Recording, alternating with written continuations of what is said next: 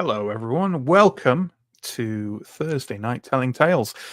We're back with the Yellow King. It's been a good long while. I think the last episode of Yellow King was maybe late last summer or in the autumn, something like that. It's certainly been a while. Life has gotten in the way, but now life allows for it once more. It's some kind of circle of life, but there'll be no happy warthogs in this story. As per usual, Yellow King, I don't have any specific sort of content warnings in this one, but Yellow King is reality warping eldritch horror story. There's gonna be some bad shit, there's gonna be some gross shit, and there's gonna be some scary shit, so just bear that in mind and proceed at your own peril. Not existential peril, we hope, although the same can't be said for the characters. As per usual, I have some very brief nonsense to get out of the way. Check down below for links there to all the things you might expect. Go look, join, subscribe, blah, blah, blah. Yeah, we appreciate every time you do so. Without any further ado, unlike other episodes of stuff on the channel, we don't really do a cam by cam introduction of people in Yellow King, he said, realizing he hasn't set up the background yet. There we go. Instead, we just bring everyone on and we have a chat about everyone's characters and maybe a little chat about recent events, but no massive recaps. If this is the first time you're joining us for Yellow King, first of all, welcome. And secondly, you've chosen a fairly good time to jump in. We've sort of just ended an arc for a very nebulous definition of an arc. This is a relatively good jumping on point. But as always, I thoroughly recommend going back for the full context. Yellow King streams are slightly beastly in size. I was noted by me to the players as we were chatting pre-stream that every single stream I've cut or tried to cut the length of the story by chopping one scene out, basically, like trying to reduce my scene number. And every single time the streams have gotten longer, which we all agreed is their fault. So that's all fine. But yeah, it might be a long stream, but there we go. Okay. So first of all, what is the Yellow King?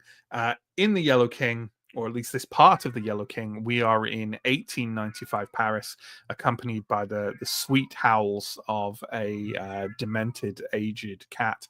And 1895 Paris, the Belle Epoque, art, culture, science, everything coming together. And I do mean everything, and by everything I mean potential incursions from horrific intelligence from beyond time and space. All of our players here are students at the Arts University in Paris. They are all studying there, but they were also trying to cope with the strangeness that is starting to occur around them over the last few months. They have sought missing people to various sticky endings. They have encountered strange pieces of art, strange dreams, strange supernatural happenings, and have also recently lost a very good friend to a confluence of this that all seems to be tied into a mysterious play which is being thrown and performed around the city, and which seems to leave an indelible mark on the people who read it or view it, or probably even worse, act in it, right? We haven't really tapped into that yet. So there we go. Let's quickly run round, and if everyone can just literally a sentence on your character and perhaps a rough impression of how you've been left by the recent very unpleasant events. And we'll do this randomly because that's always a good thing to do. Or what's an even better thing to do is to prepare for that by getting your dice out in advance. But look, I'm a master storyteller, not a master preparer. Holly, Do you want to tell us about Marie? Yeah, so Marie is a fairly young merchant farmer's daughter.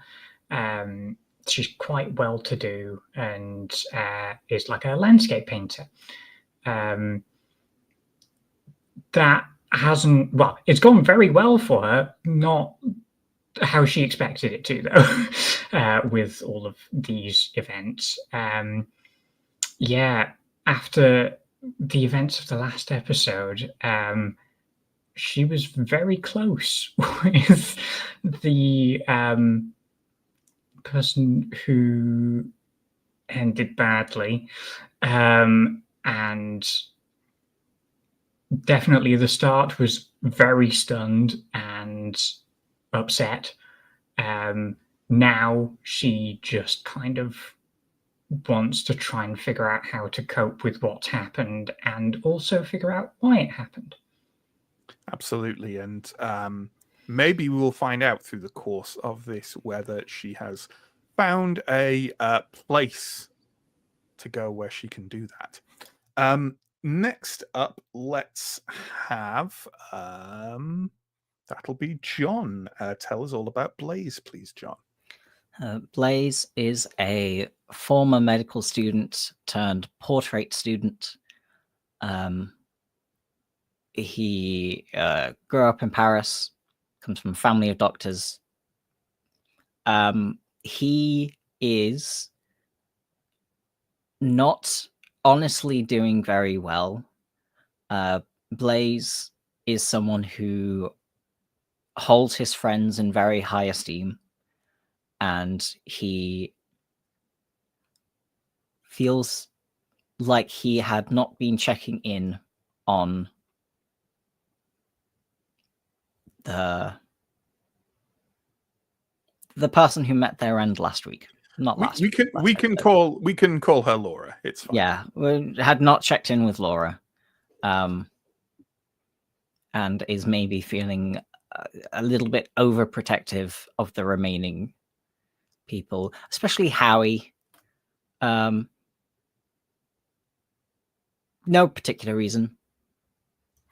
Absolutely. Howie, who was afflicted deeply by getting a glimpse of the yellow sign last time. Howie is played by Inga, who isn't with us tonight, but Howie's absence is very easily explained, not just by the fact that his brain is doing a thing, but also by geography, which we'll come to later. So next up, Sam, can you tell us a bit about Alex, please? Alex is a studying poet from Spain. They are quite radicalized politically and like Paris for that reason, as much as it being the reason that they've left Spain. But they were not around for the events of last episode, so I don't know how aware Alex is or isn't of what has happened. We will find that out very quickly. Very quickly indeed. Steve, why don't you give us the quick once-over about Mark, please? Sure.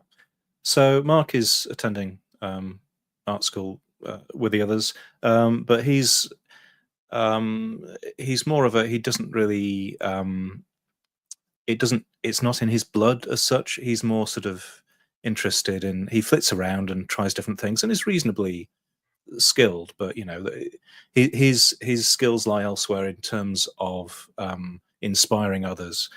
His background is a muse from the game's point of view. Mark is also an athlete, so is more sort of that way inclined in terms of running around and doing things. Mark is obviously shaken by what's happened, is concerned about Hildred Castaigne's very strange and complete turnaround, because Hildred was incredibly concerned about Laura Hilton. She went missing last time around, and then suddenly he went in. We had a ticket to see fragments of the play. He went in and came out and is essentially seems to be a different person. So Mark is struggling a bit in terms of, Mark usually loves life and is keen to get other people to enjoy it as well. And obviously, this has been a pretty severe knock. Absolutely. Yeah. And that leaves us only with Alex to tell us all about Theodore, or as he definitely prefers to be called, Theo. Famously loves that. So Theodore is a stuffy, sort of quite erudite, but socially perhaps not so capable architecture student who has traveled from sunny England to France and found himself in this group. And he, I think, is of a somewhat, I think he has like quite delicate sensibilities in general. Like he's kind of an anxious guy, and since arriving has seen entirely too many unsettling things, including but not limited to death. So he's not doing great. And while I think he likes to think he's quite able to sort of get on with it and be a bit solitary, he always actually ends up in a gaggle of people taking refuge there. And with the events of the last episode and things leading up to it as well, like I think he's the group seems, if not broken, certainly broken adjacent. They're not doing great, and I think he's sort of maybe retreated into himself a bit, finding that he's maybe not got the solidarity, the reassurance of a confident group with him anymore for him to sort of hide behind. Yeah, I think we talked about this before on stream about how like Theodore's like attachment to science and logic may actually mean he's the most vulnerable of the group in some ways. And weirdly, I was looking at some shock cards that the system uses the other day to prep for this, and just the title of one of them hit me as it just instantly reminded me of Theodore, because it's a shock card called Rationality's Cruel Veil. Yes. And it's like that's very much Theodore. Is like, in any other circumstance, his adherence to rationality might help him, but in this, it might protect him at first, but perhaps then will do far more damage. All the harder. Yes. Yeah, exactly. So that's interesting. No, I'm afraid we are streaming now, Kat. I knew you would do this, but that's because you do it all the time, so I shouldn't be credited with any intuition. Wow. Okay. I'm trying to deal with this, people. So there we go. There's nothing particularly I want to add in terms of recap. I think we've already alluded to some things. So as we do with Yellow King, we will start with some of Matt's patented narration interspersed with interactions with people that will hopefully set us up as we go. And also, what I'm going to do, which I very rarely do in Yellow King, because I like to see other people's reactions, but I like the conceit of doing it this time. So we're going to remove Alex. We're going to remove Holly. We're going to remove Steve and John. Hey, Sam. Well, this bodes well, doesn't it? Yeah. I'm already terrified. Absolutely. So to reiterate, because it's probably important to know going into this, Alex was not present in Paris. He had returned to his native Spain for the time being, but we are now in June, and we join Alex. The sleeper train took you through the rolling hills of northern Spain and the pastoral expanse of southern France, and then you stopped off in Tours overnight. Switching to the regional rail services of Anjou, your journey slows and gives you the time to soak in the bucolic splendor of the wide Angevin countryside. Life seems to slow to a crawl outside the window of the train, and the air is full of the scent of the wines and fruit that the region is known for. There is something sleeping beneath this rustic paradise, though, scattered with remnants of its medieval past. The older castles, manor houses, and ruins you spot remind you that Anjou gave birth to kings who ruled far beyond these lands. Naples, Sicily, Croatia, Hungary, and of course the Angevin Empire of the House of Plantagenet, whose obsession with uniting their disparate territories would ensure that the soil of northern and western France was soaked with blood for 100 years. That regal yearning dwells here still, slumbering in the stones beneath the vines. As you travel through Anjou, Alex, on your way to the northwest, what do you think you might be doing? What do you think might be running through your mind? How do you spend time on these long rail journeys?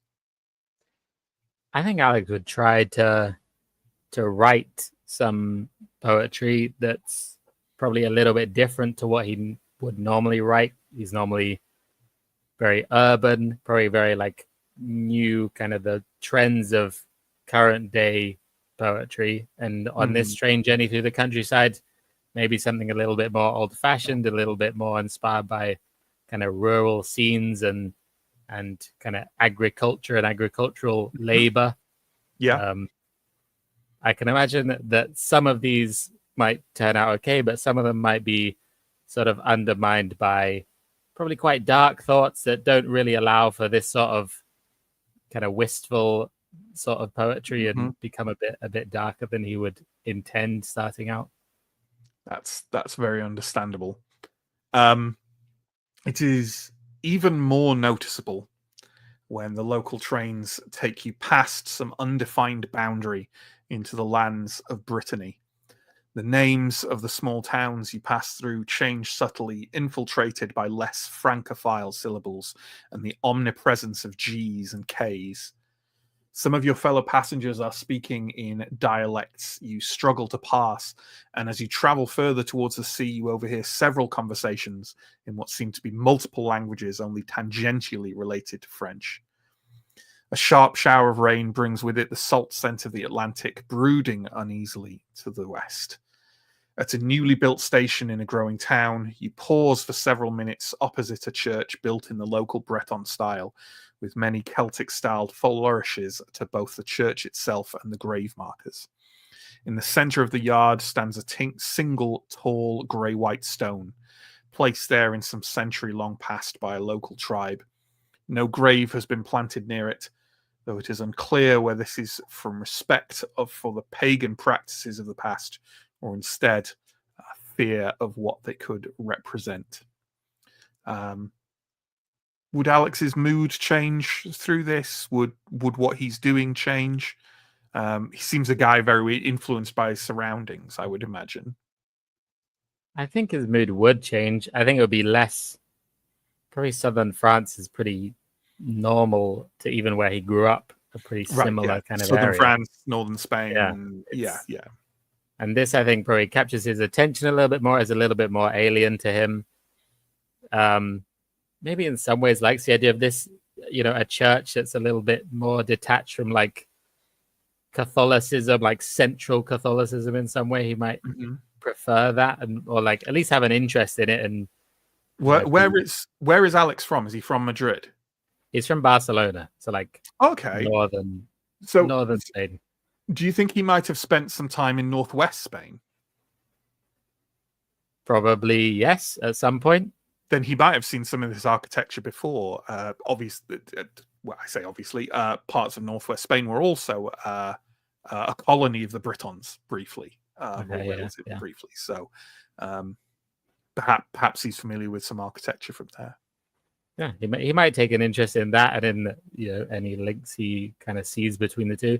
Probably gets a bit more distracted by the differences and his interest in this new place, and stops writing and starts just trying to take it in and pay more attention to what is going on. Yeah, absolutely. Well, if you are paying a bit more attention, I'm just going to generally check your abilities and see if there's anything I can immediately throw at you there. You know what? I think. Okay. I think it's up to you whether you use it or not. I don't think we've used pushes enough in this game. You start each session with 2 pushes, and you can use them to gain extra information, or you can use them to kind of themselves to kind of like. It's kind of akin to those systems where you can like basically change the world a little bit by doing a bit of a push to a certain reasonable way.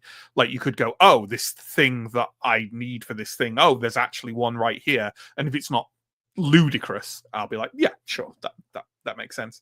But I'm gonna start. I think I'm gonna start doing things like I will give you something extra, and I think the context of it means like you might realize, well, this isn't actually going to help the narrative, but it might be cool for my character to know or whatever. If you want to take a push under poetry, I will tell you something you notice. I'll definitely take a push under poetry. Okay, that sounds good. Because of your study of poetry, you've studied poetry in various languages. You've got a little bit of an aptitude for language. You notice that the languages that are being spoken that you don't recognize around you, as I said, they only seem very tangentially related to French. In fact, in point of fact, they don't seem to be French at all. It's just there are a few Frenchish words scattered among them, as if it's a language that's kind of just absorbed. Maybe the newer words have arrived in French. In fact, it very, very strongly reminds you of Welsh, which is a language. You've read some Welsh poetry. Kind of older Welsh poetry, maybe taken some interest in it. And that's what it reminds you of. Okay, interesting. But this is a random fact, but I felt like that's probably another thing that Alex notes down as a tie to kind of northwestern Spain that also has a very different kind of language to the rest of Spain. Like maybe there's something about like the northwest of countries that is sure. Yeah, maybe other countries. No, it's just so. There we go. Okay. Let's have our first image of the day. You reach the town of Quimper in the early afternoon, changing at a bustling station redolent with the mixed scents of the market day nearby. There you alight onto an even slower and more local train that will take you to the Breton coast.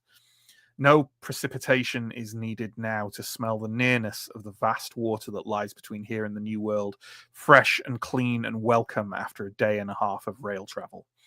The small town of Douarnenez, where your rail journey ends and where the scent of the ocean mingles overwhelmingly with fresh fish and the sharp tang of tar. I thought this was a fun little postcard. But also, because I do ludicrous amounts of research, here's an image of the rail station you get off at. It's a little later than then, but an approximate time. It's probably a little less busy than this. It's not there anymore, so don't go looking for it, but here's an image of it. The sun is glorious overhead in a cloudless sky, and you take a moment to look out over the bay, the water sparkling in the sunshine. The moment is interrupted by a slightly croaky, older voice calling out, Rojas! Rojas! Alex will look over at who is calling his name. Calling you with the bad pronunciation. An elderly and crooked man sits on a small horse-drawn buggy. He's wearing a veritable bundle of clothes, despite the day's warmth, and his face is shadowed heavily by a large peaked felt hat. Hello, are you here for me? Alex Rojas. In an unusual accent and slightly broken French, he says, friend of Miss Rouenet, yes. Spanish? From Spain? That's me, yes. He nods, quite happy to have deduced this. He tilts his head to the empty seat next to him in the buggy, then whistles sharply at the horse and taps its flank with a long, tasseled stick. Okay, I will get in and get comfortable as much as possible. The buggy is already gently moving as you clamber aboard and picks up a brisk speed through the cobbled streets of Douarnenez. The older gentleman leans into you briefly and taps his chest with a weary smile. Ronan, he says. Pleased to meet you. How far do we have to go? How long is this journey? Oh, not too long. Hour? Okay. Thank you for meeting me. He kind of claps you slightly on the shoulder and starts whistling as the buggy picks up further speed. It takes about an hour at a slow canter through the countryside lanes of Poulin-sur-Mer before you reach your destination, a sleepy village called Kergavan. After leaving the fishing town, Ronan pulled a thin and somewhat moth-eaten hood up over the seats to shade from the bright summer sun, but it is still easy to catch occasional downhill glimpses of the glittering Atlantic past fields of white buckwheat. Kergavan seems small and quaint compared to your time in Spain and Paris, and the bright summer sky casts the dark granite stone of the houses in a more agreeable light than the imposing blocky structures likely have in the winter months. Locals watch you pass with a casual curiosity, and Ronan stops the buggy briefly to share a few words in Breton with a young woman who passes him some apples, one of which he proffers to you with a grin. I'll happily take an apple. I imagine I'm probably quite hungry. Been a long day.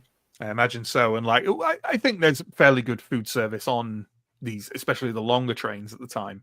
It was good because going on a train was so much more of a cultural event, as it were, and had a lot more propriety attached to it. But fresh fruit, possibly not so much. So that's probably welcome. The young woman who passed some apples over, you can't help but notice as the buggy starts moving that she is looking you up and down, equal parts sort of slight curiosity at the way you're dressed, and also a certain amount of open appreciation. As the buggy moves past where she is, Ronan kind of nudges you in the ribs and sort of gives you an encouraging smile. I'm trying to make sure you realize he's not kind of leering at you in a in an inappropriate way, but he seems to be, in a you're both young kind of way. You know what I mean? Yeah. Alex will just kind of laugh and shrug this off. The buggy leaves the village and trots on for only a minute or two before turning up a short, winding, gravelled path towards a house, obviously a large old farmhouse converted over the last century into something more like a modest country estate. An apricot orchard runs alongside the path until you reach the crest of the low hill the house sits upon. A woman of middle years stands up from pruning and weeding a small but crowded flower garden full of pink, blue, and purple hydrangeas. She strides forward confidently and exclaims a greeting in Breton accented French, which I am not going to attempt. It's two languages I don't speak that I'm not going to attempt to weave in. Following it up quickly with one in slightly rough Spanish. Mr. Rojas, my daughter has told me all about you. I am Mrs. Rouenet, though please call me Gwenelle. She reaches out a hand and kind of helps you off the buggy. It's such a pleasure to meet you. It's been a long journey, and I can't thank you enough for your invitation. It's very kind of you. Oh, of course, anything for a friend of Marie. Please, come in. She walks through the doorway because of the brightness outside. Kind of you can't see into the house at all. You know that kind of effect where you're like stood in a bright garden and inside just looks like a kind of void to step through. I don't mean that I mean the language I'm using is scary because that's what we're doing here, but it doesn't feel that way. Okay. Yeah. I'm sure a sunny day. It probably feels quite nice and welcoming and warm, and It absolutely does. It absolutely does. You enter into the farmhouse behind Gwinnell and pass through the low stone rooms of the converted house, noting the extensive modernization the Rouenet family has performed to change what must have been an archaic building into a cozy family home. Through open doorways, you see a well-appointed sitting room, you see a small study or library, and a fully plumbed bathroom with an elaborate porcelain bath likely sourced directly from the capital. Another sunlit doorway leads to a small inner courtyard where a short man with grey hair is directing a younger man in the repair of a bicycle. By their looks, you would guess them to be the husband and son of Mrs. Rouenet, and the older gentleman gives you a cheery wave as you pass by. I will wave back. Before long, you find yourself led down a few stone steps into a kitchen partly sunk into the hillside, with a sturdy back door open to the late afternoon sun. It is pleasantly cool and softly lit from both the door and a set of wide windows at head height. It is exceptionally well stocked and appointed, complete with a large wooden table that is currently laden with all manner of foods, cured meats, fruit, bread and cheeses, and a particularly delightful looking colossal slab of butter. Sat and stood around the table are your friends, who you have not seen for many weeks. A solemn letter from Marie-Françoise both invited you here and braced you to expect at least one mournful absence. Oop, remove sound by accident there. So he is here. He didn't walk in and vanish. That would be weird. Yeah. All right. I've talked enough. Oh, I should mention, he's not on cam because he's not real. But Hildred is also here. But we think he's real, right? What? Yeah. The letter that I received, was that like, did that say what had happened, or just said like, Yes. There's been a tragedy? Okay.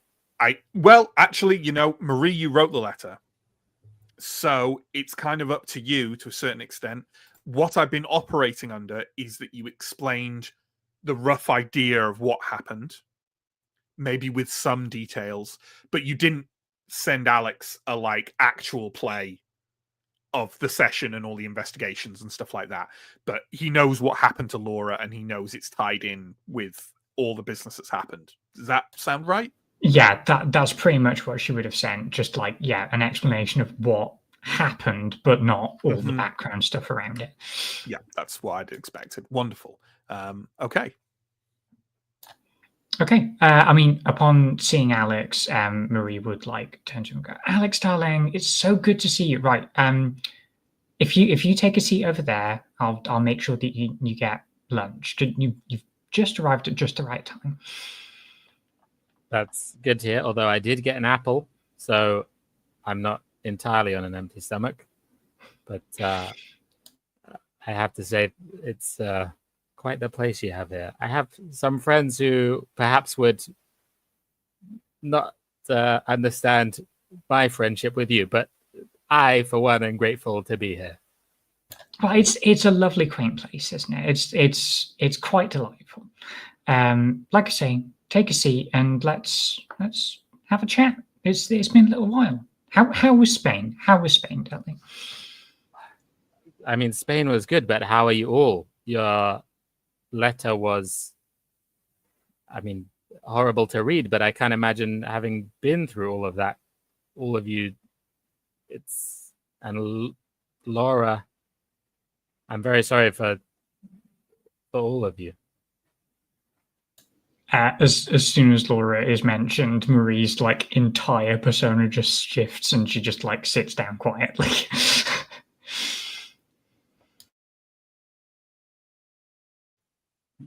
It's such a tragedy.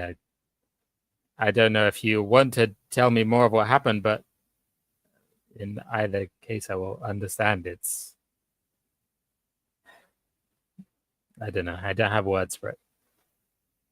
I don't think any of us really do. It's strange to think about. Aldred And stands up and walks to the back door. He doesn't leave out of it, but he kind of stands in the back door looking out towards the sea. Marie kind of narrows her eyes at him, but then continues. And yeah, so it's difficult to think about. I mean, Blaze and I were there, and we couldn't do anything. And add into that the circumstances around it.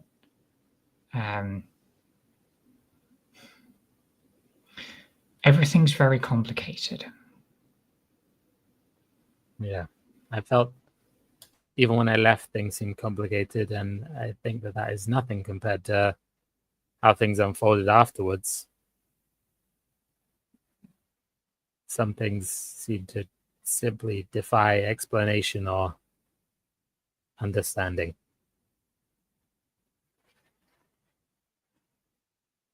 How long have you been here? Are you all recovering well? That's sort of up to all of you. I believe that the summer holidays probably started a week or two after, and it is now 4 weeks later. A month-ish later. So it's entirely up to all of you, like whether, I mean, I assume Marie, if not arriving here with people, if not that, then was the first, you know what I mean, to arrive. Yeah, so Marie would have headed off like as soon as the summer holidays began, but she would have sent a letter to everyone saying that it's like basically an open invite after everything that's gone down. She wants to make sure that everyone's looked after. I would have been very eager to leave Paris. So I may have either followed closely behind you or traveled over with you. I could imagine that either Theodore has only just arrived, if he did travel back to England and then travel back here, which wouldn't be, it's only a couple of days each way, or because of that travel, Theodore actually came here maybe relatively early as well. But it's up to you. I think Theodore would have left it until as late as possible. Yeah, because I think it would have been a challenge to drag himself back. I think, having been in a place where no one talks about or knows any of this stuff that is churning away at the back of his head. So it represents an inability to escape the context for him to come back. Yeah. So how about Mark?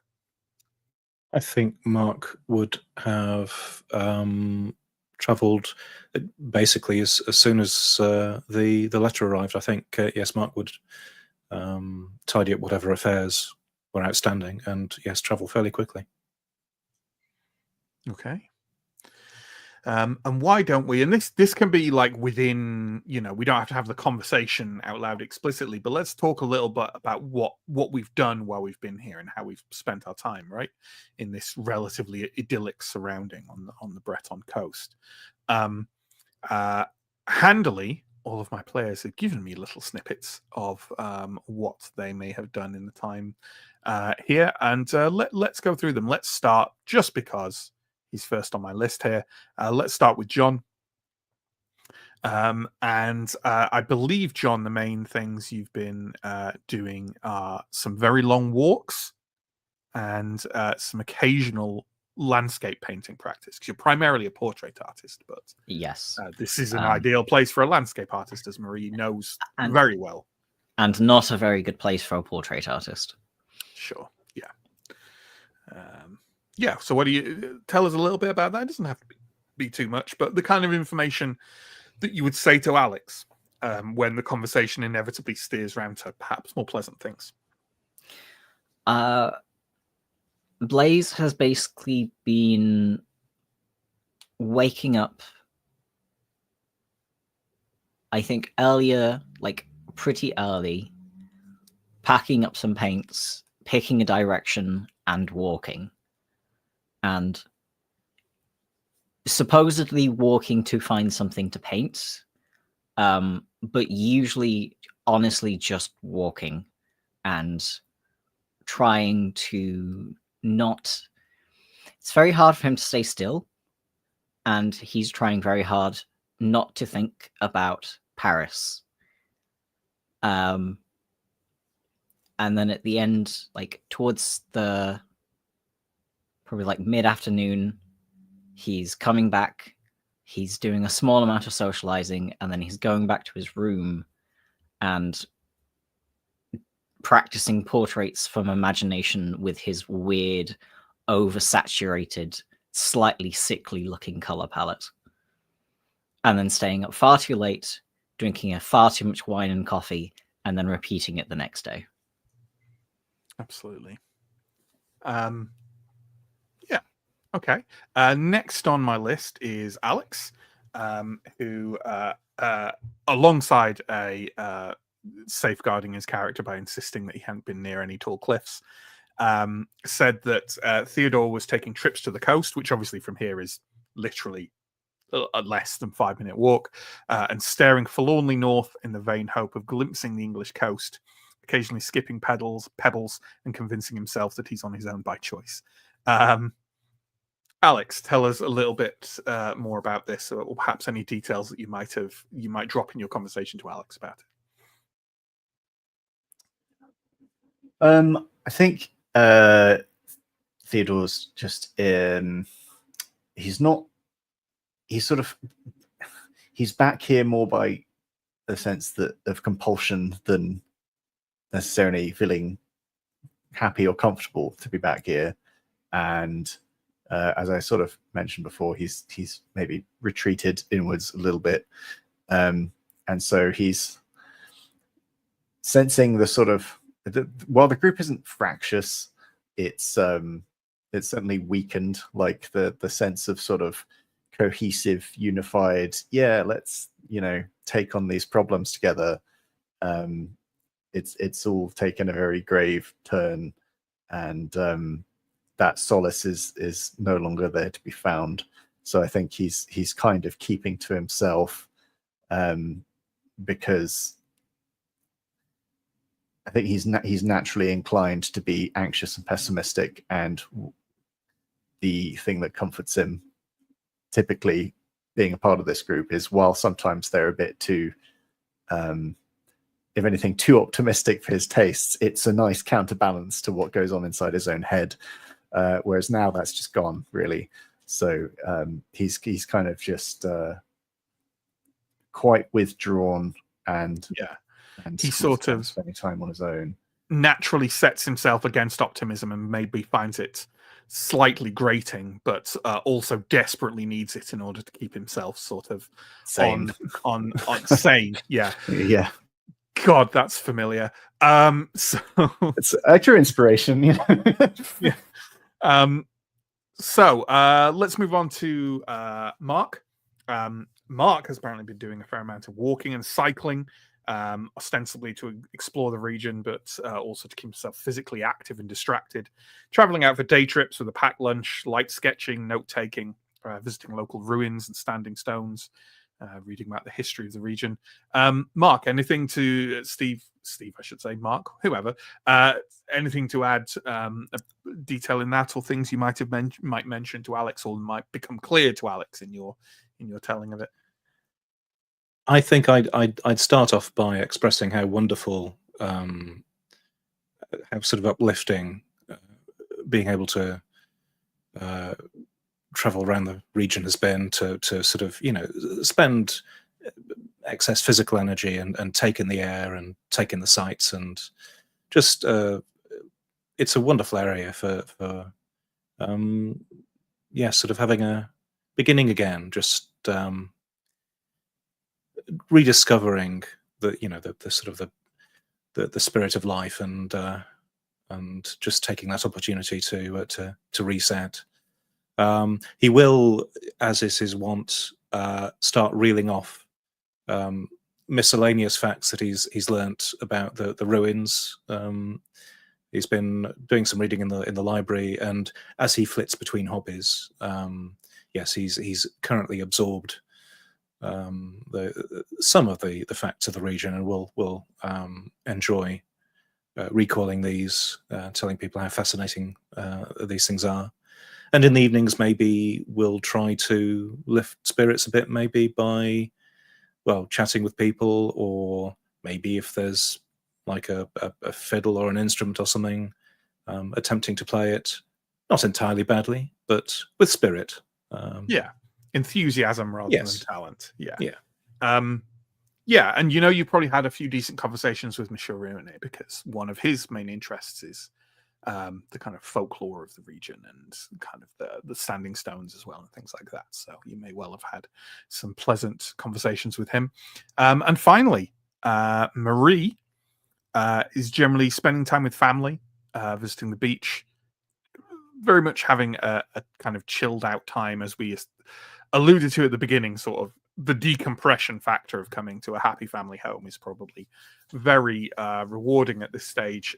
Holly, anything to add to that or to detail about it? Yeah, I think a lot of it is decompression and almost like trying to pretend that things are fine and okay, which I think definitely kind of works during the day when she's around people and like has to keep up the everything's fine and I'm having a great time persona. And then as soon as it gets around to like late evening and everyone's like gone to bed and she's on her own, that's when kind of she'll start getting flashbacks and stuff, and probably has been ruminating quite a lot late at night. Yeah, still hasn't really got over things. Yeah, absolutely. Well, the late afternoon becomes the early evening as the family settles into dine. Monsieur Rouenet and Marie-Francois's younger brother Jean-Baptiste join them after an hour or so, grumbling good-naturedly about not having good tools for bicycle repair. Ronan and the house cook, Catherine, prepare an excellent meal, a starter of broth, followed by vegetables, pork and dumplings, all cooked in the broth themselves, accompanied by melted salt butter and shallots. The family and their guests eat around the table, the two housekeepers joining them after they have served everyone else. They try to wave off such generosity, but Monsieur and Madame Rouenet insist in what seems to be a dance that may well happen every single night. Let's have a moment for any details about the meal that you're having, any conversation you want to have while it's happening. Obviously, there are more people here than have been involved with the situation in Paris, so that might not be what people want to talk about, but maybe someone wants to be horribly inappropriate. Who knows?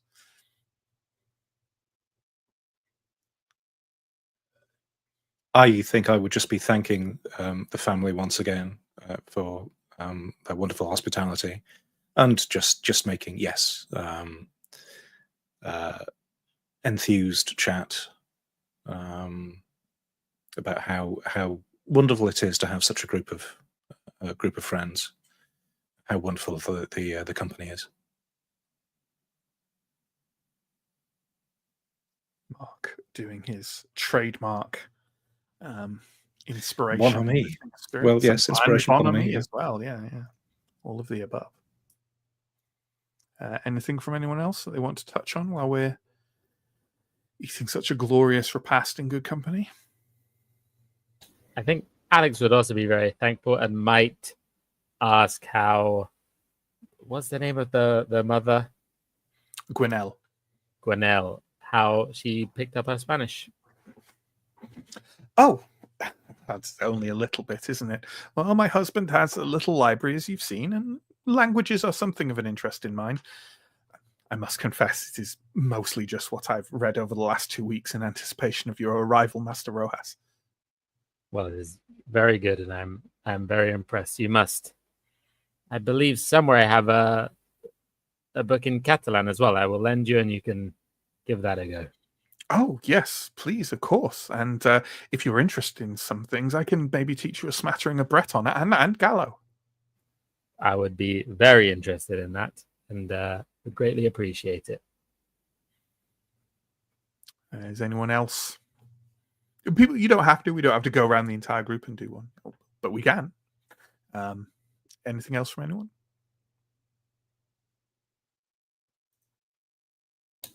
Yeah, not really from Marie. Just kind of trying to make good-natured conversation while actively trying to like steer conversation into things that will like make her family look good. Trying to show off a little bit. Absolutely. Everyone, it's unless people want to be silent, everyone is talking around the table, generally having a good time. There is an occasional pause in the conversation, so Jean-Baptiste can write things down on scraps of paper he keeps on him. He cannot talk, so he communicates that way, but he's in all other ways. Many of the people, given the health practice at the time, many people who have lost the ability to speak would also have some other kind of health issues. Jean-Baptiste doesn't. Simply an unfortunate infection when he was young has left him unable to use the faculty of speech, but he finds a way in conversations nonetheless.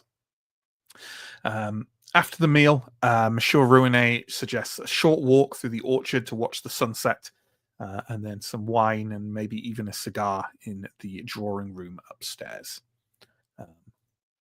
I would assume that everyone would be happy about this. Yeah, definitely. Yes. Okay. Then you take the short walk out to the end of the orchard, which is fairly near the cliffs, overseeing the bay. That's the kind of view you could expect. In fact, it's exactly the view you have. Why would it not be?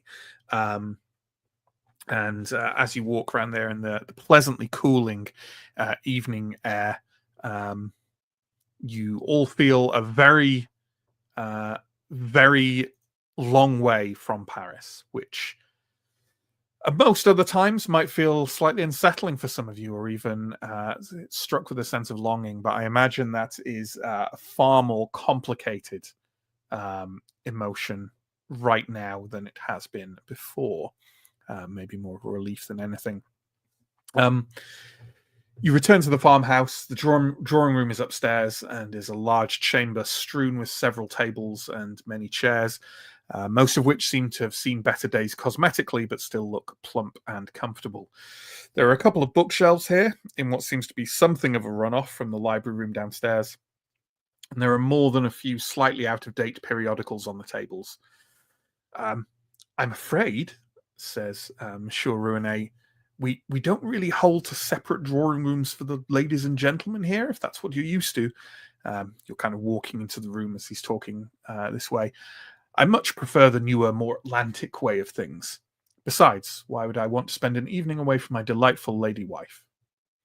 He walks over to a very comfortable looking kind of very satin chair and throws himself into it. And the mention of an Atlantic way of doing things, you are reminded of another absence in your group. Howie is a very long distance away, back with his family in the United States of America, hence not being here, which is terribly convenient for Inga not being here. Is anyone going to interact in any way as the... I have a question that's mostly for Holly. How much of your art do you think your parents display? I think quite a lot. As much as she will allow. Yeah, exactly. If anything, it's like maybe beyond what she's comfortable with, really. She is kind of they're very proud of her, and have like encouraged her artistic pursuits, including paying for her to go to an incredibly expensive art school.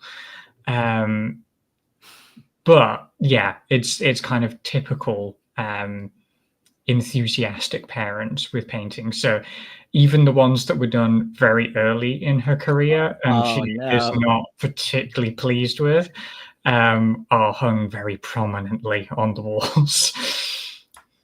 Well, Blaze, whose parents keep all of his paintings in like a storage room, never to be seen, it sort of looks wistfully around at the kind of the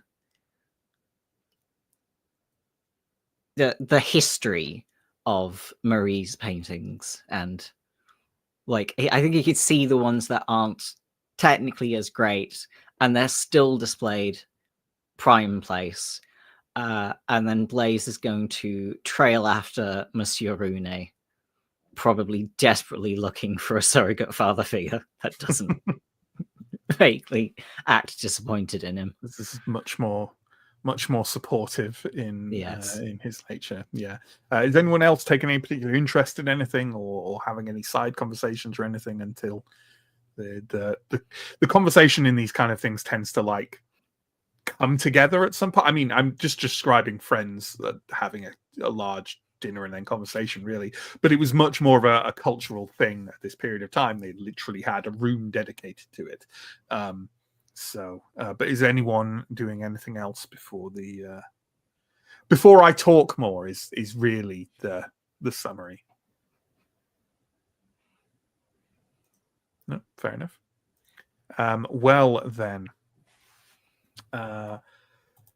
Madame Rouenet makes sure everyone is furnished with wine, and then Monsieur Rouenet waves around a large wooden box with a flourish. Just one, chaps, just one each. Gwenelle would shear my ear off if we stunk up the house with more than that. Who is partaking of cigars? It would not be seen as, and I'm just the bearer of bad historical tidings. It would definitely not be seen as a feminine thing to do, to smoke a cigar.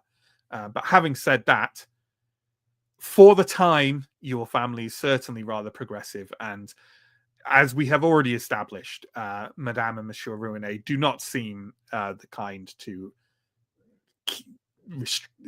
deny their daughter anything, more or less. So, who else is participating in this distinctly unhealthy hobby? Oh, Mark will certainly take one. I think there's nothing that will keep Theodore from having a cigar at this point. I think Blaze will probably happily take one, because this may be one of those historical misconceptions, but cigars are good for you, surely. It certainly was the thought at the time, yes. Yeah, Alex will as well. I imagine Alex may be quite practiced with cigars, because I believe, I didn't research this, I think this is just my guess, I think most cigars in Europe will have come from Spain at this point. I think Spain used to be kind of the place where tobacco was mainly grown in Europe. I could be wrong, and if for some reason there's a 1895 cigar expert in the comments, please do correct me. Sounds true to me, but I do not know.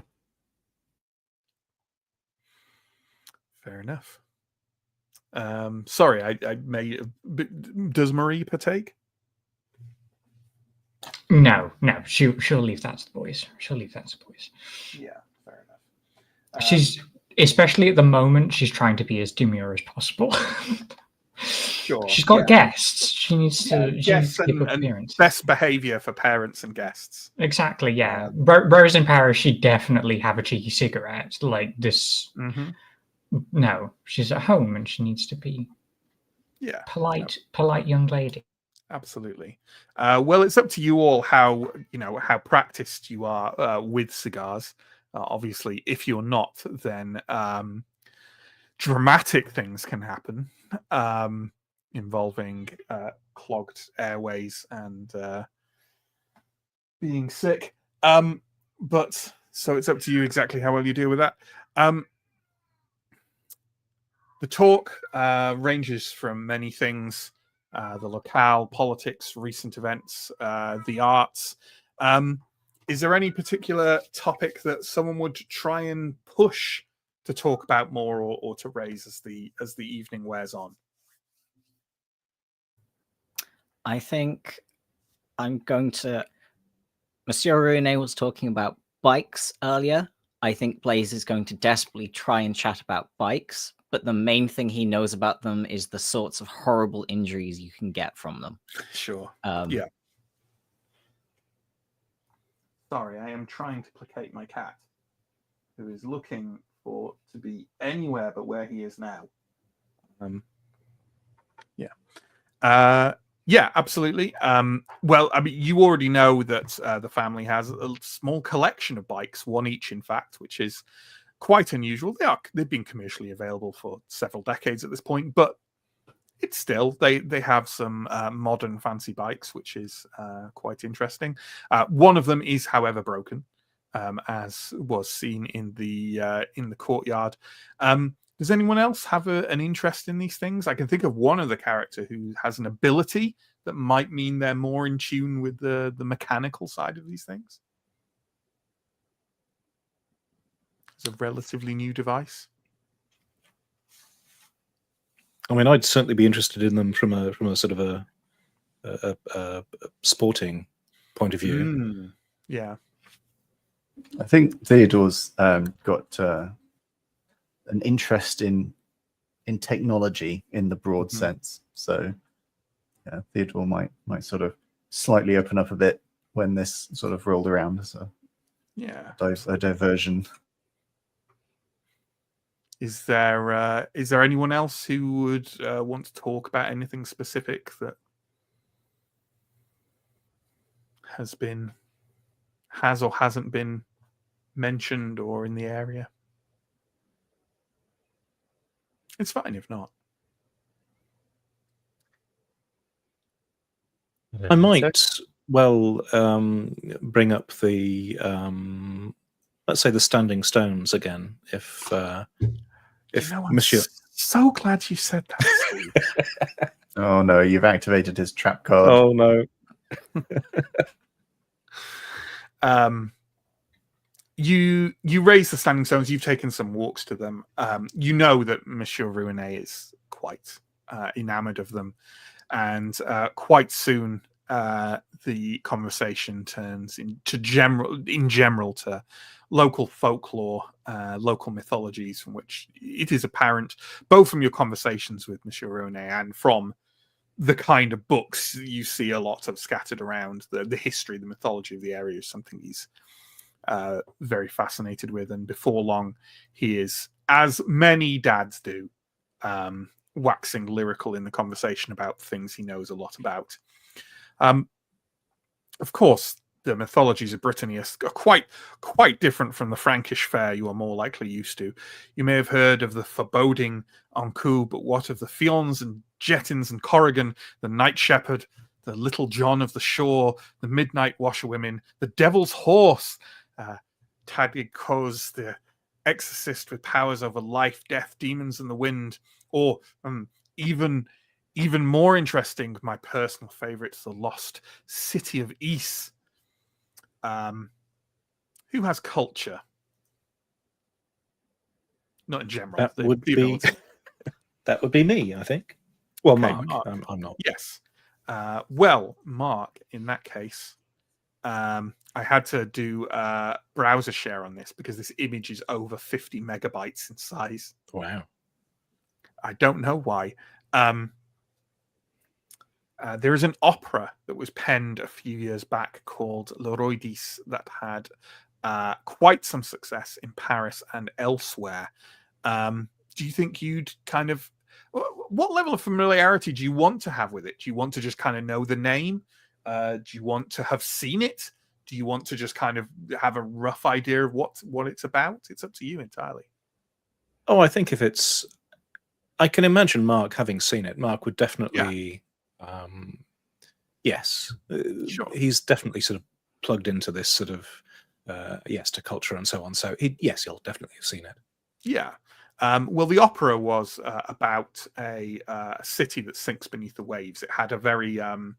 you're a well-read individual. you're probably familiar with Atlantis and kind of Atlantean adjacent mythologies. And it struck you as something very much like that, but with a very also distinctive, a lot of operas written of this time have a very specific historic flair, right? They're like the German, like the Ring Cycle type operas. But this one had a very kind of like Celtic feel to it, you know? Presumably because it's inspired by a location in Brittany. Yeah. So you could definitely volunteer this general knowledge, should you wish. Yes, I'd probably give a potted summary of synopsis of the opera, and leave the floor open to Monsieur Rouenet to continue. Absolutely, and continue he definitely does. He nods and says, it is wonderful. I have yet to see this opera, though I am very interested in doing so. Perhaps I will even visit Paris the next time it is there is a production there. But as with all old folk tales, there are enough different tellings to fill an entire volume. Most seem to share the same pertinent details, though. There was a king called Grelon who ruled the city of Ys, a city built on land reclaimed from the sea, out in the bay of Douarnenez. He gestures over to the bay you can see from the window. It was a city rich in trade and arts and learning, and Grelon's palace was crafted from marble and cedar and gold. A great dike was dug around the city, an architectural marvel, with a gate that opened for ships to pass at low tide. The king was a pious man, beyond reproach, but his daughter Dehut was, I'm afraid, as wayward as her father was godly. Sometimes merely foolish and careless, sometimes enamored of sin or even some kind of satanic sorceress. But one way or another, the princess steals the precious keys to the city's dike from her father as she sleeps. She opens the gates at high tide from idiocy or evil intent, and the entire city is flooded. Everyone but the king and the princess dies after he is fortuitously woken by a saint. He mounts the horse alongside her and flees the rushing waters. But as they threaten to drown him, he hears a voice calling out, to throw the demon thou carriest into the sea, if thou dost not desire to perish.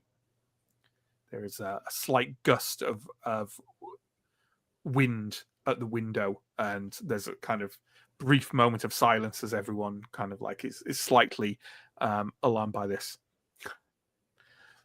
Thank you for the natural drama.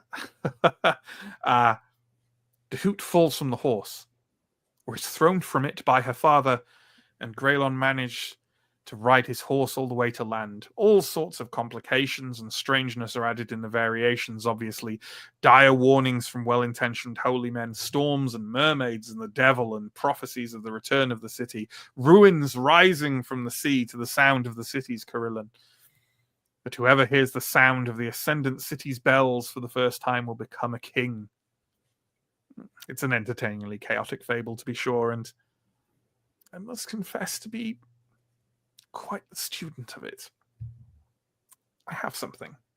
He starts rummaging in a little cabinet next to him for something. I would like everyone's reactions to the telling of this, not partly from a roleplay standpoint, but also just to gauge like who is actively interested in this and who is kind of like zoned out as their friend's dad is telling this detailed account of local folklore. Marie is about as zoned out as it's possible to be, given that she will have heard this tale Yes. probably 800 times at this point. Absolutely, yes. Mark is fascinated from an actual point of view, but obviously also because Mark is used to dealing with his sort of interpersonal skills, he will appear fascinated as well. But very good at pretending to be what he actually is, right? Yes. Well. Yes. Good. Any particular engagement for anyone else? Alex is interested in paying close attention. He has an interest in occultism generally, and this feels like there's probably elements of this that he's heard and can relate to other things that he knows. Yeah. And we talked a little, didn't we, about how you'd read some Welsh poetry. And there's an awful lot of Welsh poetry that centers around a certain mythic cycle, which is known as the Matter of Britain, but we in the modern age would call it Arthurian. And he's probably familiar with the similar kind of king under the mountain type stories all over Europe. And this is one of France's. So you may even have read it before. It's only one of France's. Most of France's stories like that involve Charlemagne, but this one doesn't. So. Okay. Blaze is going to be listening intently, not necessarily because he believes it or is particularly enthralled by the folktale, just because he sort of feels like there might be a test on it. Sure. Yeah. A dad test. Yes. Yeah. What about Theo? Everyone else has said so. What about Theo? I think Theo was maybe it was initially sort of moderately interested, and then started to look a bit more shifty and uncomfortable once the I don't know, the less sort of banal elements crept into it. The more religious and mythological. Yeah. And then sort of it sort of started veering down an avenue he didn't necessarily want to think about. Yeah, sure. Absolutely. Monsieur Rouenet finishes his rummaging in the cabinet and pulls out a slender tome and is going to pass it to Mark Verlac as the person who probably seemed most interested. And you also brought up the opera yourself. Here, my favorite translation. I have a few copies. Do keep it. He passes it over to you. It's kind of a small blue book with some kind of gold-colored writing on the front. It does seem to be. It is in French rather than Breton, so you can certainly read it. Do you have a look within it now? Yes, I would thank him profusely, and yes, sure. Open this up and have a quick flick through. Would anyone else be kind of like looking over Mark's shoulder as he's doing so? Just have a quick look at it. Yes. Yep. Okay. Please, Alex. Yeah. It is illustrated throughout with some well-executed woodcut illustrations. Do any of the people looking at the book have art history?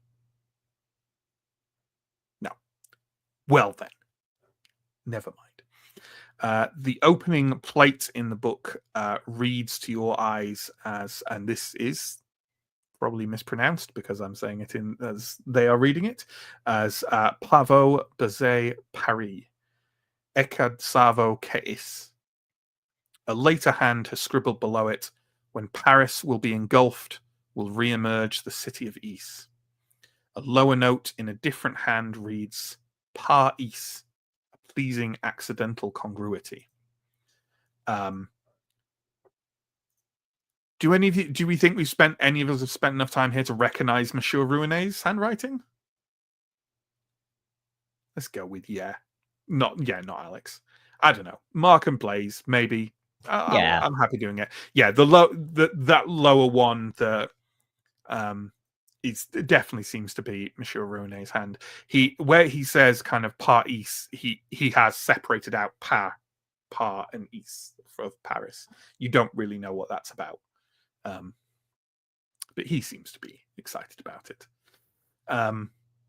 He also, as you are flicking through, shows a rather nice printed lithograph reproduction of a painting called Flight of King Gradlon, which he says was a success at the Salon of 1884. It's by E.V. Luminet. And of course, I have the image of it, because what would the series be without an endless series of French paintings? There we go.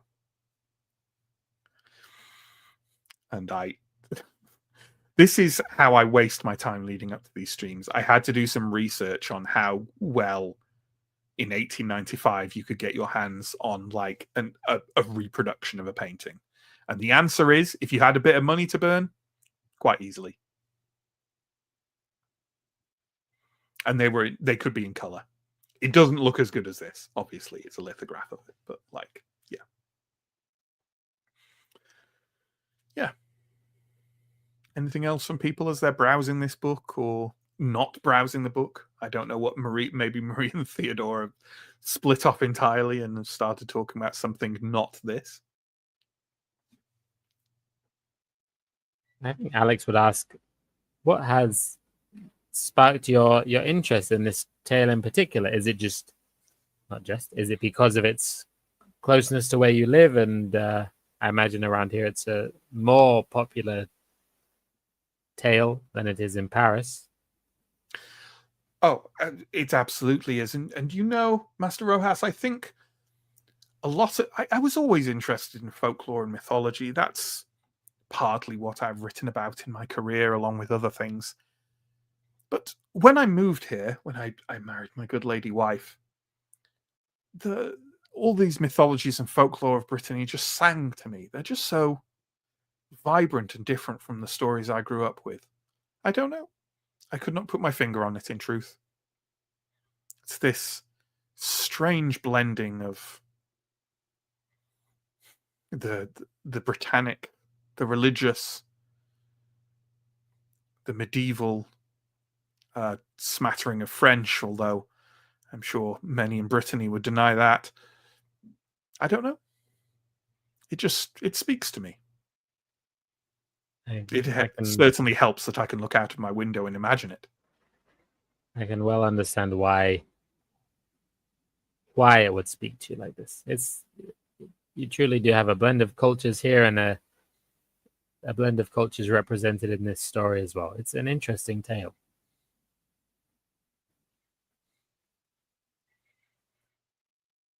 Anything from anyone else? No problem.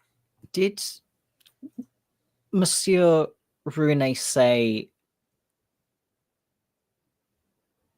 what happened to the king after he made it to land? No. Then Blaze will ask that. What happened to... It's with everything else in the story, Master Perret. It's many things.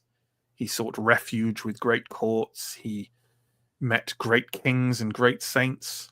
He died immediately. The pertinent story of his life seems only to be the sinking of his city.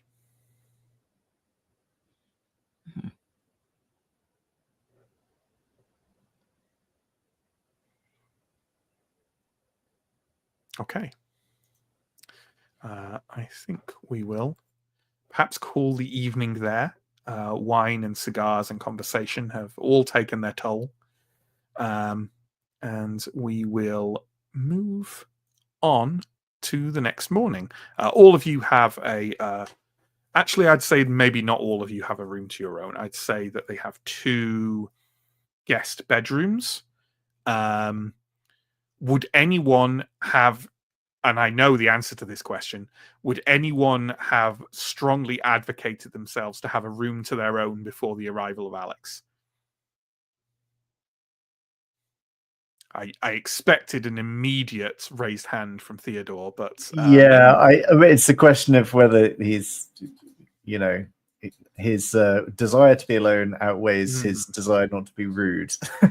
Yeah, it's sort of British Reserve, stereotype. I think he would probably have politely asked. Yes. Yeah, I think that's reasonable. The two Frenchmen bunking together, and now you have a roommate in the form of Alex Rojas. A perfectly fine evening and night is spent, and in the morning, as you all rouse yourselves, maybe not exactly at dawn, a little bit mid-afternoon, you all inevitably make your way down to the kitchen for your breakfast. And as you arrive there, there is only a kind of like light amount of food to be eaten. And Mrs. Rouenet explains that this is because it is the job of you all to go into Kurgavan for fresh goods. It is only a 10-minute walk through the countryside on what looks to be another bright summer's day. She has asked for the following, and I will not repeat myself. So all I'm saying is at least one of you better write this down. 2, and I also will not speak slowly and say anything. So have fun with this. 2 loaves of fresh bread, a jar of apple preserve, 3 punnets of strawberries, a fresh fish, sea bass if you can get it, otherwise pick what you think is best, a long link of pork sausages, and 3 jars of cider, 2 for drinking, 1 for cooking. I am not cruel enough that I will not pause for a moment. Don't think I have a choice. Everyone's too busy writing. There's nothing else to. Okay, there we go. Are we taking anything specific with us, or having any kind of like other preparations for heading out for this hopefully brief trip to the village? Blaze is going to take a small rambling art kit, which mostly consists of a sketchbook and some soft pastels, I think. Mm-hmm. Okay. As we go, when we end up in the village and we talk a bit about like things that happen there, I just want to emphasize for Holly's sake that almost everything I say, I will flag up when it's things you don't know or things don't happen like as you would expect or whatever. But if I give information about the village, Marie knows it already. You literally grew up here. So, yeah. The village, after a short walk along a country path, is not very large. There is a winding set of streets and some steps up and down, which means you could get briefly lost if you're unfamiliar, but not for long at all. The houses are all built of the same precisely carved light grey granite, as much as the local region, filled out with loose stone and brick. It is quite difficult to tell the age of these unless anyone has any kind of ability they might like to employ in order to do so. Potentially architecture be relevant. Yeah, absolutely. You estimate most of them to be the older end of the last 200 years. There are some unoccupied and crumbling low bungalows on the edge of the village that you pass with collapsed roofs. These are likely at least a couple of 100 years older still, but no longer in use. There is a small market in the village square that is centered around a ornamental fountain. There are a number of stalls set up, and off to one side, some kind of preparations for a celebration are underway, with a low stage being built from loose lumber near the doors of a small, humble church. A man of middle years is being fitted for some kind of long robe or cloak in purple and gold, and there are many small black and white flags that are hung up along the front of buildings. Marie, you don't know precisely what this is for, but there are a number of days in the year that Kurgavan will typically hold a feast day. Almost all will be dedicated to a particular saint. You don't have it in your head which Saint's Day this might be today, but it will be one of those. It is for the purposes of clarity, and no one go Google please until the session is over. But for the purpose of clarity, it is June the 17th. No, it is not. I misread that. It is July the 17th. Which illustrates the sacrifice I made in setting this story now and not giving you a Bastille Day session 3 days ago. 3 days ago, right? July 14th, right? Bastille Day? Yeah, it's the same day as Independence Day in America, right? Yeah. Independence Day is the 4th. Oh, it is the 4th. Oh, they both got 4 in them. That's good enough. Sure, yeah. Okay. And also, in fact, Marie, if you ever have any questions about details you think you might know that you're curious about, feel free to ask. Yeah, will do. Okay. So you've all found yourself here. What do we think we might be investigating? Is there any particular thing on the list we might be specifically going for individually? Are we going to split up? Are we going to all shuffle around together and take a lot longer? What are we going to do? So Marie, like any good French person, knows that the first thing should be bread because that stuff goes instantly, and then fish. Well, in that case, I will tell you that you won't get your bread here in the market. There is a baker on the other side of the village. Everyone goes to for their baked goods. However, one of the market stalls is fresh fish. So those are the 2 likely places to get that. Cool. In which case, maybe it's a case of splitting up so that some people can stay in the market and get the stuff from the market, and then a couple of people can go to the bakery. Yeah, absolutely. You also know that another useful location is that there is a general store in the square. So it's not part of the market, but it's right there in the square. So there are kind of 3 locations, sort of, although the market is a larger one because it's different stalls. But so it sounds like Marie's going to the bakery. Who wants to go to the bakery with Marie? Everyone knows that recent Matt run stuff on this channel has a lot to do with having good times at bakeries. So Alex will go to the bakery. Okay. So the 3 of you kind of look around the market and the general store. Is that the idea? Yeah, I Sounds think I was reasonable. start Yeah. with the fish, because I think that might go quickly.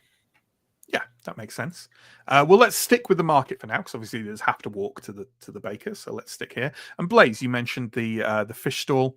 There is a wrinkled old man with a huge beard who's selling powerfully smelling fish assorted into baskets. What kind of fish are you looking for? Sea bass, if they have it. Okay. Are the other 2 with you, or have Theo and Mark split off or looking for the stalls or the general store in any way, or are you all kind of there as a unit? I think I'm certainly Theo's there, sort of loitering awkwardly. Absolutely. Yes, I'd be there too. Yeah. Do any of the 3 of you have natural history? No. Okay. Regrettably not. Regrettably not. Well then, let's go with if you're genuinely trying to figure out what a sea bass looks like, what's the most I think preparedness is the best ability, because you don't know what a sea bass looks like. So I'm going to say, if you want to have a chance of knowing which is the sea bass, you will have gone into the library quickly and checked a book of fish species, which Monsieur Rune will also have. And before you try to get all, well, I can simply talk to the man. This man doesn't speak French. Oh. I wasn't planning on doing it to be annoying. It's just that I have assess honesty. So Sure. you know, But if you none try of to you pass know off an inferior fish. None of you know the Breton for sea bass. So No. there we go. So who wants to give a preparedness roll? Who values the sea bass highly enough? Well, I have 0 in preparedness, so You'd still make the roll. yeah. I'll do it. I was the one going for the fish. Okay. How many points are you sinking into it? I mean, how hard do I think it's going to be? I mean, if you go for it. if you're desperately worried about the sea bass, I too actually have 5 in preparedness. If you would like me to sink some points. into this mission critical sea bass, then I'm happy to do that. It's up to you. I mean, I'm not going to stop you, but I think I get the feeling that Blaze cares about this more than Theo does. I think that's accurate. So Yeah, I'm that's happy to. That's fair. to- I'm going to say it's like, I think knowing what a sea bass, being able to recognize and know it, I think it's a fairly relatively familiar fish to people who eat fish, right? Especially probably at the time when it was a very popular one. Mhm. So I think it's not too difficult. Is what I describe it as. Okay. Yeah, I'm gonna add 1, Mhm. and I'm going to roll, and I'm gonna get 3, so a total of 4. Yeah, you recognize the sea bass. They're quite a relatively distinctive looking fish, and you did remind yourself what they look like briefly in a little book in the library before you left. While the old man doesn't speak French, he speaks the very natural language that everyone speaks of, gesticulating via numbers to for a cost. And after you express interest with it, he looks quite happy and proffers it towards you, indicating, and I'm not going to pretend to know what the range of prices for sea bass was like in France in 1895. That's beyond even my nerdiness. I will say it's a high price. And this is Madame Rouenet's money. Can I try and assess honest, or can I use assess honesty to see if he's Rinsing you. Yeah. You'd think the price would be lower if it was Marie doing this. Or anyone else from the area. I will shake my head, and I will probably quite loudly explain that I'm doing this for the Rouenets. Mhm. And he won't understand most of those words, but he may recognize Rouenet. Sure. Do you use any kind of communication ability to help with this? Aggressive eyebrow waggling. I don't think society really applies. No, not really. Does anyone else want to? Because Blaze is the one proactively doing this, I will allow other people to try and use one of their communication abilities to do so with a push. Well, it would certainly require. I was thinking of Bonhomie, but being, in a different a language barrier would definitely bump the difficulty of that. But I'm happy to spend a push. That's why it's a push. Yeah, happy to spend a push on that. Yeah. Okay. Yeah. The man does recognize him and kind of goes Rouenet and looks almost a little skeptical about it. And Mark, perhaps you tell me what you do, but I can imagine in my head something like kind of clapping it and going, Monsieur, Madame Rouenet, and the kind of gesture, just in a very friendly kind of like, yes, but not overbearing kind of manner. Do you think that's the kind of thing you do? Or absolutely, yes. Maybe with an element of not full blown mime, but maybe mimicking the mannerisms and bicycles and I was going to say a bicycle and that sort of thing. Yeah. The old man kind of looks a bit suspiciously at the three of you, and then goes, "Madame Rouenet," and gestures a much more reasonable price, and then accepts. I think it is francs at this point, so I will happily accept that price. Okay, there we go. Okay, what are we seeking next? We could have a look around the market stalls and see what they're selling. We could investigate the general store. We could split up and do various things. I am enjoying the thought of the three of you wandering around like a kind of trip to the farmer's market. But it's up to you. I don't know, how often would Blaze have actually shopped at a market?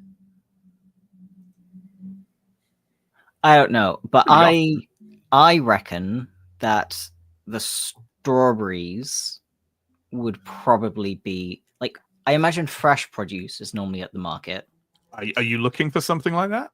Yeah, I'm looking for either a butcher stall or like a farm like Sure. a fruit stall. Well, let me tell you, you just named 2 of the 3 stalls that I have left on the list.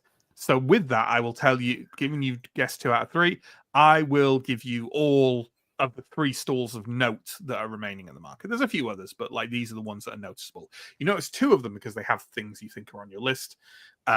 There is a very striking young woman, for fact fans, the same as the day before, selling boxes of fresh fruit and some vegetables.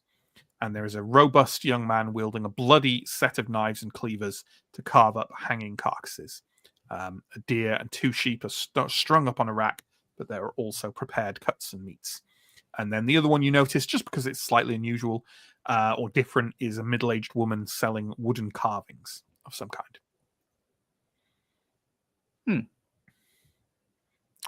So, where are we visiting first?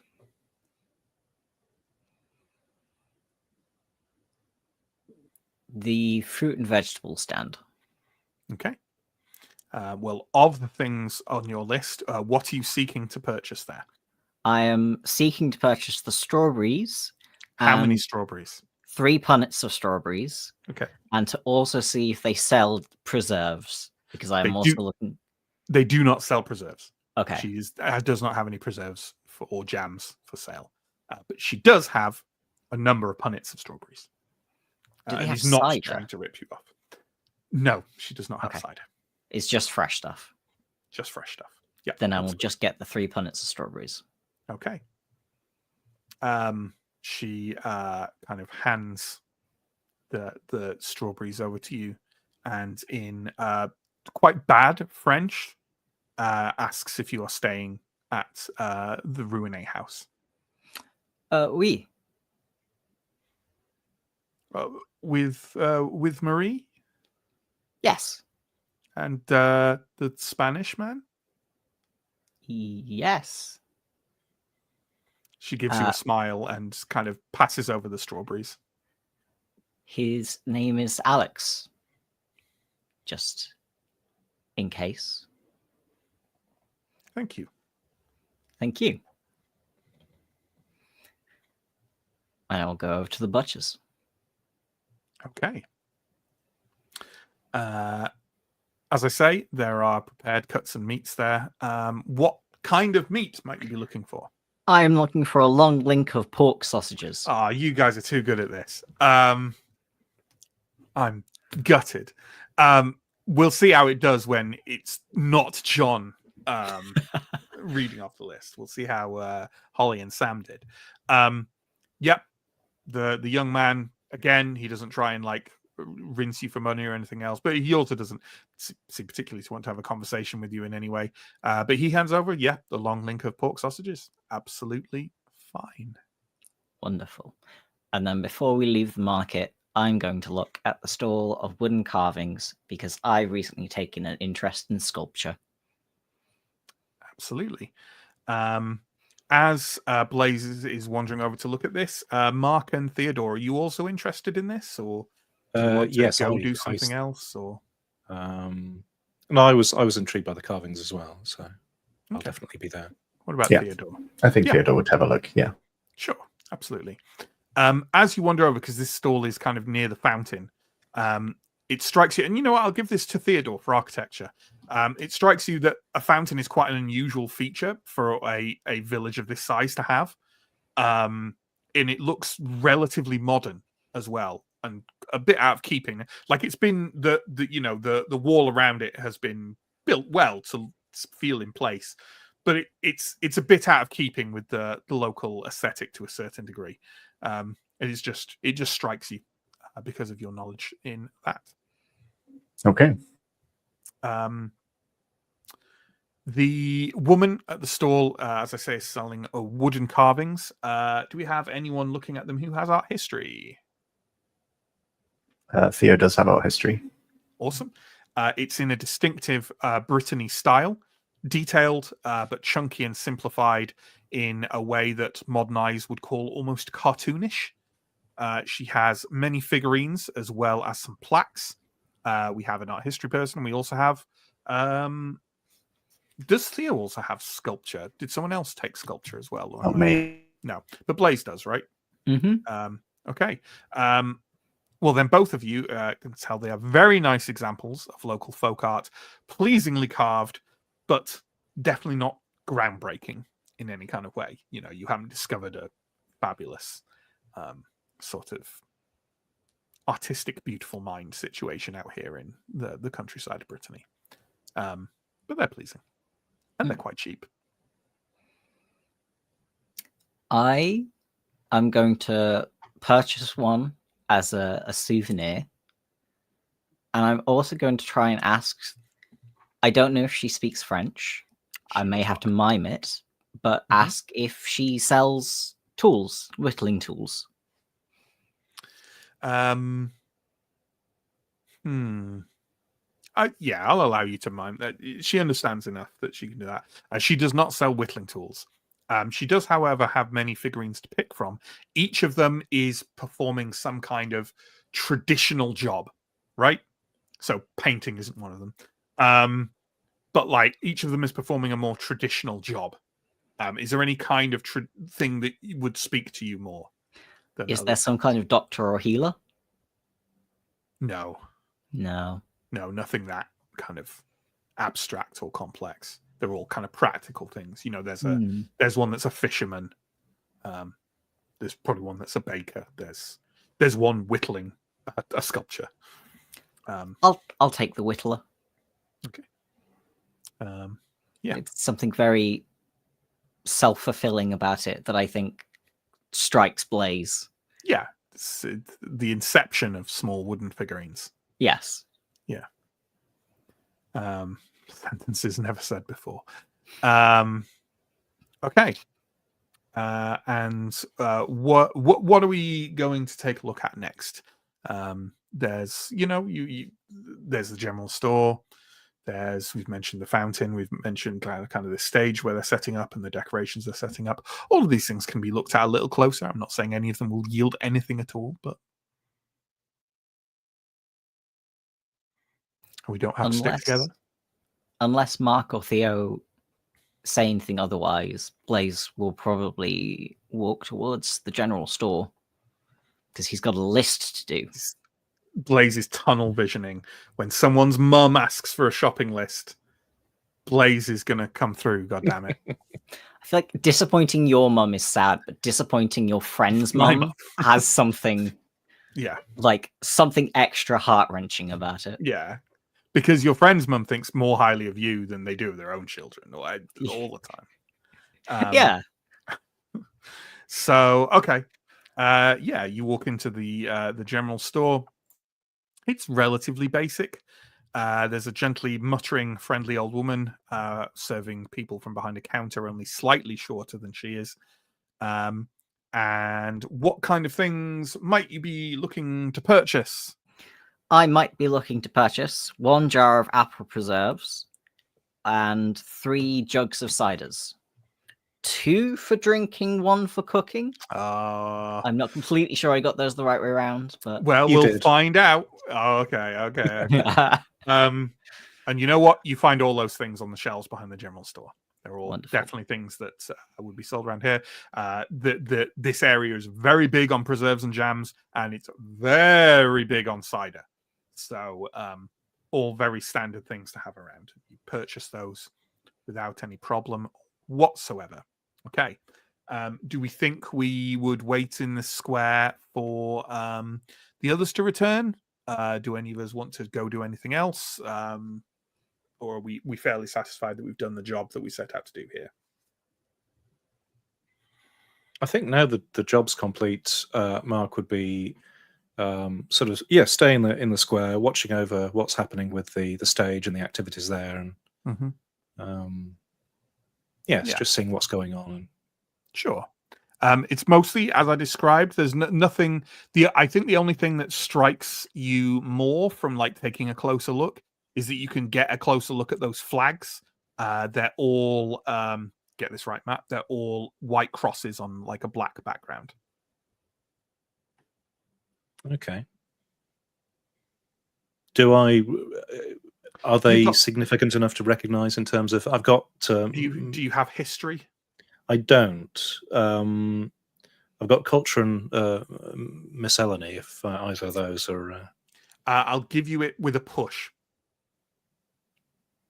But Go on that's then, your why not? second. That's your second push of the session, right? Yeah, Usually the last it one of is, the session, but sure. It's fine. Get the info. It's this is actually information that I didn't. Let me get the right name for it, otherwise I will kick myself. I believe no, that's a later flag. Nah, don't trip up there, Matt. Oh, I was wrong. It's a black cross on a white background. You know why I was confused? Because it's the inverse of the place most closely culturally linked to Brittany, which is Cornwall, which is white on black, but this is black on white. It's called the Croix du, and it's one of the principal Breton flags during the Middle Ages, and it's still used today as quite a traditional, symbol of Brittany, including for the movement for independence of Brittany from France, which is still going. Like the Cornwall one is from England. It's still going, but I don't think either of them have a very strong chance in the near future. You are, yes, Mark. So you know that it's not. It definitely wouldn't be unexpected to see here, especially in the kind of the countryside. Okay. Well, yeah, I'll enjoy taking in the sights and sounds of a bustling marketplace, and maybe jot a few notes down in my notebook. But otherwise, just enjoy the scene. Really, yeah. Awesome. All right. Well then, let's take ourselves to the other two, Alex and Marie, who have crossed over through the village and are now on the other side of it. The bakery is on the edge of the village. One of the larger houses facing out onto a field of vivid white buckwheat. Next to it is the crumbled remains of an older dwelling overgrown with vegetation. As you walk past that, you can hear buzzing from some kind of insect. I take it we're kind of heading straight into the bakery. Yeah. Want to make sure that we get there as early as possible. Absolutely. Inside the bakery is a family hard at work and a number of customers with a trestle table laden with baked goods. Pardon me. The ovens are in the open at the rear of the large lower room, and the heat is considerable.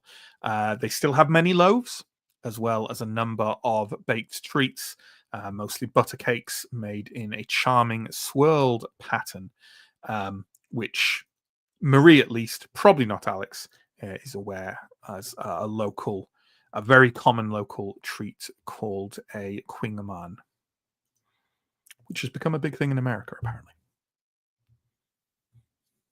And sounds amazing for everything but your arteries. as most brown food is. Yeah, absolutely. What are you seeking here in the bakery? 2 loaves of fresh bread, and Marie is also going to get one of those cakes because she's partial to them. She'll ask Alex if she wants one as well. Alex definitely does want one. Yeah, cool. Excellent. It does not take long for you to. I mean, they have the fresh bread there. They have all the things. The longest it takes is waiting in the queue of people. But by the time you get to it, they still have everything you want, and they pass it over with a smile. They know you. So, yeah. In fact, the baker's wife sends some well wishes to your mother and father, and Cool. yeah.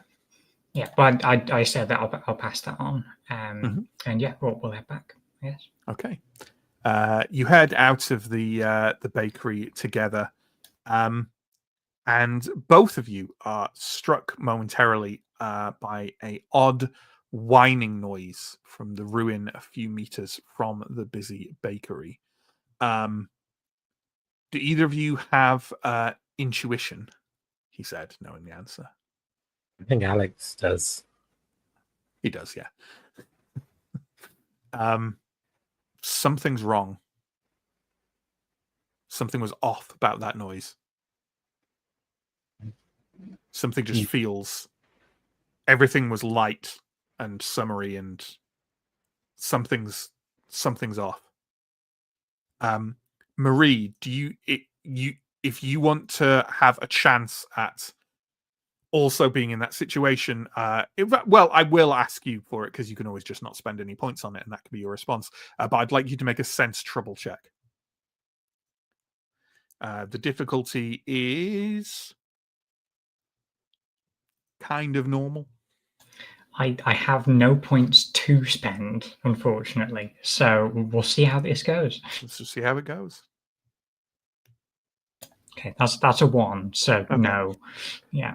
To you, it was just like an animal noise nearby. You don't think anything of it at all. Alex, you were really quite. All of a sudden, like when something happens and you just suddenly things feel wrong. Like an animal instinct inside you. What was that? What was what? The noise from the ruin, is that normal? Is there normally? Is there something? Yeah, there's usually grasshoppers and things around at this kind of time of year. Ow! Did not sound like a grasshopper. I would say that did not sound like a grasshopper to me. I don't know what. Maybe you got some weird grasshoppers up here, but can we go just have a look? So, that didn't seem right to me. That sounded like something was wrong. I don't know what with, but it sounded like something in pain. But of course, if you want to have a look, then yes, we can have a look. It's a bit of a clamber over some rocks and weeds. Marie, do you think you'd go with Alex or just kind of, wait nearby or wait just behind him or whatever? No, she'll go with. She'll like pause for a moment, looking at it, going, "Oh, this is going to be tricky to walk," but she will follow. Okay. Well, as you both clamber over an old slide of granite rubble, now clogged with earth and weeds, you are assailed by a smell that at first seems sweet before resolving into a rancid sourness. While slightly shadowed from the remnants of an upper floor, you can still see clearly into this dwelling and glimpse a still animal form a few feet ahead of you. At first, you assume it to be a wounded dog from the noise you heard, Alex, before your sight adjusts fully. In front of you is the body of a young wolf, already full of rot and decay. A light cloud of flies buzzes and flitters around it, and the soil around is soaked with old blood.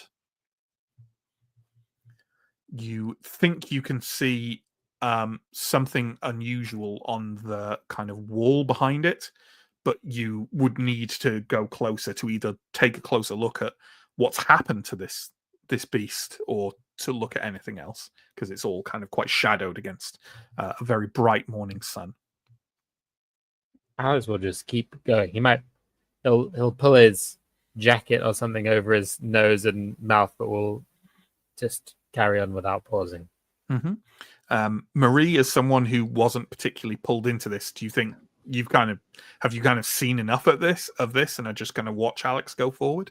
There doesn't seem to be any danger. I should emphasize that it's definitely a dead wolf. Okay, it's definitely a dead wolf. If it's definitely a dead wolf, then she'll probably what she'll do is she'll put the bread down away from that, and then kind of hike up her skirts and try and go forward a little bit.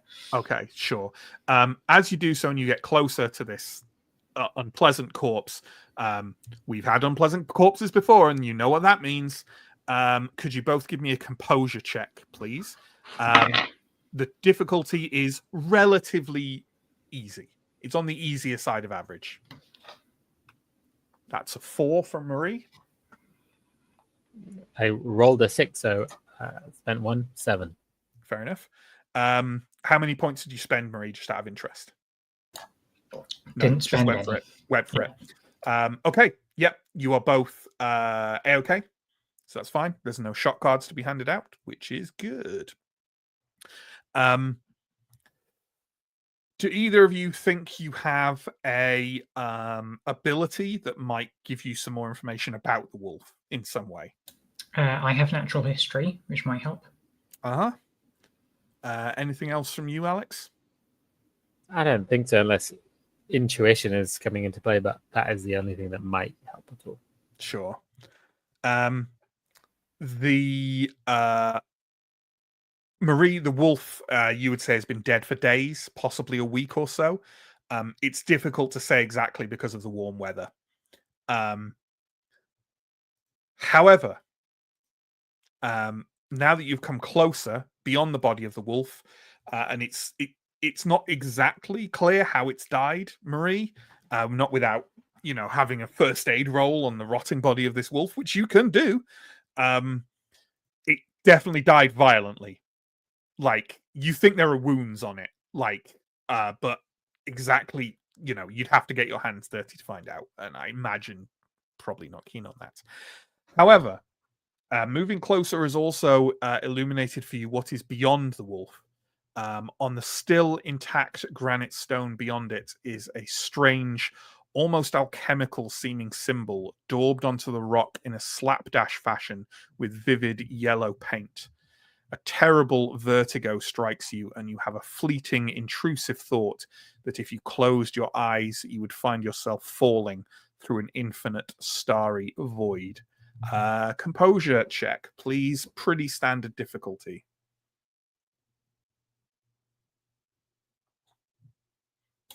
It's a 5 for me. I spent 2. Mm-hmm. I spent 2, but only got 3 total. Okay. Bizarrely, the rule that I forgot to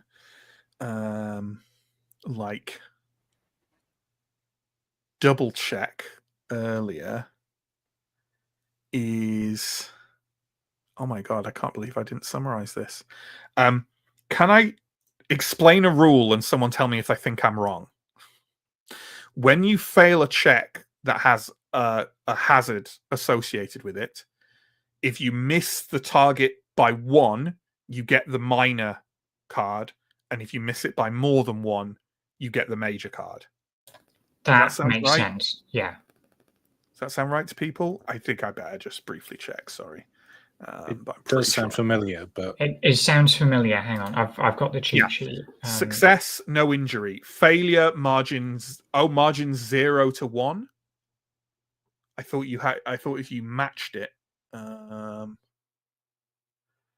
maybe you have to get higher than it.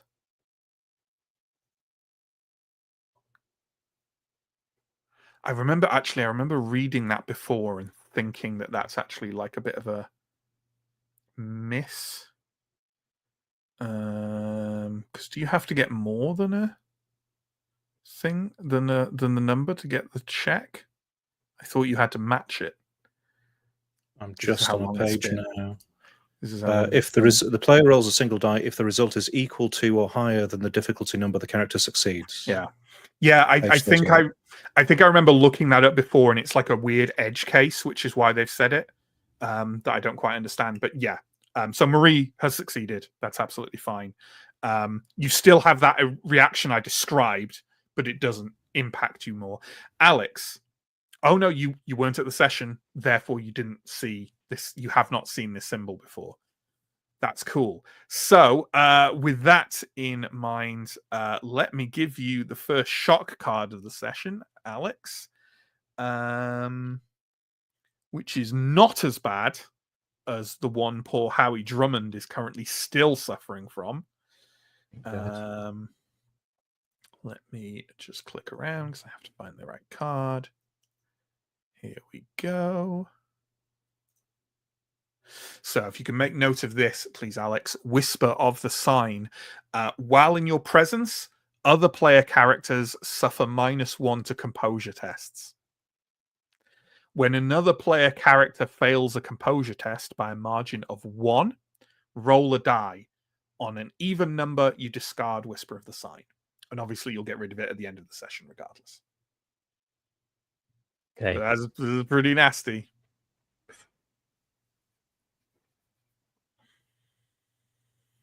we got that noted down? I'll post it in the Discord for you as well, because I wouldn't want you to forget. I've just Steve, put it. Steve has already done it. What a conscientious player he is. Yeah. Marie, you're struck by it. Alex, well, you described to me what your reaction to this is. Sam. I think Alex is very taken aback, and we'll kind of say, "What is that? I thought this kind of thing was left in Paris. We're so far away." It's the same symbol. Yeah, I would note, Marie, you have not seen the symbol before. Yes, because Sorry. they were at the play. I wasn't. Yes. Okay. Yeah. It was Howie, she can narrow her eyes. Howie, Mark, and Theo who saw it. Or Yes, did you even see it, or did Howie? I think it was just Howie. I think it was. Just been, yeah. I remember it just being Howie. I think Inga aced a kind of perception style roll, and it actually turned out to be a bad thing. Okay. Yes. But saw too much. I think that was how was it. So I'm going to let's operate on the principle that Mark and Theo know there's some weird symbol that threw Howie for a loop, but didn't see it themselves. So Howie would recognize it, but no one else. Okay. Yeah. In which case, she's just gonna look worried, and yeah, this doesn't look right. I think we should leave. I don't want to be here any longer. I don't know what has happened to this wolf or why this symbol is here, but I thought we had left this behind. I hoped we had. Okay. Perhaps exiting the area at a polite speed. She'll remember the bread, though. Yes. Pick up the bread on the way. Absolutely. Alex, are you still in the mood to eat your butter cake? No, I think not. I will hold it and give it to the others when we join up with them. Okay. You make your way to the square to meet up with the others. I think it's fair to say that Alex looks, does not look good. Perhaps a little pale, perhaps a little nervous. How do you think the whisper of the sign would manifest itself for you? I think looking a little pale and quiet and subdued. Mm-hmm. Okay. Alex, are you feeling all right? You look pale. We've seen some kind of sign of which I hope would not be here. I don't know what it was, but it was unpleasant. It brought back bad memories. It felt very similar to the events in Paris. There was a symbol in yellow, and there was a dead wolf on the floor.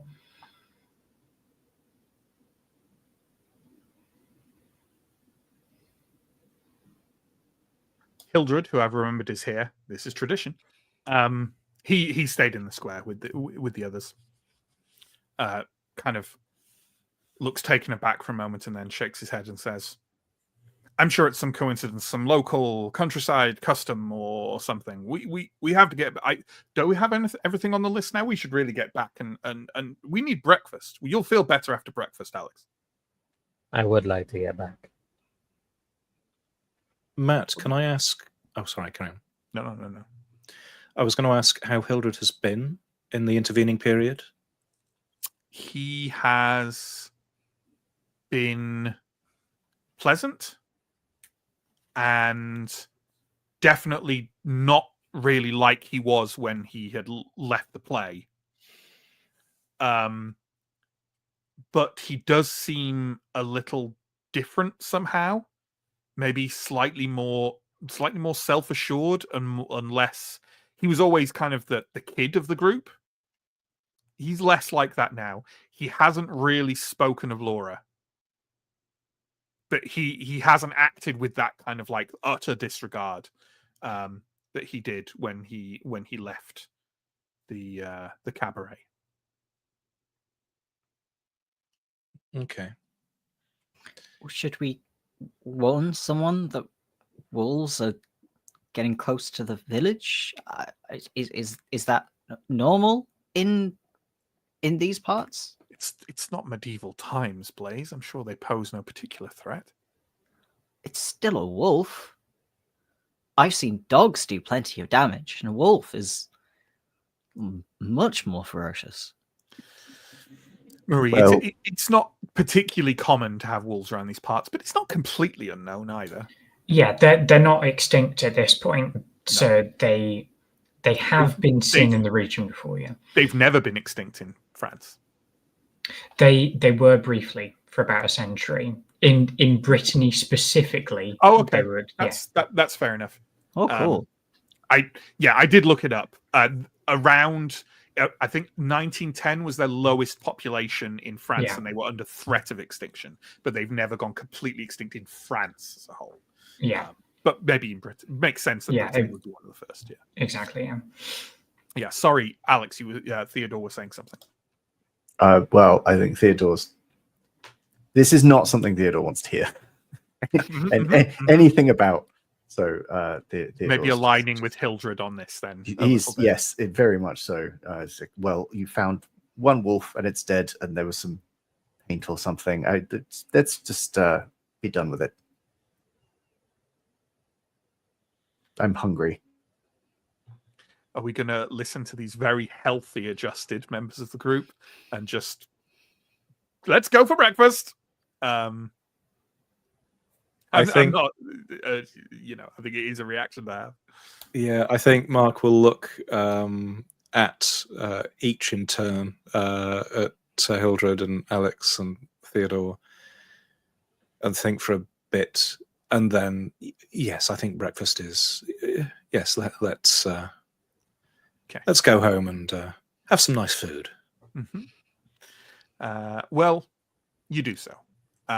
You return to the Rouenet farmhouse, and after a very pleasant breakfast that uses up a considerable amount of the food you just purchased, Monsieur Rouenet arrives having slept late, and kind of walks into the kitchen and looks around and says, "Well, how are we this morning then?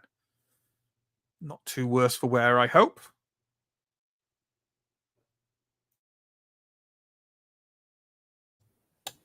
Well, I was feeling honestly a bit better than I have in a while. But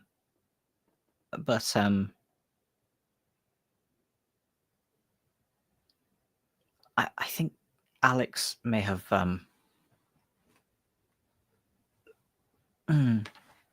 encountered something worrying in the village.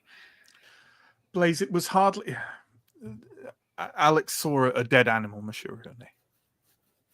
Theodore is going to clatter his cutlery down on his plate quite loudly and just not say anything. Oh, well, that's unfortunate. I'm sorry, Alex. It is never good to be reminded of the things of an existential nature. Well, then perhaps my suggestion will be even more welcome.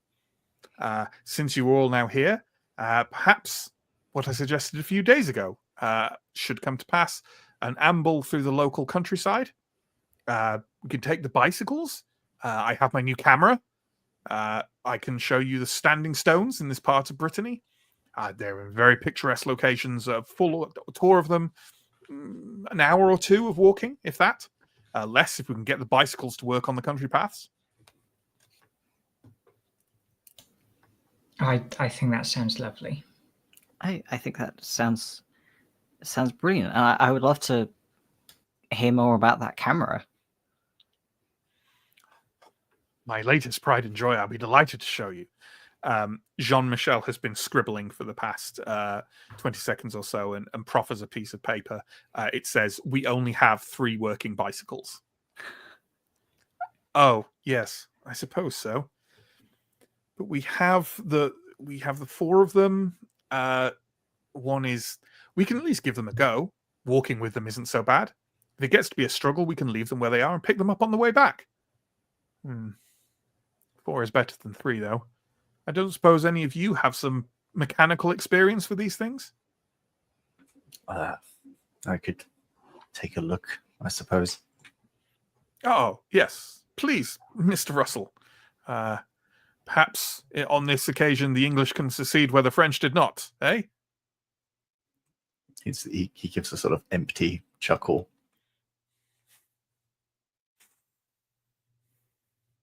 A scoff-adjacent chuckle. Yeah. Jean-Michel volunteers to kind of like lead you through to the courtyard where the broken bicycle still is. They have some tools to use. Yeah. Do you think you'd have experience with bicycles specifically? I feel like he would. I couldn't tell you why. Yeah. It just seems like a very Theodore He thing. feels like a bicycle guy. He's a bicycle guy, I think. Yeah. Well, in that case, I'm not going to ask for a push. You can just do it with technology, and yeah, you can indeed fix the bicycle. He has 6 in mechanics for what it's worth. So, as well as the technology. there's a specific skill. There's a mechanics ability. Yeah. Okay, well, since you've mentioned that, let's ignore what I just said and roll for it instead. Hoist by my own petard. Absolutely, right. Absolutely. Incidentally, we don't deviate to talk about chat until the end much, but we've just been raided. Ampazanti 20, thank you very much for the raid, and hello to you and Lollybo in the chat. Okay, it's not going to be too difficult. Not too difficult. Okay. This skill comes up quite rarely, so I'll put some points into it anyway. I'll put 3 in, and I rolled a 3, so that's a 6. Okay. Yeah, absolutely. You fix the bicycle with very little problem whatsoever.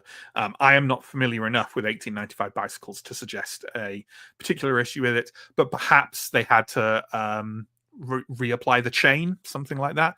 Would an 1895 bicycle have a chain? I don't know. It's that level of complexity, though, so it's not too difficult, really. Great. Okay. Well, I'll sort of, I suppose, sheepishly shuffle back and present it. Jean-Michel gives a clap and rests a hand on your shoulder with a smile.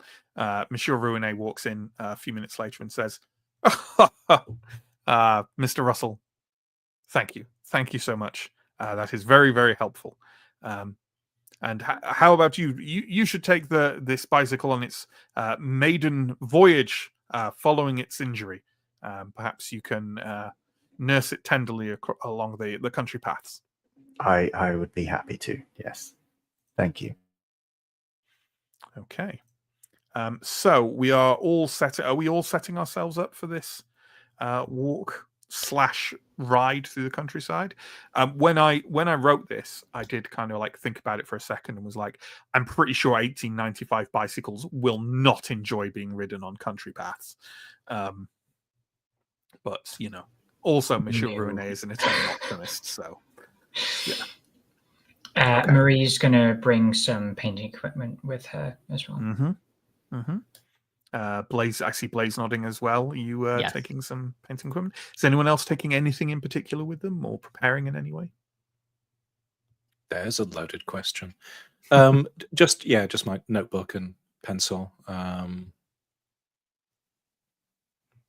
Nothing more than that, I don't think. Okay. Anything from you, Alex or Theodore? Nope. Bare bones. Just having a nice walk. I think Theodore feels almost incongruously happy with himself for having done something useful and productive for probably the first time in a long time. So he's probably going to just like take a few bits and bobs that you would use in bicycle maintenance in case it breaks. And now he's using a bicycle. It's a bicycle. It's a thing that works. It's a normal thing. Logic that he can understand. It works the way you think it should work. It's predictable. Nothing weird happens on bicycles. It's fine. Absolutely. Yes, exactly.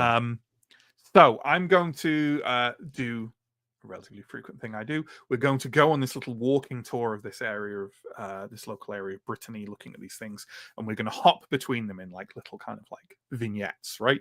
But if you want to have any conversations or do anything in particular while traveling between them or at them, shout out, let me know, and we'll run through it. Okay. But you probably leave the Ruiné farmhouse around noon. And the first men here, if anyone is unfamiliar, it's a word for a solitary kind of standing stone. He's actually between the Ruiné home and the village. It stands by a beaten path just off the road next to a tree with many winding branches. And you just have to imagine it. Obviously, I wouldn't. Oh, of course I do. There we go. That is what it looks like. And if you wanted to go to Brittany, it's there. Yeah.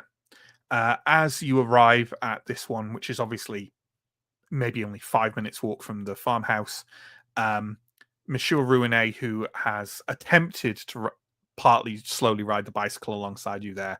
I imagine maybe Theodore has tried as well. So has Jean-Michel, although he always looked doubtful. Has anyone else attempted to ride the bicycle along this route, which is probably the easiest route? Yes, Mark would definitely have had a go.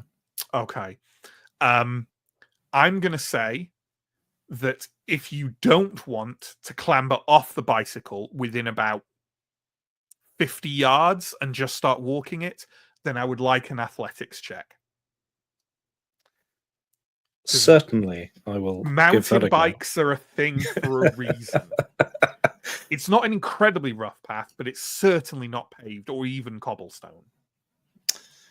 Well, I will spend 2 points. I rolled a 4, so that's 6. You know what? Unlike the does anyone else make that a similar athletics roll for that? No. Unlike everyone else, Mark, you managed to make the bicycle work between the farmhouse and this men here, and you are the only one still like slowly cycling alongside the others. Yes. Okay. I was going to consider maybe trying it, but it might be a bit. Give it a go. Give it a go if you want. Might be a bit sketchy. I'll give it a go. You want to burn some athletics points? Yes, on this exactly. Very important. Yeah. Well, it seems like Theodore, the kind of thing he would do. I'll put 2 points into it with his not? current mindset, especially. Hey, it's a 6, so that's an 8. So that's then there's two of you. There is two colours. of you cycling along the group, somehow managing to make the bicycles work on this rough country path. And as you do so, as you come in sight of the men here, Monsieur Ruiné kind of gestures towards it with his walking stick and says, "I've always thought that if one were to squint, it would not look unlike a finger curled to beckon the onlooker into a realm of the Corrigan."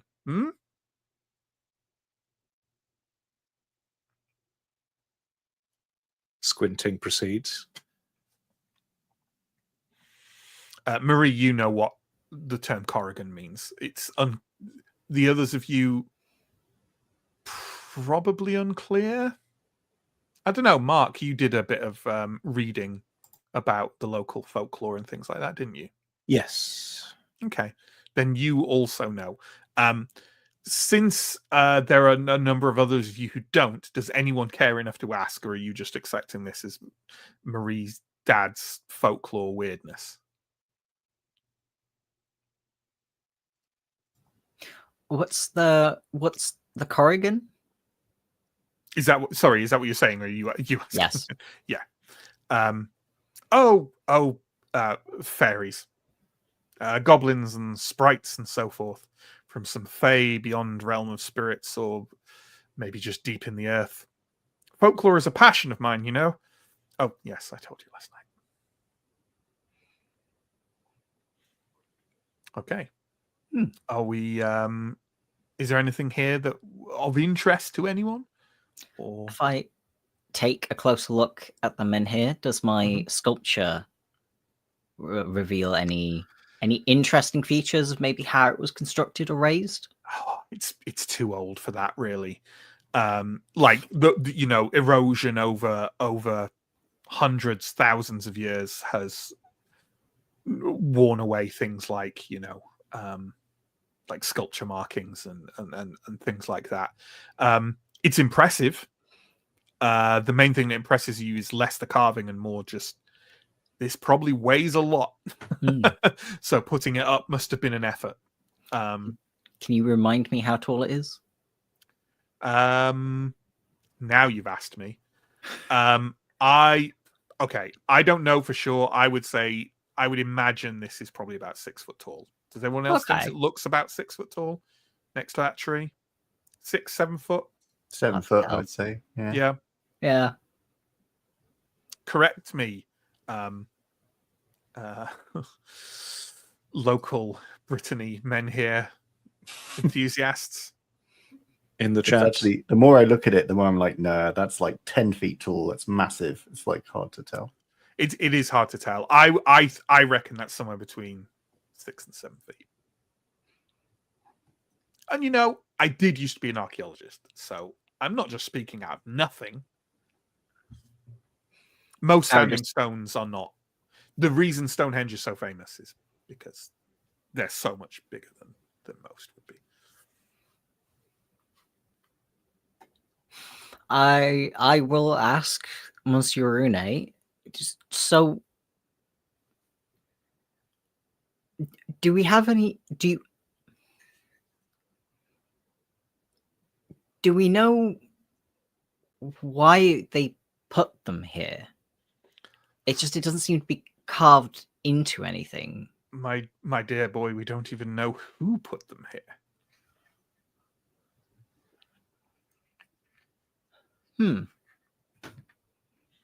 Oh, there's conjecture. There's many academic papers, some of which are, let me tell you, very dry indeed. I don't know. I think it's more interesting to think of the poetry of it, don't you? Yes.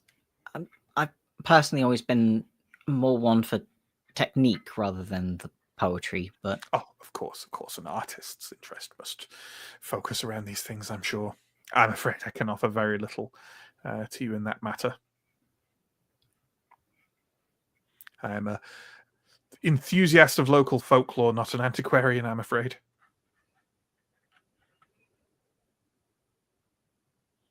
Okay.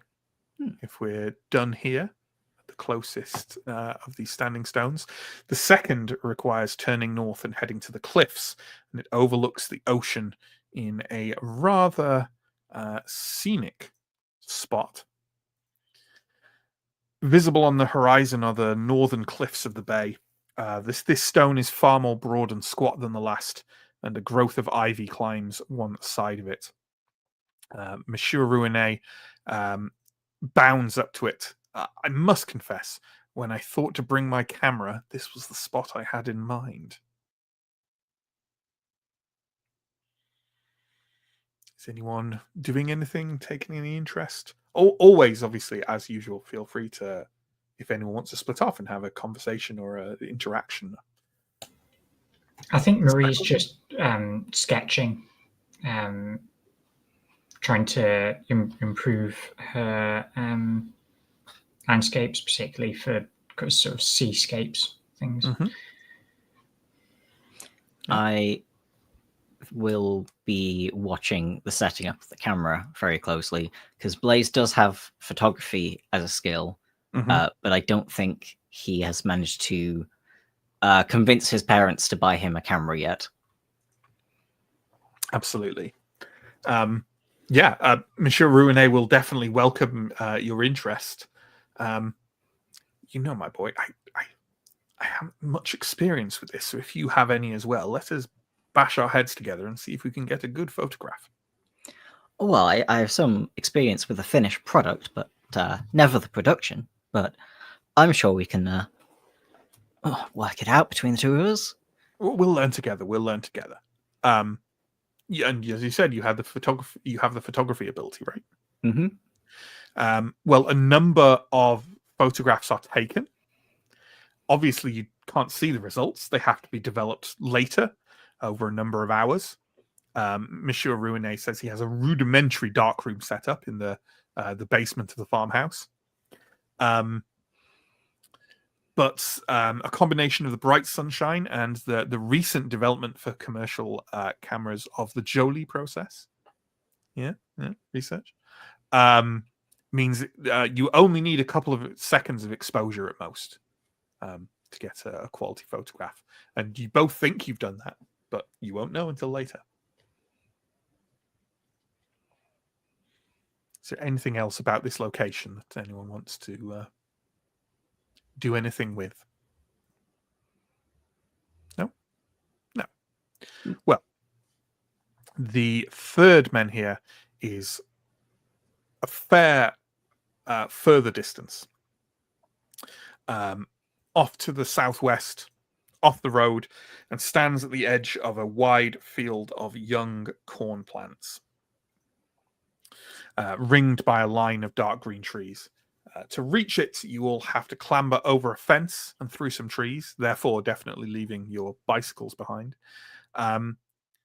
You were all struck by a lonely feeling to it, and the shape of it is more like a huge Paleolithic hand axe or a spearhead that has been settled into the earth. Sure, Rouenet is just kind of like looking around at this one, taking a few paces, and he's quite interested in the corn plants as well, which is definitely not a typical thing to be grown in Brittany at this point in time.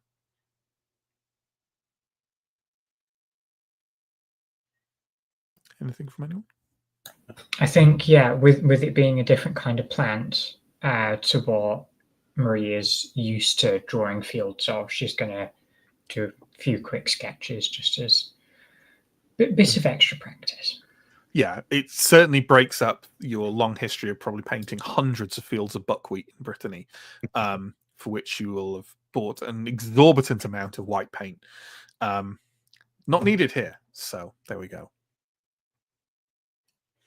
Yeah, Mark could have been doing some sketches as well, and maybe going closer to the menhir and sort of studying its surface and just walking around it from all angles and like most stone you've seen in this area, it is grey granite. That's very ubiquitous in Brittany broadly and specifically in this area. After a few minutes of doing so in this kind of very calm field with only a little wind rustling the corn, there is a cracking of something moving through the nearby trees.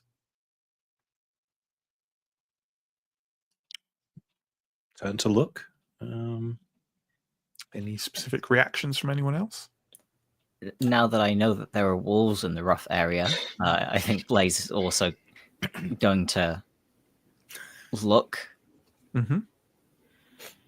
Yeah, Marie will look around. Does it sound like a big thing, or just like it doesn't sound small? It does not sound small.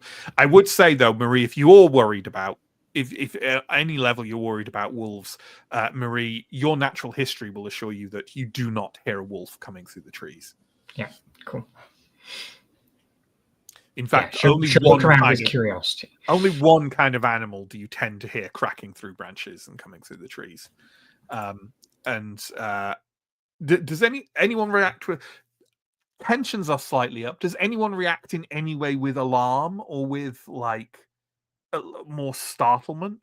I think Theo would. I think he's more jittery than he would like to let on, so he's going to sort of start at it a bit.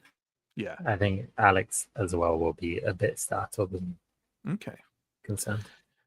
Well, then you are both relieved when a man dressed in simple local garb emerges from the trees and immediately visibly looks relieved. He says good morning and starts speaking to Monsieur Rouenet in heavily accented French. Evidently, he owns the field and just came to take a look at who was clambering over his fence. He clearly knows the family. You recognize him, Marie. And he shares a pleasant exchange and a few jokes with Monsieur Rouenet and Jean-Baptiste before tipping his cap and walking off. Alex and Theodore. I don't think Theodore's rolled it yet. Alex, you can recover 2 composure if you want. Hey, will do. Okay. Is there anything else we want to do here? No? Okay. As you leave this location, Monsieur Rouenet looks round at you. I have saved something special for last, you know. I do hope you will like it. It's no Karnak, but I am very fond of it. Monsieur Rouenet beams, and Jean-Baptiste smiles and rolls his eyes a little. Let me, before I would like the image up as I describe it. The new image sharing on StreamYard is very nice, but it is also a little bit more time consuming than the previous one. Ahead, in the shadowed lee of a bank of tall, thin trees, are 2 rows of large, flat, pointed rocks. They mostly lean against each other to form a partly covered tunnel of stone, though vast gulfs of time and shifting ground mean that some do not quite reach their neighbour anymore. On the walk here, there was a pleasant, gentle breeze, but here in the shade of the copse, everything has stilled. There is a solemn calm to the air. Monsieur Rouenet is kind of walking around, having a touch of the stones. Jean-Baptiste is looking on, enjoying the scenery, but has clearly been here many times and does not perhaps share quite the enthusiasm of his father in this. How about everyone else? I think Alex is feeling slightly better, and will also investigate the stones a little bit and just take an interest in them. Mm-hmm. Anyone else? I'd probably ask. Oh, go on. I was going to say, I think I'll, after messing around at the other 3, I'll finally sit down and sketch these ones, I think. Mm-hmm. I would engage Monsieur Rouenet in asking whether there are any particular stories or tales about these stones. Is the fact that they form a tunnel significant? Is it? As with all these things, Monsieur Black, it is speculation. I have read more than a few times that those who put this up may have laid their dead to rest inside. Long gone now, though, so who knows? Theories. Take a look. It's a little bit of a tight fit, but you can crouch or wriggle along. I've done it a few times. Then I will give it a go. He looks happy and kind of leads you round. The back other end of this tunnel that you can't see in this photograph is blocked with kind of a capstone. But this open end here at the left of this image, yeah, it's not a comfortable fit. You have to kind of you definitely can't even sit up in it, but neither do you have to hand crawl. You can just sort of shuffle along on your hands and knees a little bit, or pull yourself along easily by your arms. You make it a short way, maybe about you enter the stones, and as quiet and still as it felt outside, here between the stones it feels even more silent and peaceful. You make your way forward until halfway down, and are then overcome with the sense that while you are not unwelcome, it is not meant for you to perhaps be here. It was meant for someone who lived in these lands, loved these lands, and then left them a very long time ago.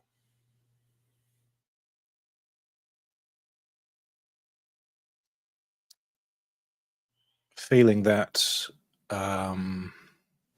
perhaps as I was crawling, I was maybe sort of calling out what I could see, that sort of thing. Bit of a narration that will stop as I as I feel, yes, as the mood changes. And at that point, I will quietly, yes, crawl out again. Mm-hmm. Maybe with some degree of sort of, not reverence as such, but just reflection, I think is probably better. A solemnity. Yes. Yeah. As you crawl out, Monsieur Rouenet kind of pats you on the back and says, "There's a melancholy feel in there, isn't there?" There is. There is. Yes. Maybe we'll never know why. He taps the stones and stands up. But everyone is more than happy to, I assume, is more than happy to wait for anyone who wants to take their full sketch to do so. Is there any other interaction or activity we want to take place here? No? Okay. Well then, it's time to return to the farmhouse. Two of us still maybe on bicycles. The others not so much. You make your way back, and there is some afternoon food as usual. A little wine, a little cider, and Madame Rouenet, as you were all finishing up with that. Monsieur Rouenet has gone off for a post walk and lunch sleep, as it really is the only civil thing to do. He's such a dad. He is such a dad. But Madame Rouenet comes in and kind of has a brief conversation with Ronan, who's kind of sat in the corner, in between smoking a pipe and reading a book. And she asks him a question. He responds in Breton, and she turns and taps you on the shoulder, Marie, and says, "Marie, you didn't tell me that it was a feast day in the village." Oh, yes, I forgot to mention. I think it might be a Saint's Day. I can't remember which one. There's so many, and sometimes it seems a little bit random as to which one they choose to celebrate down there, but don't tell them I said that. Yes, but You yes, should- it is feast day, yes. Well, you should go. You know, there'll be a big rousing celebration tonight. There'll be drink, there'll be food. True, yes, and I could bring everyone along. It might be nice for them to see the town a little bit busier than it was this morning. Absolutely. It would also give me a bit of a quieter evening in the house, dear. Yes, okay. I'll make sure that you have the house to yourself. Thank you. She smiles at all of you and wanders off. Is there anything we want to do before that? Does anyone have any reason why they wouldn't want to go along to this? You know, I'm famous for horribly railroading you all, but I feel like it's a thing you would all do. But if you don't want to, that's perfectly fine as well. Welcome distraction, I think. Yeah, and Marie will also mention that there is likely to be quite a large amount of cider at a relatively cheap price at such an event, which may be of interest. It will be free. It will be free. Exactly. So It would give Blaze an opportunity to draw some people, which he is sorely missing. I think he might, if he can, try and look up what saint it's likely to be. I don't know if there's like a saint's calendar in the library or something. there is, and hang on. It's July 17th, I said, right?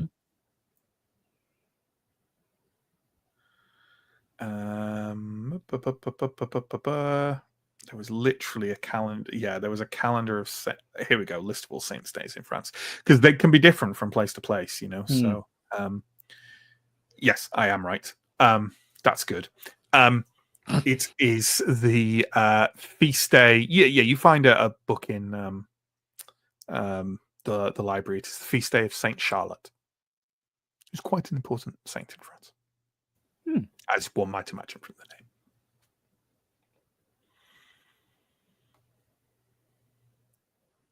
You look puzzled. Charlotte. Just because it's a French name? It's a very popular French name. Yes. Got it. Okay. Anyone else preparing or anything else to note before you go out for a night on the very small town? Nope. Okay. Nope. The walk into the village seems much quieter than the night before. The occasional twittering of birds from hedgerows is the only sound, with much of the village. I'm reading the wrong bit. Ignore me. It's fine. That actually wasn't a spoiler. It's good. On the approach to the village, it's the exact opposite of that. Because I just described that it was quieter than the night before. On the approach to the village, music and voices can be heard as the sun sets behind you.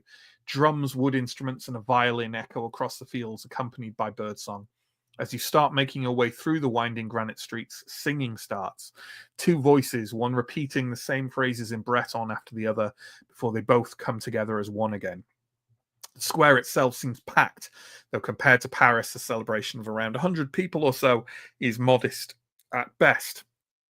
The two singers are stood on the stage, the baker and one of his daughters with their arms around each other. The square is festooned with black and white flags now, and many of the celebrants wear those colours as well. Most are dancing to the music in circles, arms linked. The musicians stand at the side of the stage, two playing what look to be a kind of oboe, alongside a pair of drummers and the violinist. No one looks askance at you. Maybe a couple of curious glances, apart from Marie, who they know. But otherwise, it seems just a pleasant feast day celebration. There's food, there's drink, all of which is free, as I said. There are people talking in groups. There are the people dancing. I want to go around each of you and get from you how you engage with this, or how you don't engage with this, or what you do in general. Because some of you, I can imagine, being kind of party animals. Some of you, very much not that thing that I just said. Let's start with Marie. You've been to many feast days here like this. Yeah, she's getting well and truly stuck in. I think mostly just socializing with people that she probably hasn't seen for quite a while. Sure. So just kind of catching up with the few townsfolk that she knows quite well, making sure that she's got a drink and that everyone else in her group that wants a drink has got a drink. And yeah, otherwise just kind of having a little dance, occasionally going to have a little chat, that kind of thing. Yeah, sounds good. You are familiar with these. There will be the music, there will be dancing. There'll be a brief religious interlude, and then there will be more music and dancing and drinking and so on and so forth. That's how these things work. Yeah. Okay. How about Mark? Yes, Mark would definitely be actively enjoying the celebration. So yes, getting a drink, listening to other people around. If there are sort of phrases used as a toast or celebratory, soaking those in and echoing them. Maybe following in Marie's kind of orbit, greeting friends as well, but not in a sort of a pushy way. Just sort of yes, being generally friendly and cheerful and enjoying the event. Awesome. I quickly Googled it, so it could be wrong because Google Translate often has issues with words that have like maybe a variety of meanings, or like the context is highly dependent. But according to Google Translate, the Breton for cheers is Yeched Mad. Or Yeched. They have a lot of apostrophes and the pronunciation of it is quite odd. I think Yeched Mad, I think is, but I could be wildly wrong. Right. Because I might be describing Breton for the sound of people cheering, because cheers also means that, right? Yeah. So, but for what it's worth, that's what I found. Well, I'd be sort of echoing if there's a local, I would be sort of trying to echo it and maybe trying to get it right, and so, but mainly also kind of getting just stuck into the drink and trying to have convivial chats in very broken language to people who Yes. mostly don't speak French too well. Yeah. Okay. Alex, how about you? I think Alex is at the start going to be getting stuck into the drinking in the hopes that it will give him a bit of distance from the day's events and a bit of calming relaxation sort of thing, and will then be trying to participate in the fun and the dancing and the celebration. Yeah. Good. How about Blaze? Blaze is going to be moving around a little bit, but mostly staying in the same place. He's going to partake in some of the food and some of the drink, but he's mostly going to plant himself next to a light source and work on sketches, paying particular attention, I think, to the fashion, because I imagine if a lot of the things in Breton are a bit different from how they are in Paris, then they probably also have a slightly different fashion, which Blaze would be interested in. Yeah, absolutely. Like a lot of people are dressed in much more traditional Breton fashion, rather than like a more Frankish countryside fashion, and it is notably different. You've mentioned it, so I'll throw it in. Think of what we would think of as an old-fashioned stereotypical sailor's hat, right? A kind of peaked cap, right? Like a kind of, and they would be wearing the person wearing it would be wearing a white and blue striped shirt, like jersey or something, right? That like a sailor drawn for a child in like the mid part of the 20th century, or like a perfume advert. Yes, yeah. The cap they are wearing, that is something that would be very widely worn in Brittany at this point. So a lot of people are wearing it, especially the men. Side notes: people should look up kind of traditional Brittany kind of like clothing. It's actually really interesting, and really, if you spent any time in like Wales and Cornwall and seen it, like the similarities, even though they're centuries apart from each other, are striking. Anyway. Blaze is going to make a note to himself to try and acquire one of those hats before he returns to Paris. Sure. He's also going to be keeping a bit of an eye out for the fruit and veg lady. Okay, sure. And if they make eye contact, he's going to try and point Alex out. Yeah, he's going to try and Rosie Cotton her into Alex. I don't get that reference. Lord of the Rings. Oh, yes. Yes. Okay, you're the first person to ask to mention the food, by the way, so I will talk about that because you know how I love to add these things in.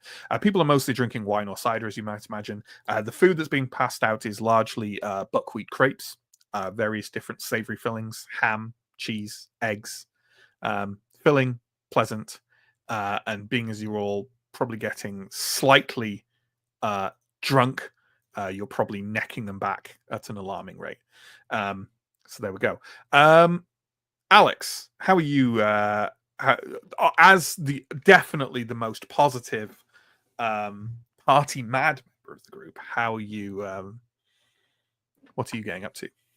I think he's surrounded by a lot of people who are all trying to get like really involved and be very sociable. And he's gonna he would have sort of stared around a bit at a loss and then just seen Blaze not doing that and basically just gone and pulled up a pew near Blaze with a drink, somewhere a bit quieter, and just sort of tagged along with Blaze as an excuse to not have to try and get too involved. Yeah, be involved by just being tangentially near a friend. Exactly. Yeah. It's like looking in a mirror. So fair enough. This goes on for probably at least an hour or so, and it's very pleasant, and everyone is treating you perfectly well. And then the music and the singing comes to a stop, not in an unexpected fashion. Like the current piece of music and song winds down, and one of the houses on the edge of the square has brought a battered old grandfather clock to their open window, and in the reduction of noise in the square, you can all hear the clock strike midnight. The crowd cheers and then falls silent. The doors to the church swing open, and two figures emerge, one dressed in a saintly hooded cloak of purple and gold and robes of white underneath. He carries a shepherd's crook in one hand, and with the other a leash, which leads to the collar of the second figure. This is a full-grown man on his hands and knees, a wolf's pelt draped over his back. His head is lowered, and resting on the back of his neck is a time-worn stuffed wolf's head. From under it comes snapping and snarling as the man twitches and lunges at others nearby. The saint tugs at the leash, and the wolf makes an odd, subdued growling noise in obedience as he stops his aggressive behavior. The saint looks up at the crowd fully for the first time, and some of you start visibly as you see blood flowing out from two gouged eye sockets. Then, after a moment, you realize this was an intentional trick of the lantern light, and that the man has his eyes painted a dark, turbulent red, with streaks of either paint or dried blood flowing down from his eyes to his chin. Who among you has miscellany? That would be me. That would be you. I'm happy for you to recognize the saint. This is Saint Hervé. Hervé, depending on how French you want to get with the pronunciation. Okay. He tamed a wolf and was blind. The saint and the wolf move forward, and they pace through the crowd slowly. The wolf sniffs at each person it passes, sometimes for a mere second and sometimes for almost a minute before moving on. This takes some time, and it is almost 10 minutes before the pair reach your group. As they do, the crowd grows slightly more hushed. Can everyone but Marie roll a die, please?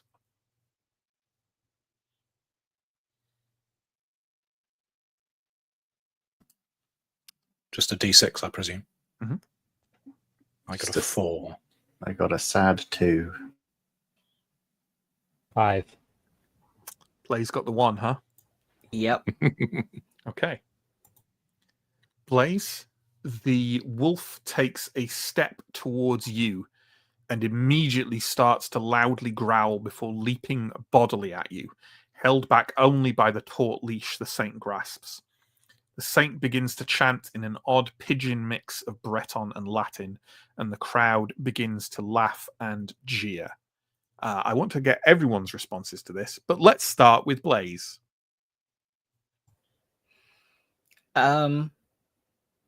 Probably backing out of wolf range, but Mhm. like, I mean, it's obviously not a wolf. It is No. just an actor. So like, Yeah. I can't like back away too far. I don't want to seem like I'm Yeah, too right. scared, you know? Yeah. But also, This is clearly a part of the show. yeah. But it's- also, the wolf has not reacted like this to anyone else, so you certainly feel singled out at the very least. yeah, So just yeah, kind of backing away, but trying to also, to a certain degree, take it with some good grace. yeah, trying. Trying, yeah, sure. Let's go with what everyone else's reactions are to this. Let's start with, and they can be just amusement or just interest or whatever. Let's start with Mark.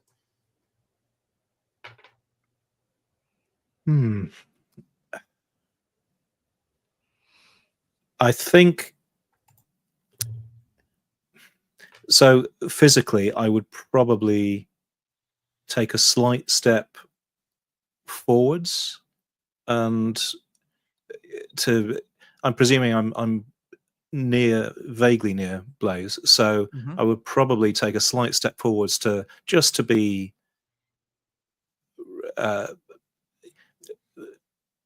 ready, like in a protective way, sort of thing. Sure. Yeah.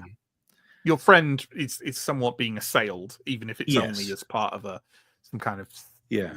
ritual or act. But So that's the base instinct. That's the sort of reflex action. I would be trying to measure the reaction of the crowd and try to determine, because I'm used to sort of getting the gauge, feeling, reading the room. So that's something I'd be doing as well. But my instinct would be just to The crowd doesn't feel. The crowd is definitely amused, and amusement, carries a certain like nothing awful is about to happen with it, but does feel like there's a slight ugliness to that amusement that wasn't there before. How's Theodore taking this? I think he's going to react in a just short of lashing out physically. I think he's going to sort of scrabble for some kind of improvised weapon, like if there was a a stick or a metal rod or anything remotely like that near him, he would sort of scrabble for that and sort of stand next to Blaze and sort of look within a moment of sort of losing his composure and sort of hitting out at this thing, because it's a sight and it's very unexpected and it's pressing all the wrong buttons. Yeah, I'd say there's probably a short length of lumber nearby as like a piece of throw off from the building of the stage. And you could definitely at least have that in your hand. I'm assuming you're like holding it in your hand at your side and not like actually. Yes, exactly. Yeah. But I think it would be a thing where he both feels faintly ridiculous having done that and then reached that position, but it's kind of involuntary, and the tone is very off, and he's got a lot of reservations about. I should emphasize that even for you, Marie, this feels off. You don't remember this feast day, but like that doesn't mean there were so many feast days. You know what I mean? Like, I'd say you might not remember the name of the saint, but you definitely recognize it is a popular saint in this region. The like blind saint with the wolf on a leash. Like, you recognize the symbology. But how are you taking this? I mean, if she doesn't kind of recognize the saint themselves, or kind of like what's going on necessarily, she'll kind of just like laugh good-naturedly, but still like just look around to see if anyone else is weirded out by this. Right. So maybe taking it with a bit more good grace than the others are, just because you're familiar with. Exactly. You know that this is at least some kind of recognizable thing to what you know of these saints and these feast days. So yeah, exactly. Yeah, sure. Alex, how about yourself? I think given the events of the day, Alex is probably like downing his drink even as the wolf like is involved at all, or certainly like coming towards them. And then we'll probably, as others are, kind of close ranks a bit around Blaze, and I think we'll also be trying to understand what this Latin is that they're chanting. You might have some familiarity with Latin, like they seem like familiar phrases. They're just pigeoned with like Breton, so it's nothing to be alarmed about. It's all very Catholic Christian things, right? I think I'm right in saying that Brittany would be largely Catholic. I'm almost certain France is largely Catholic, so I'm almost certain Britain would be, especially in the 1890s. So it's safe to say that you're all engaged with this, and no one's just going, enough of this. Everyone's watching and engaging with what's going on. Okay. The saint lifts his crook and waves it in a mockery of blessing, and as he does so, he knocks a nearby lantern It begins to swing from where it is hung, and the swaying light throws the shadows around the two performers into motion. His cloak of purple and gold becomes a contorting flow of shining fabric, and for the blink of an eye, you could imagine him to be shrouded head to foot in yellow tatters. Could everyone roll composure, please, at a modest difficulty? Modest. But also at a -1 because of my thing.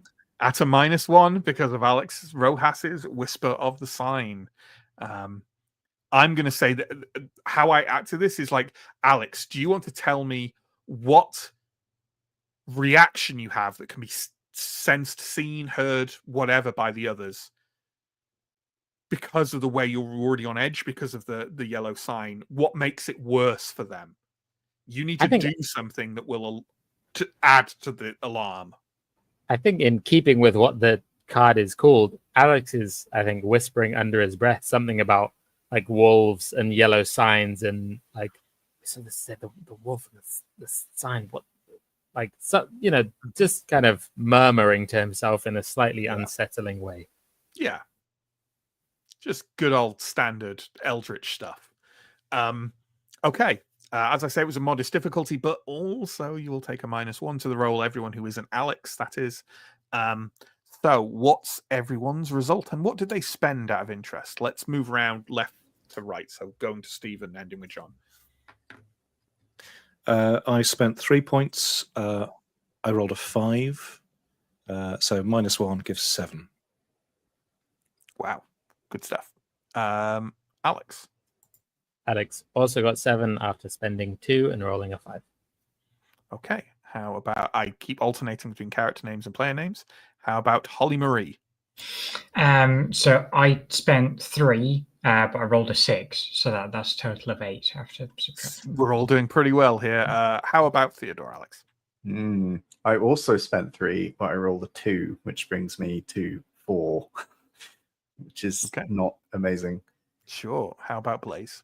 I also spent 3 and also rolled a 2. Ah, well, there we go. The difficulty was 3. So all of you have passed. Beyond a momentary, like, it's more like a, oh. Like, you very quickly realize it was just a trick of the light. It was a trick of the light, right? It was a trick of the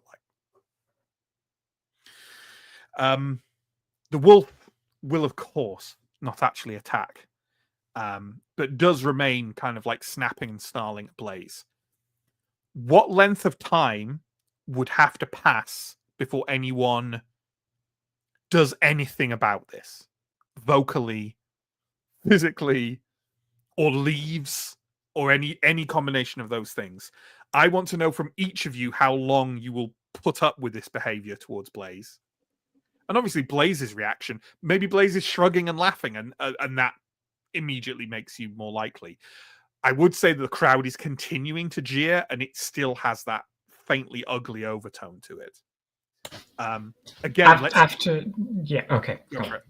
It's more like Marie kind of being a bit protective of Blaze generally, even just like after maybe 10 or 15 seconds of this kind of continuing, is going to kind of step forward and just like be close to him, and looking out at the crowd like a little bit confused. Okay. Is there any ability or thing you would like to use? I think after looking confused out the crowd, she's going to turn to the Saint actor and the Wolf actor and just kind of give him a bit of a hard stare, like, what are you doing to my friend? Yeah. Is there any ability you'd like to use with that? Steal interpersonal. Right. Yeah. I'd like to do a push on it if possible. With a push? Mm-hmm. Okay.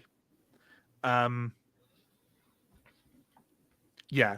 You said, as you said, are you doing this mainly just, you're not saying anything, you're just kind of looking at them like, this is enough. That's enough now. Exactly. Yeah. I'm being there as a presence that they should know who I am, and making it clear that no, he's with me. Stop it now. That's enough. Yeah. Quite quickly after you step forward, the man playing the wolf kind of like does stop and retreats back to like their being on all fours, and the saint kind of like blinks a bit and kind of looks at you, which is a bit odd because they've mostly had their eyes closed to preserve that illusion, and they kind of look up at you and mutter an apology in Breton, and kind of move. They both move on from where they were. Blaze, could you make a composure roll, please? At well, with the push, you know. Can I ask for that? There's no point asking for that roll. But with the push as well and the apology, I'm not going to make you roll for it. Because it was going to be a composure roll at difficulty 3. And I'd already written in my notes that if I'm not saying I'm a prophet or a fascinating empath of human character, but in my notes it says if Marie uses steel, then reduce the difficulty of the roll by 1. But a push with it as well, that's a -2. That would rule it down to a difficulty of 1. There's no point making that roll. You can't fail it. So with that in mind, I could if I rolled a 1 and didn't put any points into it, because With Rojas the -1 still has still. the -1. oh, or does he? Let's find out if he does, and if he does, we'll still do it. Alex, roll a d6. Isn't it roll a d6 4 times, 1 for each of them? And if any of the results is an even, you lose the card, right? I believe I it's think only a that's if they margin of fail. 1. Oh, if Yeah. they fail. Yeah. Okay. All right. Then Blaze, you already know what the difficulty is, so I'll say it. Roll a composure check at difficulty 2. Yeah, okay. So if you spend 1 point, you're guaranteed to pass. Or you could just roll a dice and not spend a point of composure. I mean, surely there's no more composure checks this session, right? Right. For narrative interest, I'm not going to spend any points. Sure. I could, but I'm not going to. I rolled a 5. Okay, yeah, you're fine. If you're interested, it was to see how embarrassed you are, essentially. Which have hazard cards.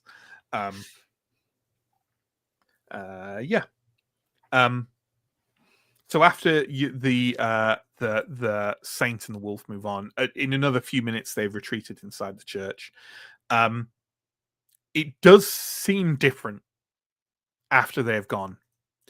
To a certain degree, you get the sense, especially those of you who aren't Marie, that perhaps some of the celebrants kind of now resent your presence. And I would say, I'm just going to roll a die for this. I'm going to say it happens to a couple of you, but not Marie. So I don't roll. Oh my God, I hate D4. Who likes D4? No one. That's who. That makes sense. Alex and Blaze. You know when someone kind of barges through you and you're not sure if it's just that there's lots of people here or that they have a problem with you? Yeah, that.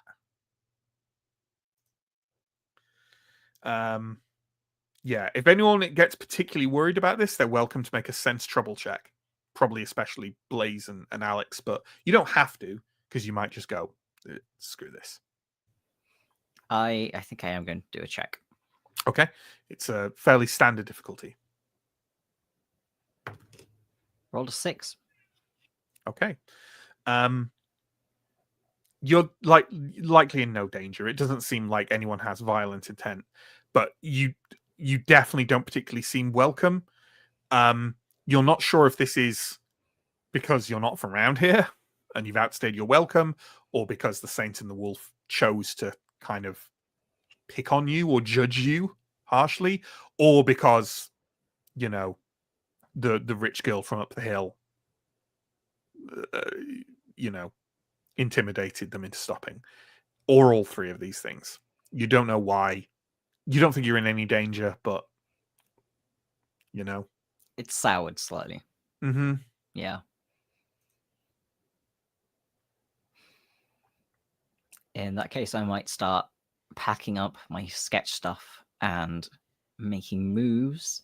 Probably not on my own, but indicating to the group that I am considering returning home.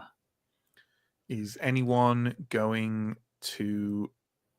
Who's going to go with Blaze? Who's going to remain? Theo would go with Blaze.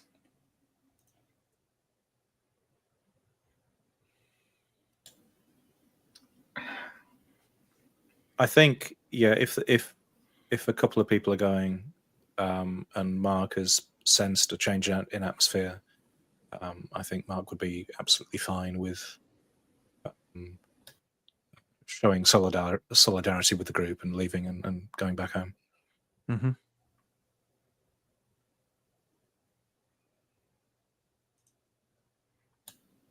Alex, Murray? I think Alex will stay if Maria is staying. He might ask, "Is it always like this?" But and we got similar stuff, but not like this. They just like carry a big plinth or something. They don't have a guy in a wolf outfit.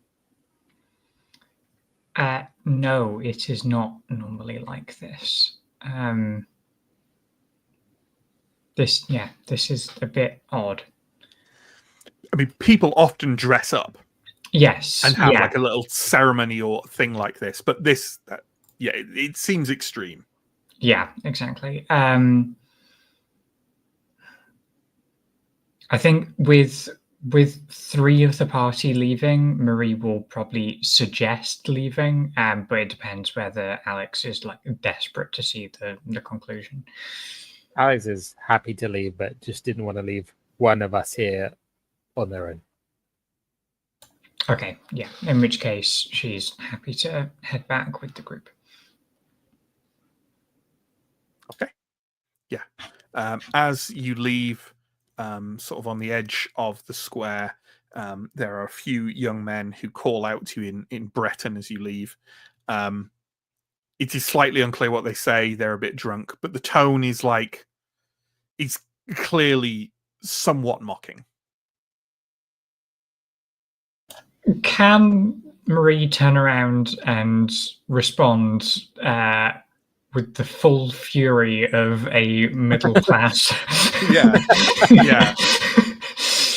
Yeah, I would. Yeah, sure. Yeah, I would say waspy, but not that.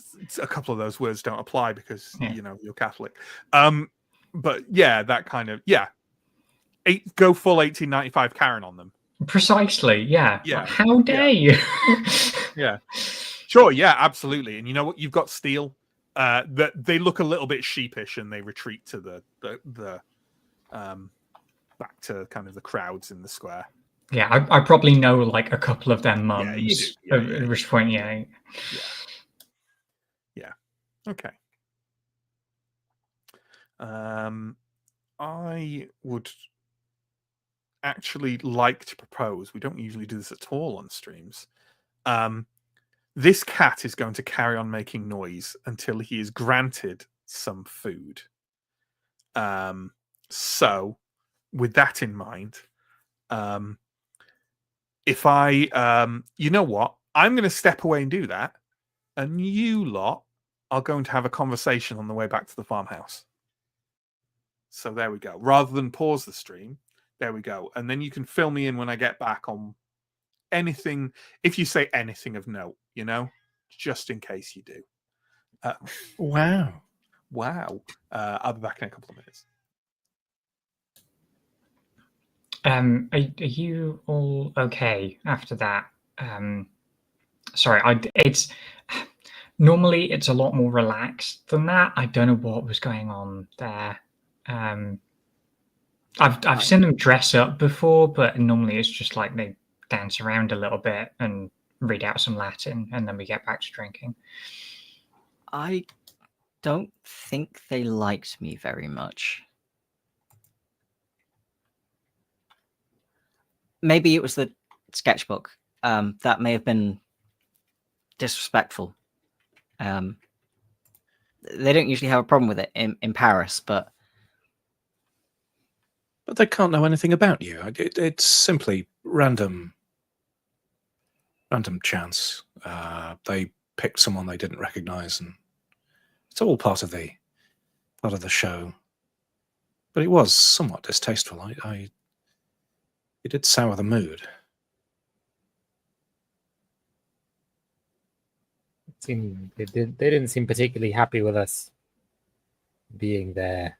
Generally, I mean, not too bad, but not welcoming. Yeah, I'm sorry that you had to go through that. The town is generally a lot more welcoming of people from outside the area.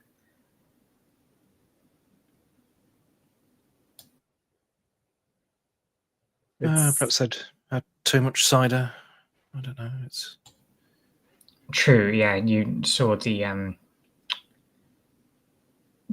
particular brand of people as we were leaving that I'm used to dealing with in that kind of scenario. Yeah, I don't know. It just felt a bit off.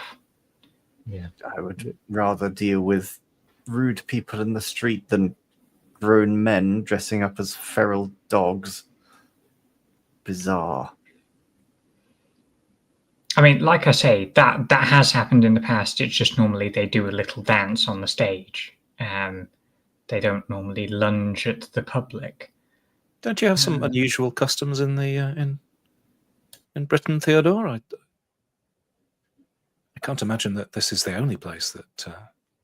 I mean, maybe in some remote backwards village somewhere they do something like that. I don't know, but Isn't there something about green men? Is that? I heard that in Wales you have to convince a horse skeleton not to drink your beer at Christmas. well, you'll have to go and ask a Welshman.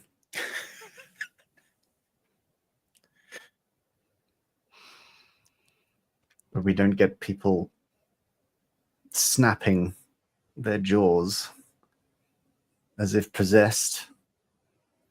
Very strange. Almost like some kind of savage. I suppose it's just an attempt at audience participation. I know that's. Well, the audience almost participated in a way they may not have liked. I'll say that. I did see you sneak that bit of wood there. That's a spirited party. May have been an overreaction, but I mean, it was very strange. Like, it was very uncomfortable, right? It was kind of just been me that felt a shift in tone. I mean, I wasn't gonna swing a log at him or anything, right? But well, there was a moment.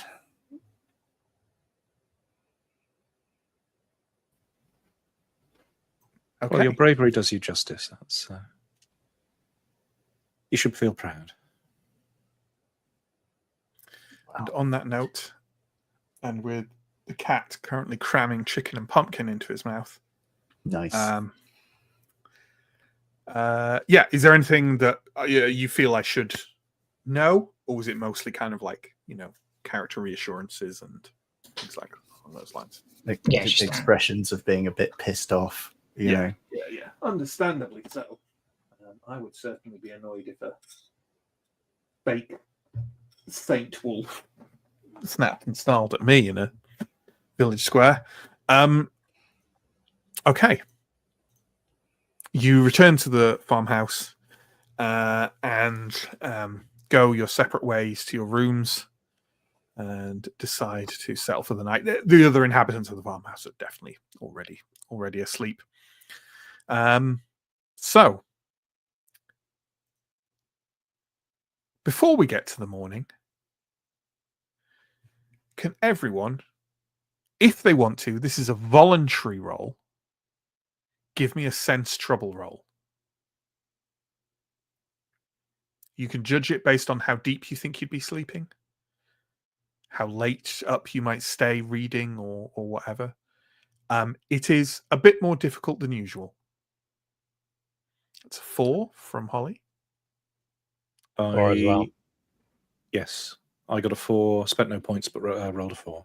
I spent both of my 2 points and got a 6. Okay. +2. In that case, in separate rooms, as we've decided, Blaze and Theodore, wake up vaguely aware of unusual noises coming from outside the windows, which are all open to the warm summer night air. At first, it sounds like the screeching of a train coming to a halt, which is obviously nonsensical.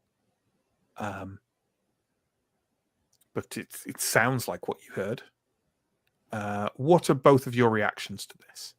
It's perfectly valid to go, ugh, and go back to sleep.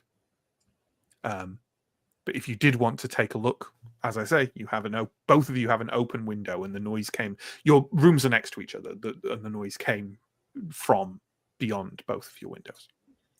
I think Theodore would go to the window and sort of, cautiously peer a bit, but mainly would be sort of pulling the window sort of to close it, because it's not a pleasant noise.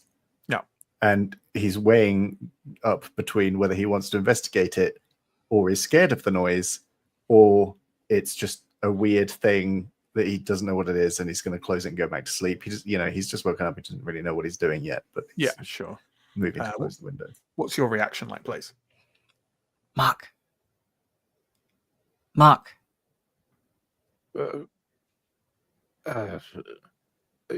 Blaze?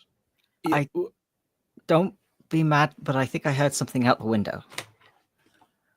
And then I will go to the window. Okay. Remind me again which one of the two of you rolled higher, Blaze or Theodore?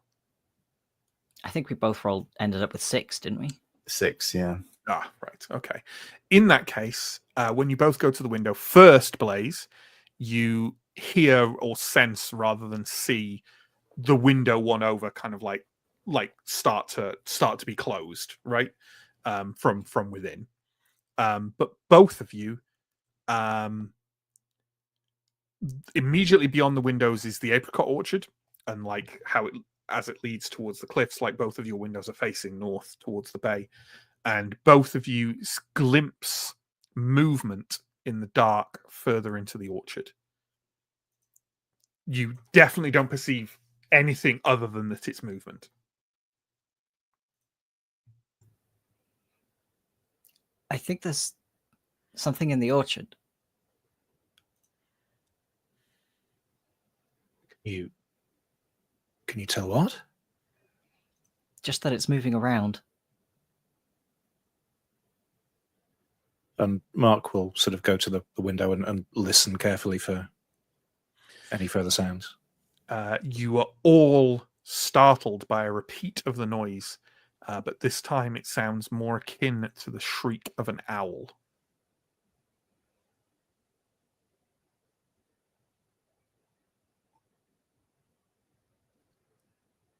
Was that what you heard before?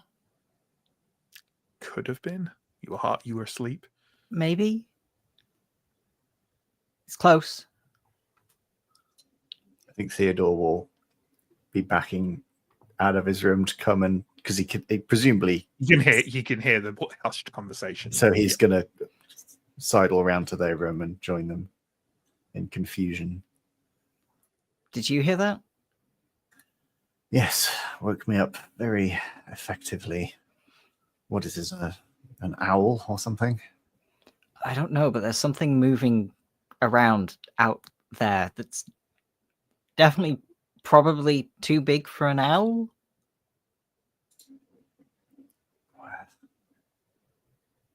Right. Well, what do we do about that? I don't want to impose thoughts into your characters, but as you know, I have a habit of like, if I think there's a thing that your characters might think that you as players might not necessarily leap to because we're playing a game and not in real life, you just received relatively hostile behavior from locals. I think it would definitely not be outside the range of your thought that people are out there either with some genuine illicit motive or just doing a mischief, or to fuck with you. Yeah. Yes.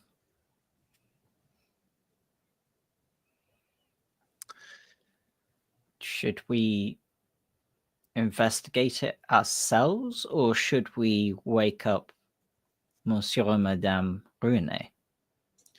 Well, I would say the custom, again, I'm not imposing on you. I would say the customs of the time would certainly be, as guests, you should see. You know what I mean? Like, if you can take care of this without disturbing the. I think Mark was probably already, putting trousers on or getting dressed and, yes, getting ready to go out and have a look. Theodore goes back and puts his trousers on. Yes, assume proper dressing occurred. Absolutely. You all kind of like gather on the landing and walk. You don't need to be too sneaky. And head down to the kitchen, and then outside the back door will be open. So, yeah. Okay. Can we grab there'd be a sort of a lamp to hand or something? Yeah, sure. Yeah. Absolutely. Yeah, I'd be looking for a light source and some sort of improvised, like pole or staff or just something to brandish. Really. Mm-hmm. Yeah, Yeah. I think Theo would be with you in definitely assuming man-made mischievous miscreants. So gonna grab something. I don't know what would be around. Yeah. But... I mean, the kitchen will have various implements. If you want something to thwack someone with, there'll be rollers. If you rolling pin, want to arm yourself even further, there may be some gardening equipment led by the back door, things of that manner. I think I'd probably say we should stick to things that are more threatening than actually lethal. Yeah. Yes, I'm not going to grab a massive knife or something. A rolling pin, a rake, a exactly. shovel of some kind, things like that. Okay, you kind of arm yourselves, and are you like? I'm assuming since you've kind of said you want to take care of this relatively silently, are you just going out in the orchard and having a good look, seeing if there's anyone up to any mischief there? I think so. Yes. Okay. Well, as you do so, you go out and you spend a couple of minutes looking around. Cat. It was just a cat. It's just turns out it's the noise again. Yeah, it's that horrible screeching. As your eyes adjust to the bright moonlight coming from behind a blanket of cloud, you look around and can be fairly sure that there is no one here in the orchard with you. You turn to return to the house and your bed, and a slight sound makes you all pause. A distant musical echo from the direction of the cliffs makes you turn. Out there, in the rolling, inky shadow of the bay, there is something almost like lights in the water. An ever so faint patch of illumination swirling dimly with the waves. You stare at it as it momentarily seems to brighten, and then you start in alarm as another screech pierces your hearing from just overhead. Jerking your head around, you see the large shadowed shape of an owl drifting from the branches of the nearest tree and out over the fields. Turning back, what you know could not actually be music and lights from the waters of the bay has vanished. First, regain 2 composure each for realizing that it was merely an owl in the orchard, and then roll composure at a reasonable difficulty. And we don't have the malice because Rojas isn't with us. Correct. Spend 3. In a way, it would have been better if someone had failed that roll with the flickering of the light and the saint and the wolf. I rolled 5. I also did a 5. I spent my 2 points again and rolled a 2, so 4 total. 4 total. Okay. You're all fine. Trick of the light. Sometimes waves have a bit of light to them. In the moonlight, they reflect it. I don't know if any of you no, Marie may know the natural history about that. You do get illuminations on waves. It's bioluminescence, yeah. Bioluminescent plankton and the like. Probably just something like that. You're on edge. Are we going back to bed? Just a bloody owl. Yes, I will sort of, laugh and slap my colleagues on the back and make some witty comment about owls. I'm sorry. I dragged us out here. One of those old-fashioned owl witticisms. Twice in one day, I've brandished a piece of wood at a bizarre animal. Let's sleep. Okay. You return to sleep and are woken no more by anomalous midnight screechings. You are, however, all woken by Madame Ruinet, who insists you shake off any sickness from the night before with a brisk mid-morning walk. And while you're at it, she gives you the same list as for yesterday, albeit with 2 hocks of ham added. Which, is an extra task, but also that sounds pretty intriguing. Being as you're fairly sure that when you return, you're going to get those hocks of ham. She literally wakes you up, by the way. She kind of opens the door and calls out for you. She's not having people spending 2 mornings in a row sleeping late, Okay. Yeah. I mean, Marie slept relatively well, so is gonna go up and at him, try and drag the rest of them out of the house. You know what? I'm gonna we don't usually roll this stat. We barely use this stat, in point of fact, since we started play. So I'm going to ask Mark and Blaze and Theodore to make a fairly easy health roll. And there's not going to be any big thing at the end of it. It just might affect. Just play it into your role play, So it's also maybe, I don't know, you might not want to spend a bunch of points on that, I don't know. But let's see how we do. I don't know if Alex has stepped away for a second. He has. I spent 1 point and got 3 total. Okay. I spent 1 point and got 5 total. Yeah.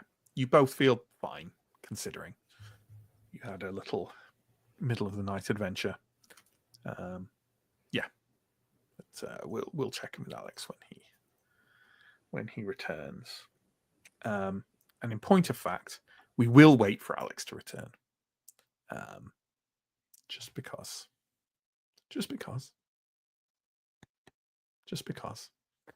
No reason. No reason. Don't know what you're doing. Sounds very bad. Yeah. In that case, We normally say no, go for it. If you've got actual roleplay stuff to do, otherwise I've got to vamp and fill up time. But if you have actual roleplay to do, then please. No, I was just going to say that I will take the opportunity to similarly disappear very shortly. Okay. And everyone slowly leaves and never comes back. Oh, that would be an interesting move, wouldn't it? In a way, a relief, But there we go. We normally leave this kind of I guess we're taking a little break here, but we normally leave this kind of stuff for the end. But has everyone enjoyed the images tonight? Very nice. Yes. Yeah, they're good. I found a nice to make the sepia pictures. They're all modern photos of the standing stones and stuff like that. But I found a little series of filters I really liked. Nice. Yeah. Make them pop a bit as older images. Yeah. The one of the bay at night was, yes, that's... You like that? That's good. That's good. I wasn't sure about that. I did like, because I just had a picture of the bay and it was quite dark and I was like, oh, can I make this kind of day for night? You know what I mean? And do it in that. And when I did it, I realized, it does look like a little light in the middle of the water there. I really like that. So delete that image off your hard drive, Matt. Yeah. Don't dwell on that too much. Yeah. Or delete it and then find it again mysteriously a few weeks down the line. Yeah, wake in the middle of the night, sound of thundering waves from my computer room. There we go. Oh, Alex, since you're back, I asked the others the others who woke up for a health roll at a fairly low difficulty. Okay. And this is it's not really going to give you any significant penalty. I just want it to play into your role playing on how much your disturbed night has affected you, right? I got a 4. Yeah, you're fine. I added 1. Okay. You are fine. You are a-okay. And then John has now stepped away because you stepped away. So now we're waiting for John. So Sorry. it's okay. I just normally stepping away and back is I don't need to pause, but I just needed to pause at this point. So that everyone was here. Which when I said it to the others, they all looked terrified. I don't know why. Sure, it's nothing. Yeah, it's fine. No, yeah, I was fairly pleased with those, with the filtering on those images. And what a weird and specific find, like the postcard for a railway station I'd already written. Alex is traveling through. It's kind of weird but fun. Anyway, okay. With John's return, let's carry on. So, is there anything anyone wants to do, or like, are we just setting off for a walk to the village with our shopping list again? Is that the idea? Nothing specific from anyone. Okay. You may recognize the first couple of sentences of this because I read it by accident. The walk into the village seems much quieter than the night before. The occasional twittering of birds from hedgerows is the only sound, with much of the village presumably sleeping off the celebrations. There is a stillness to the air that endures even as you walk past the village boundary. You have neither heard nor seen anyone until you reach the small square, still festooned with decorations and not a small amount of discarded debris. Several individuals lay about in the shade, sleeping themselves sober. A young man, the butcher from the market, kneels at the side of the fountain, dousing himself with cool water. As you walk into the square, he turns and stares at you in a disconcerting, unblinking fashion. He says something in Breton with the cadence of a question. Sam, you have intuition, right? Yep. And you were present where you found the wolf and the symbol on the wall. Yes. You have exactly the same feeling now that you did when you heard the sound. And really, a very similar feeling to when you saw the sign daubed on the wall. Marie, what did he say? He stands and repeats his question quite loudly this time. Taking a step towards you, he asks it again. Gwelatok Ezar Arwismelen?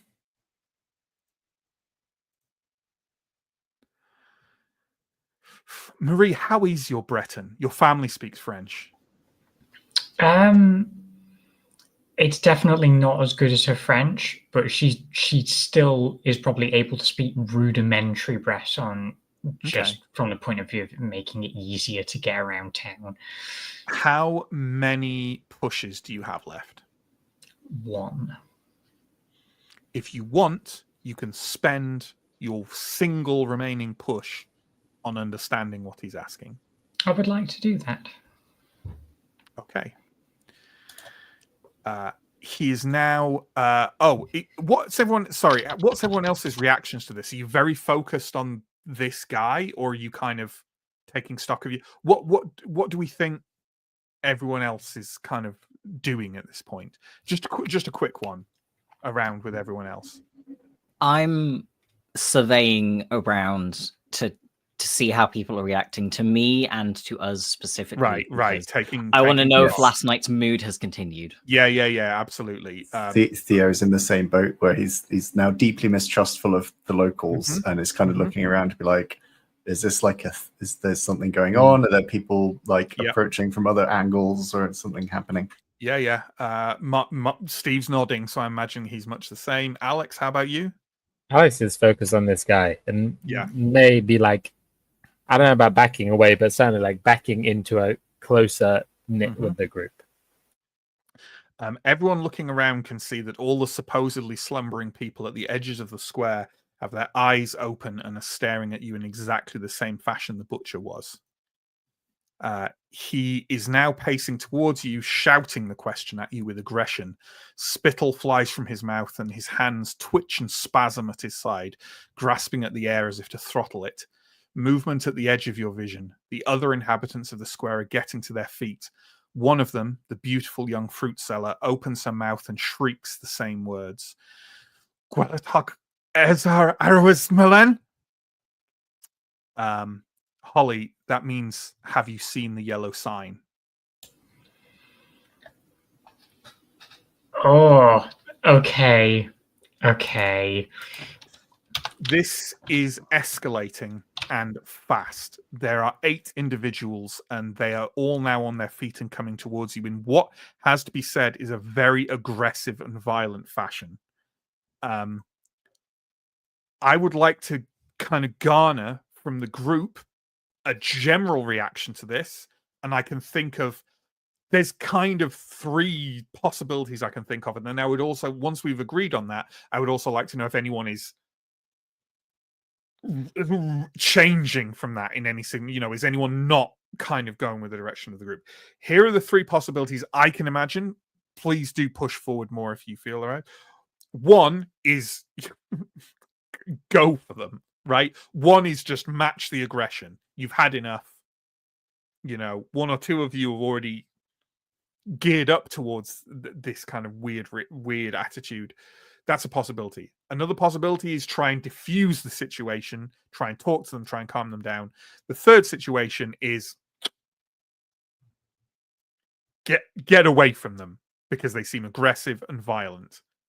I know which reaction I kind of expect you to have or think that you will have, but I'd like to hear from you where you're leaning.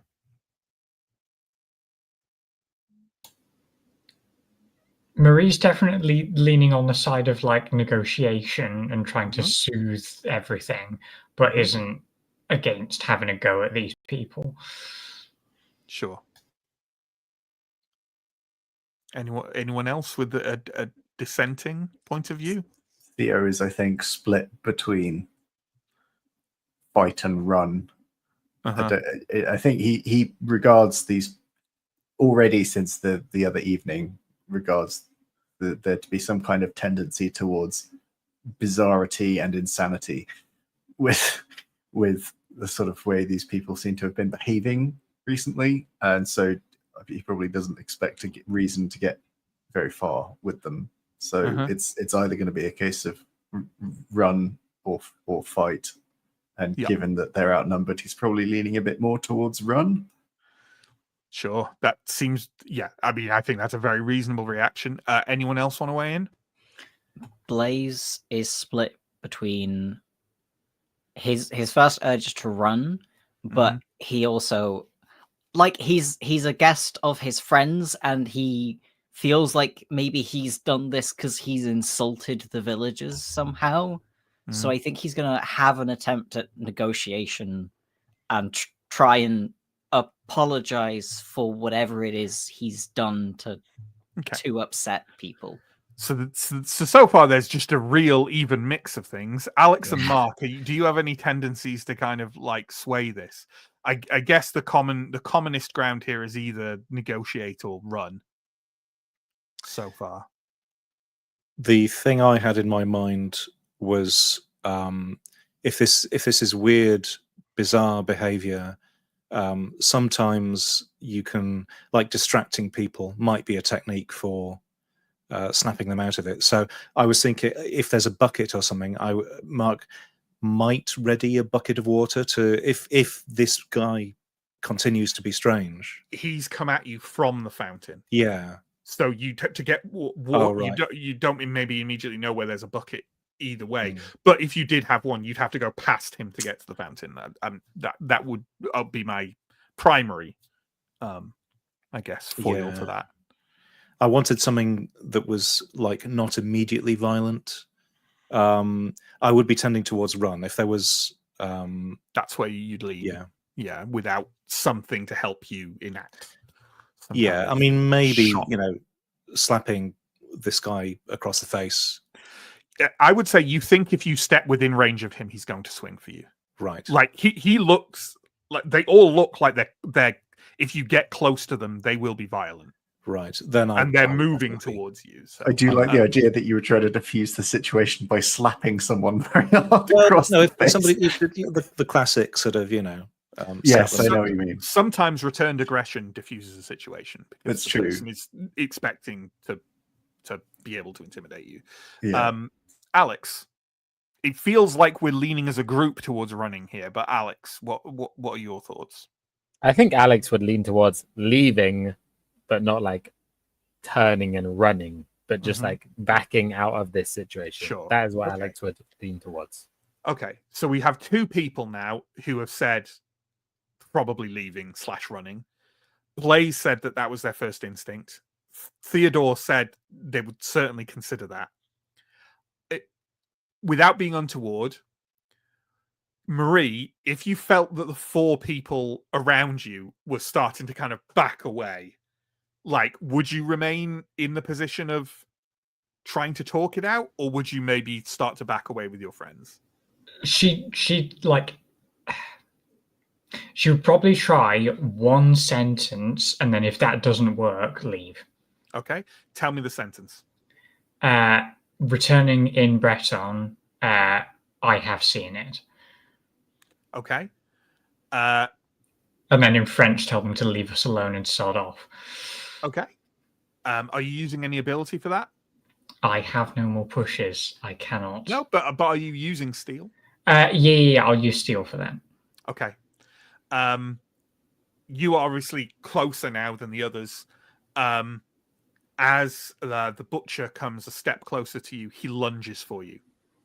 You still have a moment. Are you going to start going with the others? Or are you going to trust that your words will be enough?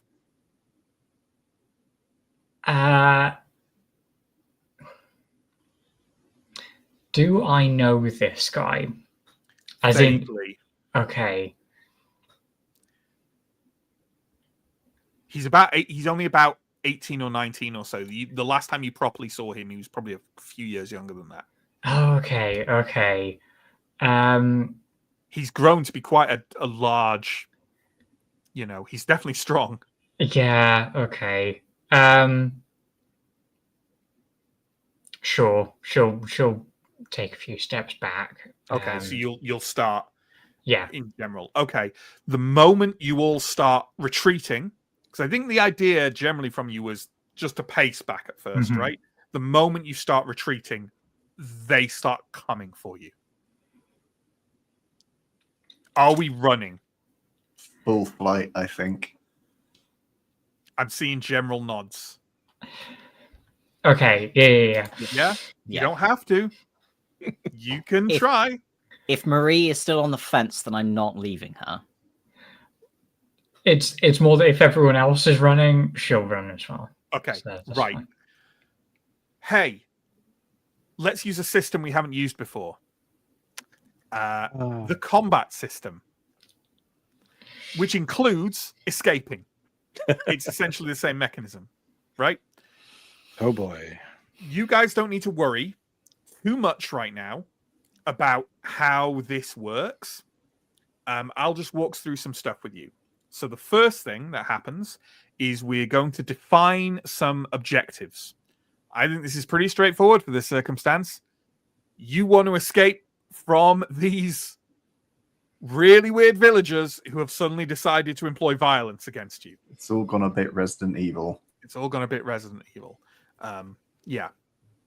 Okay. No one's disagreeing with me with that. I'm going to determine the difficulty.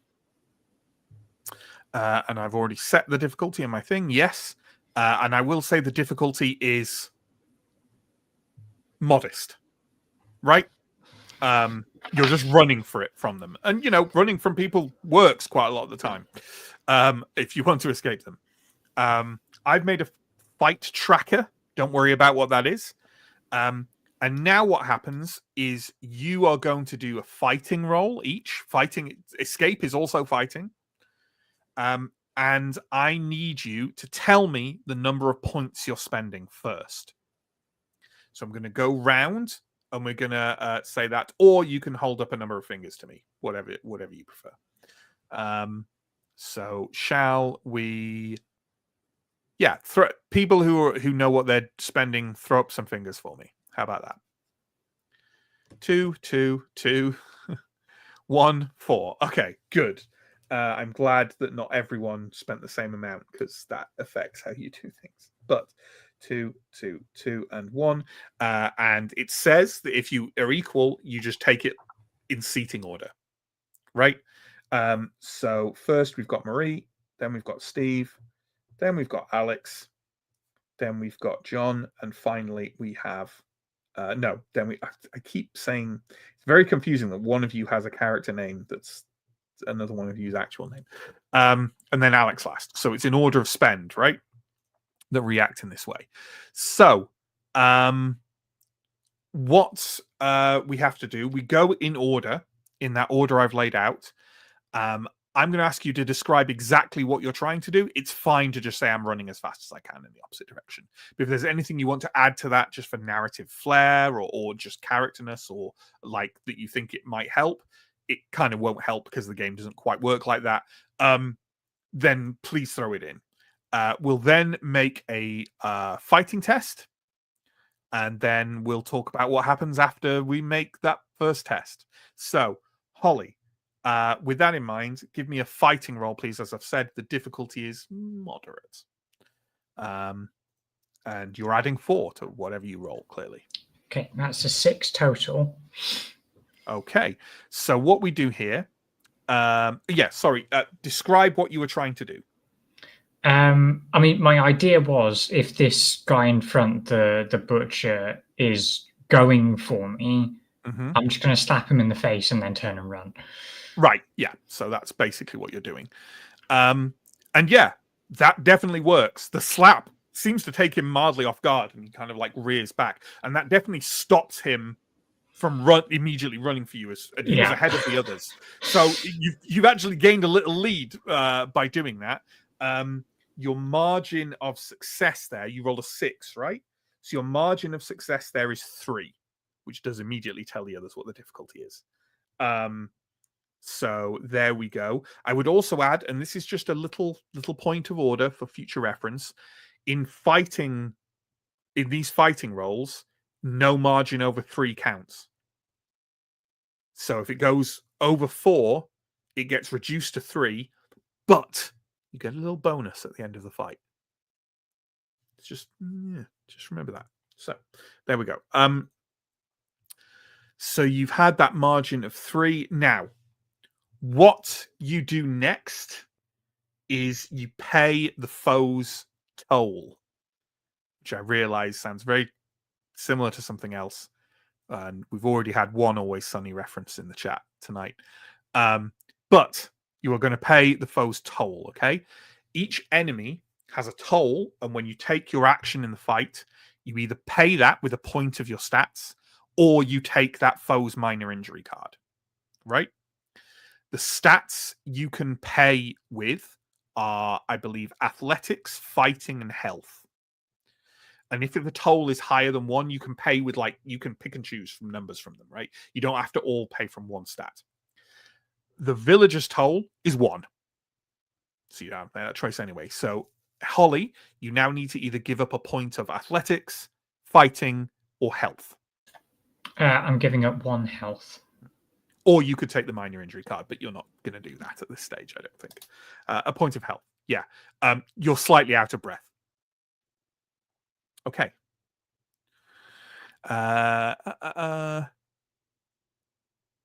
Yes. Okay. Great. Now, what we do is we basically carry on this, and at the end, you want the running total of your margins to be hang on. Final margin. That's weird. At the end of the summary, it says if the margin is more than 0, this. If it's less than 0, this. What happens if it's 0? I think it'll be like the others, and you'll need to match it. So if the margins are 0 or higher, and we'll double check that if it turns out to be 0, you succeed.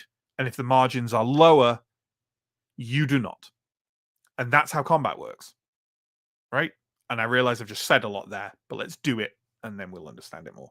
Steve, first, tell me, is there anything in particular you're doing, or are you simply running as fast as you can? That's perfectly valid to say.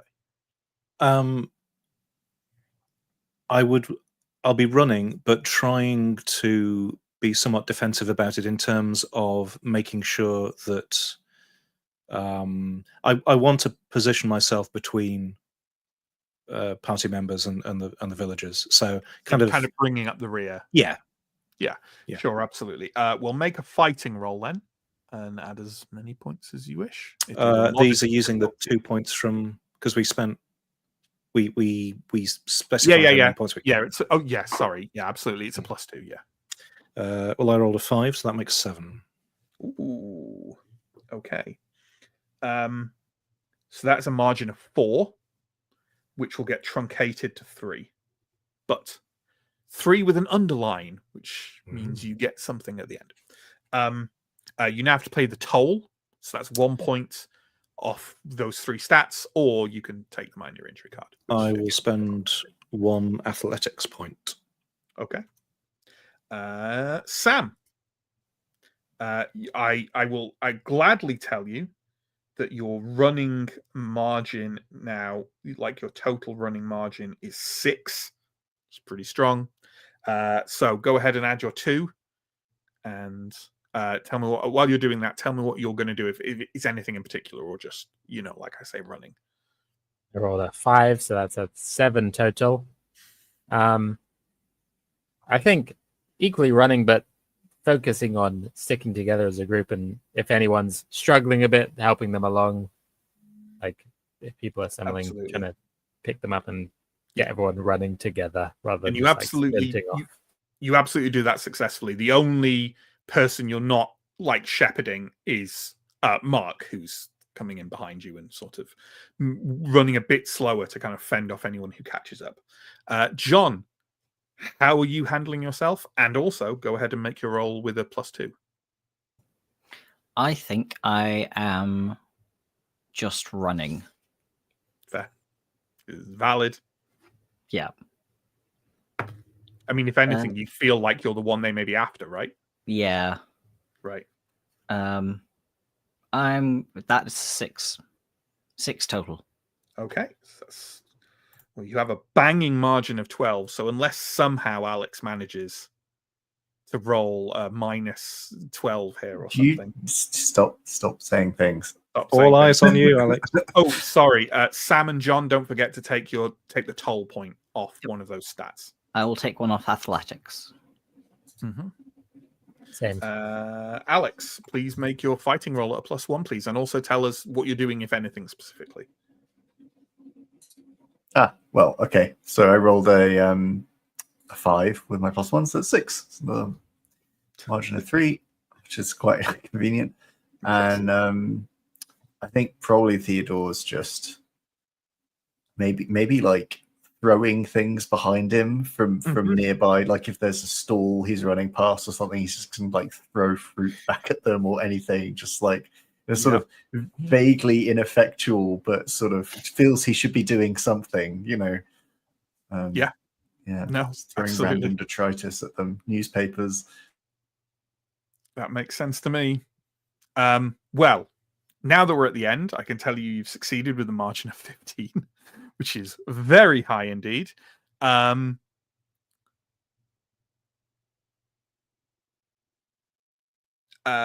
People with a truncated margin, which was Steve and Sam, you can choose to either gain a push for the session or refresh any ability other than fighting, i.e. get 2 points back on any ability other than fighting. That includes composure. Just saying. The dreaded composure. So what have we chosen now? It's a tough one. Push, good. 2 composure, good. Good. I'm going to take 2 composure. Mm-hmm. I'll take a push just to be Because you're out of them, right? I think as well. Are you? Oh no, I've still got 4 composure left. No, out of pushes. I mean. Oh yes, I'm out of pushes. Yes, sorry. Yeah. So yeah. Cool. Okay. Well, you set a very strong pace, getting away from the now howling and shouting villagers. And you don't suffer if your margins are bad. That's when you start suffering like their injury cards.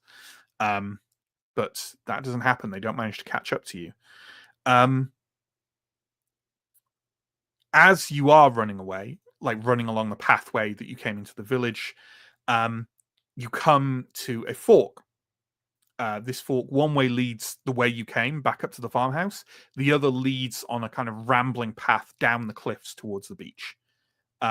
You pause there for a second, but then your decision is, I assume, made for you by the fact that another group of 5 villagers is starting to yell and run at you down from the street that leads to your farmhouse, Marie. Are you still winning? Are you all still wishing to run? In which case, there is only one path away, or are you deciding to engage these people? The only way past them is through them, and there will soon be 13 of them. Or are we taking the path down to the beach? I think path down to the beach is probably the best way. As much as Marie wants to go back to the house, she doesn't want to go through 5 people to do it. Yeah, and perhaps lead 13 of them. Exactly. She doesn't want to lead over a dozen people to a mum's door. Yeah. Here's an interesting note, just because I've seen what Alex has popped in the chat. The difficulty of fighting massively escalates depending on what you want to do. Yeah. Escaping is easy. Yeah. I figured it would be harder, but it's quite an elegant little system, actually. I quite like it. I'm happy to talk about it after the stream. If it was just the 5 in front of us, I'd be half tempted. Sure. Because if you but if you fight them very soon, 8 of them. Exactly. Yeah. Yes. Yeah, absolutely. Okay. Down you go. So this part of the cliff has kind of collapsed over time, right? And there's a kind of winding rock-strewn path that leads down to the beach. The beach which is at first fragmented rock and then leads to sand and then onto the bay. I'm not going to massively describe this because you don't have time. All you're doing is scrambling down this rocky path, and as you do so, I would like all of you to make a fairly standard athletics check, please.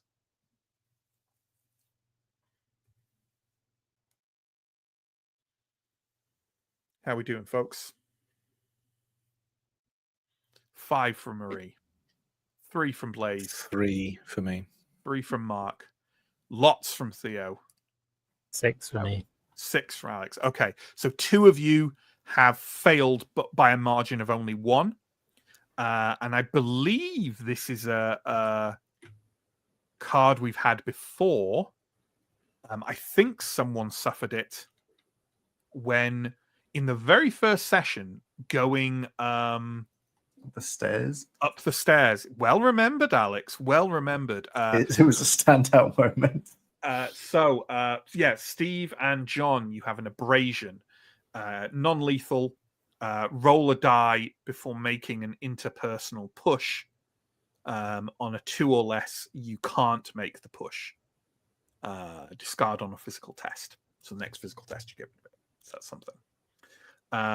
It just occurs to me, God, I think maybe by the rules of Whisper of the Sign, you all should have taken a penalty on the fight. I don't know what does it say. I mean, we're not going to go back, but like that's just for composure tests. For composure tests. Okay. Yeah. Great. Okay. Yeah. All right, we've got that. So yeah, Blaze and Mark. It's very easy to imagine how one might scuff themselves or you get a bruise or a graze on the way down. Do you want to just quickly reel off where you've been hurt and how? My treat. I think I might have half stumbled and sort of put my hand down to, regain footing, and so I've scratched the heel of my hand on some sharp rock or gravel or something. Yeah, that's fair. Blaze? Blaze probably, let's say, as we're like turning a corner around a gate or a fence post or something, Blaze has cut the corner a bit too close and sort of scraped his arm on it. Yeah. And I'm going to say that Hildred takes a tumble as well, in my regular reminder that Hildred exists, and kind of almost rolls for a short while and then picks himself back up and kind of swears loudly in the most American voice you've ever heard him produce, and then carries on stumbling down the rocky path. The villagers continue their pursuit down the path onto the beach, only stopping, in fact, when they essentially drive you to the surf, and then they stop. They stop when you are 1 or 2 feet into the cold Atlantic waters. They spread out and gaze at you all with an undeniable hatred. Can I have just a reaction off each of you? Or any inkling of a plan, or any anything. This is not where you expected your morning to go, I think is safe to say. Let's start with Steve.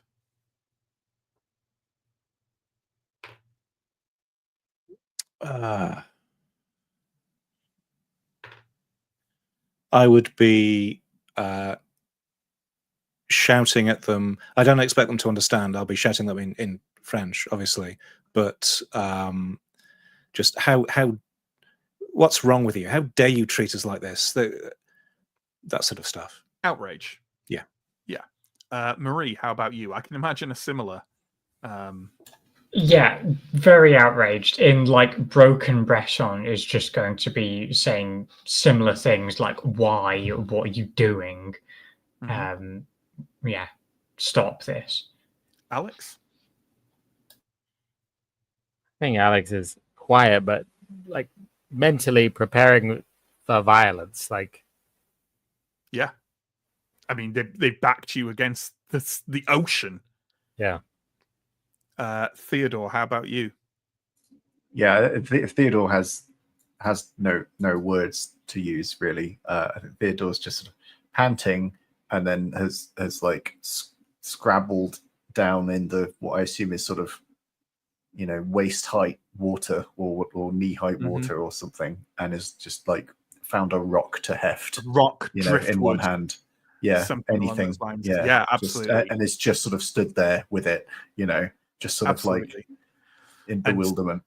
And incidentally, congratulations on somehow always knowing whether I mean you or Sam when I say Alex. I occasionally glance over and I'm like, no, he's fine. Blaze. Blaze is going to be looking back at the ocean and trying to make a judgment about how strong a swimmer he is. Not very. And thinking about all of the dead bodies that get pulled out of the Seine because water is really, really dangerous. Very much is. Well, you all stand up to your knees in the surf, staring with trepidation at the villagers on the sand. They have stopped their movement and stilled their cries, and now simply stare mutely as you at the cold waters of the Atlantic soak your clothes and sting your skin. Hildred takes a pace forward and opens his mouth to shout at them in further frustration. Then an odd expression crosses his face. He turns and gazes out at the bay. Do you hear that? Bells. Bells beneath the water. Can I have a difficult sense trouble roll from you all, please?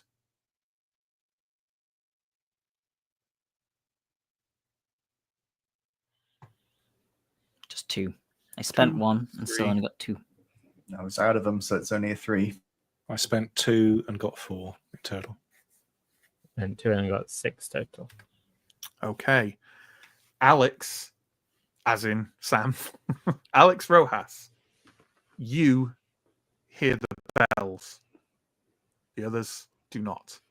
But you hear them, Alex Rojas, chiming in a harmonious sequence somewhere below the waves, muffled by the salt water, but somehow still audible. They ring a simple, beautiful tune that has an urgency and desperation lurking underneath it. You marvel at the splendor, while at the same time easily intuiting that the bells sing only of terrible, encroaching danger. Can you give me a composure roll, please, Alex, at a modest difficulty? I'm now grateful that I recovered some composure. I will spend 3. I rolled a 6, so 9. Other than this sense, the bells have no effect on you. However, in a heartbeat, the ground beneath all of you sways and groans, the water erupting in chaotic gouts and washes of foam. Your feet partly sink into the now almost fluid sand beneath them, and you all struggle to keep your head above the waves. All of you, apart from Alex Rojas, who braced himself for something coming when he heard the sound of the bells, give me an athletics roll at around a medium difficulty, please.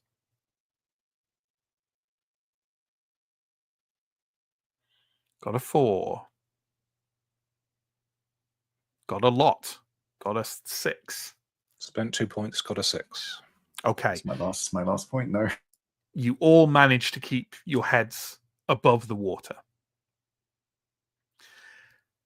The groans from the earth are matched by a deeper, bellowing roar of stone, tearing asunder from further out in the bay. Above the spray, you catch a glimpse of the sea ripping apart, as if a great mass was rising from the depths within a churning maelstrom. Alongside the bells, there is now a distant wailing, as if a great many people are crying out for unknown salvation from mortal peril. I would like all of you to describe your reactions to this. Even if that reaction is trying to get away from what is happening as fast as possible, presumably towards the shore where the villagers are waiting. Let's start with Alex Rojas, appropriately, since you are the one who heard the bells. Alex is wading out of the water and even more so than before, preparing for some kind of physical altercation with these villagers. Is feeling very angry at being in this position and is quite ready to fight these people if that is what they're going to make him do to get away from this situation. No choice now, correct? Yeah, that makes exactly. Sense. John, what is Blaze doing? Blaze is going to try and get out of the water, and he will also grab whoever is closest to him. So if anyone isn't, you're going to try and take them with you. Yes. Right. That makes sense. Holly, what is Marie doing? I think she's gonna look back at the swirling ocean with utter confusion, but also she's been told story enough times that is immediately what she thinks of. And then is just gonna turn and try and march up to the shore again because she's pissed off. Yeah, absolutely. Okay. Steve, how about Mark? Yeah, again, heading back to the shore, maybe sort of. Well, if I see the others heading just straight in towards the villagers, I will also kind of join the group. Yeah, I'll be watching out for other people who haven't started making move yet. So Theodore, Hildred, to be ready to grab them if needs be. Absolutely. Theo, any different reaction?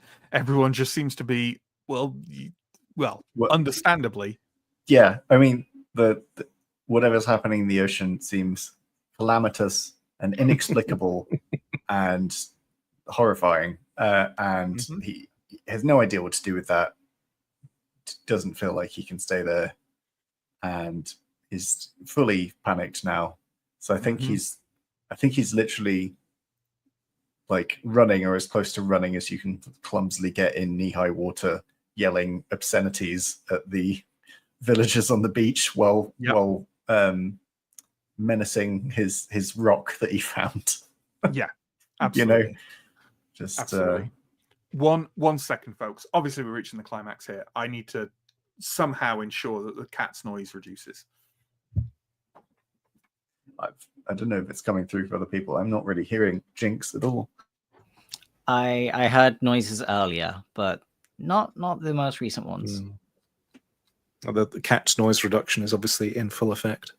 Yeah, they need to invent cat-specific noise filters, I think. No, they don't. You hush yourself. Cat noise enhancement. Yeah. I mean, it wouldn't matter for my cat. I think she's impervious to technology. There we go. I hope that's better.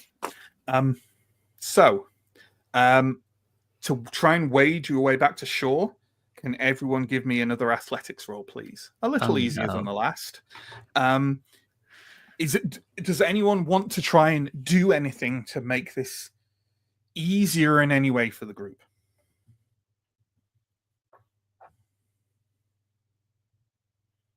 It's fine to say no. I mean, I don't know what I wouldn't even be able to think of a plan. Sure. No. Yeah. I mean, like bracing. If we're going in together, then sort of having a hand on, like walking with joined arms or whatever might make it easier. But yeah, sure. I will spend my remaining athletics points, and I got a 6. You got a 6. Blaze got a 3. How about everyone else? 3 for Marie. 5. Rolled a 6. Rolled a 6. Okay. You all quite successfully wade your way towards the shore. However, it's not quite as simple as just getting onto the sand for any of you, in point of fact. So, shall we go through this randomly? I think we should do this randomly for everyone. Why doesn't everyone, and rather than just make rolls, I've made plenty of rolls already tonight. Why doesn't everyone roll a d6 for me? And I will go through in sequential order what happens to everyone. So John got a 5. We got a 2. We got, I don't know why I'm doing this. So, typical. So Holly, Alex, and Sam, I don't know. Everyone's taking their fingers down now. Yeah, that's what I thought. And then Steve, Sam, John. Okay. I'm going to go through that in order. And I'm going to go through in reverse order because I think that's better for my purposes. So we're going to start with John. Blaze, you stumble from the waters of the bay, seemingly the first ashore. I wrote that, but yeah. You look back at your friends struggling their way forwards, and then other motion catches your eye. Turning to the west, in bafflement, you see what look to be 3 washerwomen knelt by the shoreline at a relatively sheltered and calm rock pool. Each of them is dressed in old-fashioned dull green clothes, but also a long white veil that reaches down to their knees and makes it difficult to see their faces and bodies clearly. 2 of them are thrashing billowing white linens against the stones. The linens are certainly in need of washing as they carry large dark stains of what looks like soil or worse. The third has her arms plunged into the rock pool up to her elbows, rolling her shoulders as if hard at work. In confusion at their seeming calm, you thoughtlessly open your mouth to shout out a warning to them, but the words stick in your throat. The third washerwoman has pulled herself upright, and she grasps not more linens, but the forearms of a young man. His face is a pale, contorted mask of pain, eyes bulging from their sockets. Water gushes from his lifeless mouth. His arms are a tangled and broken mess of flesh and bone, distorted into wretched angles that make sickening snapping and grinding noises as the washerwoman hefts him bodily up from the pool. She turns to you, and just before the coastal wind throws the veil over her features into sharper relief, you turn away, gasping in horror. Give me a composure roll at standard difficulty, please.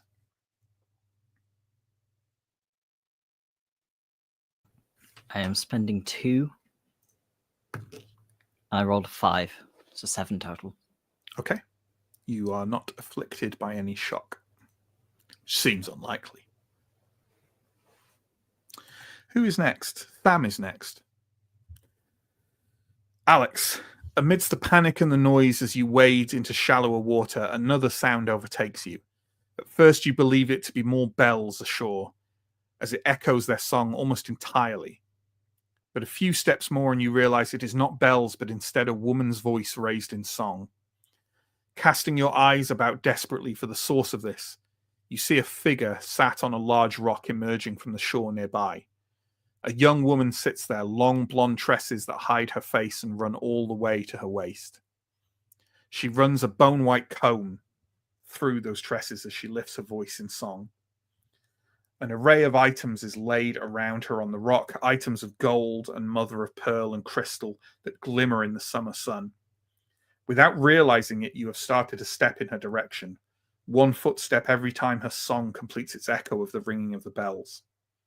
You reach halfway towards the rock and then shake your head as your eyes register something. A shape is wrapped around the base of the rock, something sinuous and serpentine, a colossal worm or snake that quivers as if in anticipation of consuming the woman. You quicken your pace, thinking of nothing but a heroic salvation you could provide. You can feel the blood rushing through your body and a stirring in your loins. Only a small part of you whispers that this is both inappropriate and illogical. Then your eyes finally follow the rings of the creature to its head, and you feel your stomach lurch in sickening nausea as you comprehend. You cannot see precisely where the woman ends and the trembling, monstrous eel begins. And between steps forward, you pitch over double and spray the wet sand with your vomit. Composure roll. Medium difficulty, please. I spent 3 and rolled a 5. Okay. Nothing affects you enough for a shock anyway. Steve. Mark. You stagger forwards, still swaying from side to side as the lower waves closer to shore buffet you. You look down for a moment to wipe your shirt across your face and clear your vision, and when you look up, a man stands a short distance away from you. He is closer to shore, but the water is still up to his knees. He is dressed in a strange, archaic fashion, an upper half in elaborate crimson doublet and gloves, decorated with odd designs that your eyes struggle to follow. His leggings match the doublet and sink below the waves, where his boots seem to be of a strange, unnatural shape. His red hair is slicked with oils, and his long, full red beard extends partway down his chest and is similarly treated with oil. He stares at you without blinking, and something deep inside you quails at the thought of looking back, even as you do so. His eyes bore into you with a feverish intensity, and everything else, the tumultuous waters, the open sky, and the cries of your friends, first distorts and then fades into the background like the moments before sleep. You cannot breathe. There is nothing but you, this man, the flickering deep behind his eyes like a bottomless pit of flame, and a cold stone of absolute fear in your breast. Thoughts and urges and sins long dormant inside you rush to the surface, being read from the surface of your mind with a timeless, emotionless disdain. In the infinite span between one hitching attempt at a breath and the next, out of the corner of your eye you see a bead of crimson drip from the man's fingers into the swirling surf. A wave crashes into you from behind, and the spell is broken. You tumble down, reclaiming your footing with some difficulty. The man is gone. Composure check, please. Medium difficulty. I spent 2 points, rolled a 5, so 7. Okay. We move on to Alex. Theodore. Your stomach drops sickeningly as you feel something once more that you would consign to the back of your mind in desperate rationality. A hard and painful clutch at your foot, dragging your leg back with a sharp tug that sends you sprawling into the edge of the surf. You gasp, and a rush of salt water and sandy grit floods your mouth. You choke around it and attempt to spit it out as that terrible grasp grinds against the bones of your ankle. Desperately attempting to wrestle yourself away, you inadvertently turn yourself over onto your back, your hands and elbows sinking into the soaked sand as you try to heave yourself further up the shore. You succeed to some degree, and between your motion and the wave rolling back, you see what has you. A bloated and rotted figure clad in decaying naval clothes of red, white, and blue. What remains of the face turns to you, the jaw drops open, and a noise like an incomprehensible rush of vowels comes forth, akin to the panicked, lowing cry of a dying animal, but somehow still containing the withered vestiges of human language. You shriek involuntarily, a primal, uncontrollable noise, and kick out with a mindless, fanatic strength. You are not sure whether the thing's grip is torn away by your blow or the retreating ocean, but you see the foul shape fading away as it retreats into the surf. Composure roll, standard difficulty, please.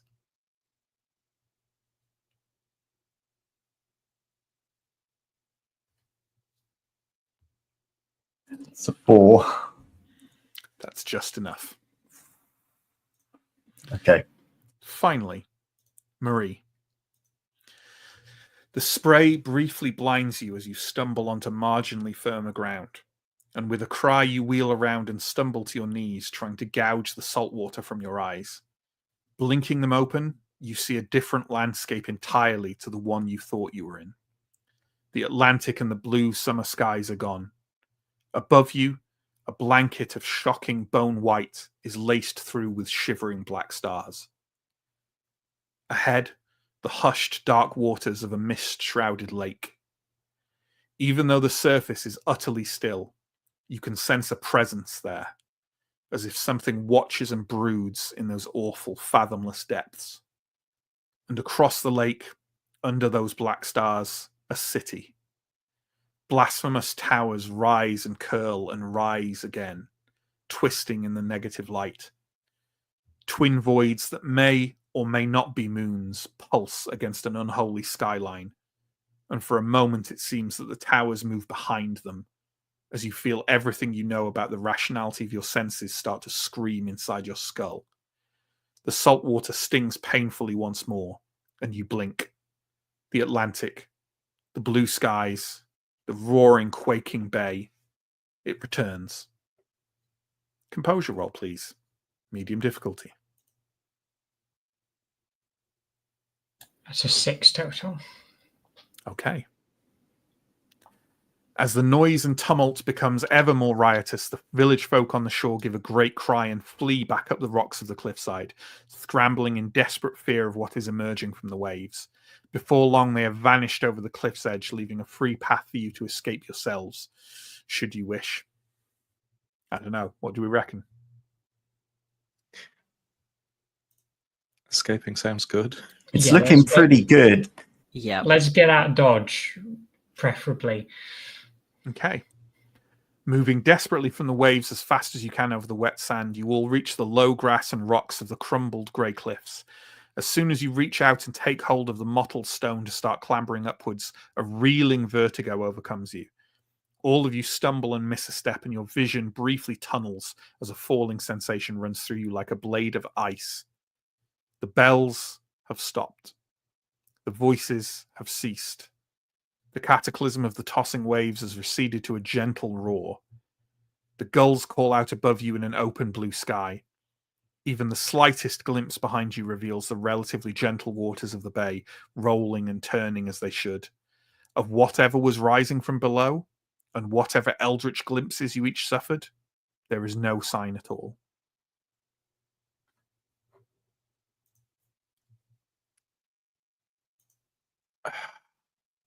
Where is Hildred?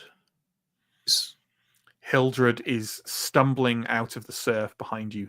He keeps glancing over his shoulder, and he has his head tilted to the side as if he still hears the bells. And are there still the villagers on the beach? No, they've gone. They're over the cliff now. Did anyone else see those women? I saw No. someone, but it wasn't a woman. Or just one woman. There were 3 women over there by the rock pool.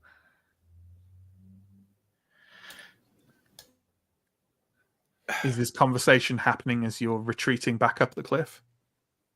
Yes. Yeah, I'd suggest that we get back to the farmhouse. Okay. I wouldn't want to leave Hildred alone. He's following behind you. Cool. He's just looking Yeah. odd and thoughtful. As you set foot in the village, presumably with some caution, a man steps out from a nearby house.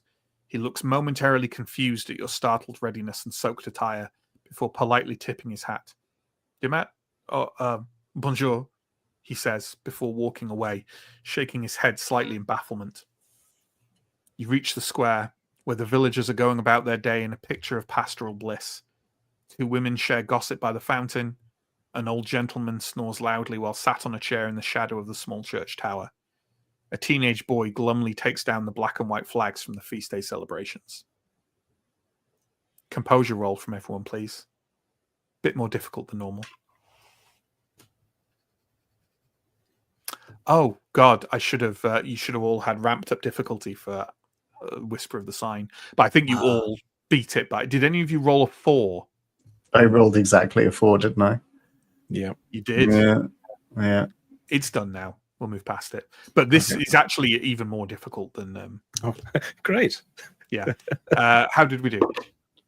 5 minus 1, so 4. 4, Another bloody 4. 5 in total with the 5. 6 total. penalty. Okay, Alex. Somehow you have emerged from this unscathed. However, everyone who rolled a multiple of you rolled a 4, right? Mm-hmm. Okay, everyone who rolled a 4 gets the fun of the card Dread, which looks That like fits. this. -1 to presence and focus tests. Don't worry too much because it doesn't have continuity on it. So we're about to end. So, yeah, you suffer dread though. No one's racked up 3 shot cards, have they? No. And then just out of interest, those of you who the difficulty was 6, so everyone but Alex failed. But if you didn't roll a 4, if you rolled a 5, then you get unease instead. But like I say, it really doesn't impact us too much right now. Okay. I would like to know. Well, I'll just do a bit of a postscript. Nothing else untoward happens during the rest of your visit to the Ruinays. The Ruinays themselves write off anything from the village as a prank to have a bit of fun at your expense, and anything supernatural as a vivid imagination of artists. That is, if you even specifically share anything you've experienced with them. As for the villagers, if you ask them directly about the events, they will seem confused and perhaps believe that something is being lost in translation between French or English and Breton. Marie, I would imagine that you are staying here for the longest than the others. Who do we think is the last to leave other than Marie? Who would be inclined to stay here longer, if at all now?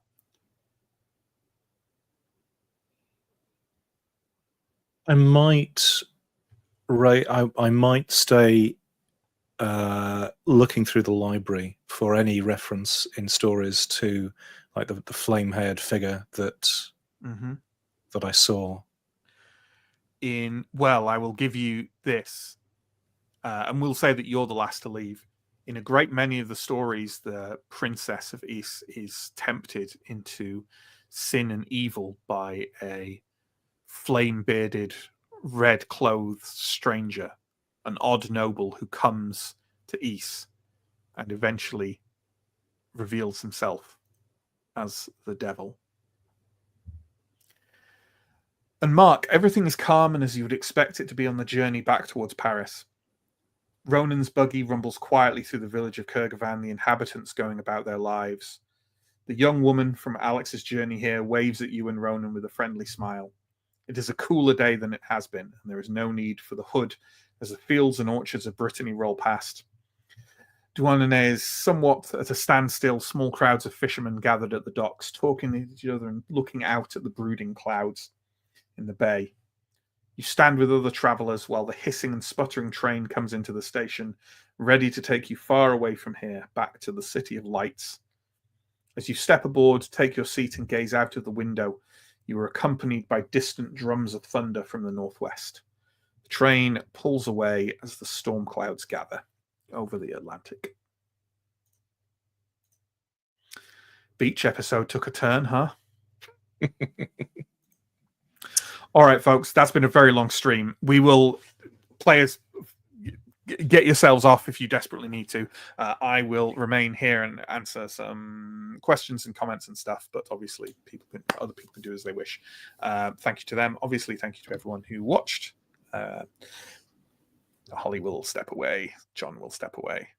John I was just waving. John was just waving to Holly. There we go. Cool. Okay. Do you want to start popping the comments up? John, as per usual, folks, if you want our links and stuff, they're down below. Blah, blah, blah. I don't need to talk about that. Chicken in the Cage. Love the huge lump of butter, a typically Breton element. If it's salted butter, of course. Yes, that was indeed why the huge lump of butter was there. As regular viewers know, I do a sickening amount of cultural and historical research before these things, and I will gladly drop some of that. In Britain, it's officially legal to nail someone to a barn door if they confess to preferring unsalted butter. I'm quite right too. Quite right too. What else we got? Sam, he doesn't speak French, but does he speak loud French? The chosen tactic of English people from time immemorial. We have another couple from Chicken in the Cage, just so that you're aware. Yeah. Okay. It's Yerid Mat indeed. Great. Yerid Mad. Yamad. Okay. Yeah. Grand. Awesome. And we had Max Reiter popping in. The investigator's dead yet? Not yet. I tried. Inexplicably. Yeah. We rolled well in that session. You rolled very well. There was a point near the end where I looked at stuff and I was like, Alex Rojas could go here. Yeah. I rolled insanely well this whole session, except for the one that I got the bad card of. But every other roll, I rolled I didn't roll under 3. I rolled 4 or more, so many rolls in a row. But you had a shock card, and I knew at the end, you've got 2 more shock rolls. And your composure has already taken a little bit of a battering. And actually, you know what? I forgot a composure roll I was going to make you all make. It's one called Someone Has Tried to Kill You for the First Time. Yeah, that's pretty surprising. Yeah. Yeah, so I forgot that one, but never mind. But you all rolled so well, it wouldn't have caused that anyway, so yeah. It helped me that I got to recover some composure at some point for something. That was another thing we haven't really done before. There's there's a rule where if you get a moment of relief, it wasn't something dangerous or supernatural at all, you get a little burst of composure back. And I hadn't really done that before, because maybe it hadn't really happened before. But there were 2 occasions in this where it did, so I was like, I'll throw it in there. Next. I'm just... Oh god, where is it? I think there was definitely at least one thing that I was like. 42. Corpses are so unpleasant these days. No manners at all. Yeah. There was a weird amount of synchronicity in this between the choices you all made and the things I'd kind of thrown in just as little narrative bits. And that was very pleasing, but also makes me think that maybe the Yellow King is, interfering with what's going on. But yeah, I already talked about the photos and the stuff which I wanted to mention. I don't want to belabor this, but as I always do, I want to open the floor to my players if they want to ask about any details, any events, any things. And if it doesn't constitute a spoiler, I will very gladly give you further details about stuff.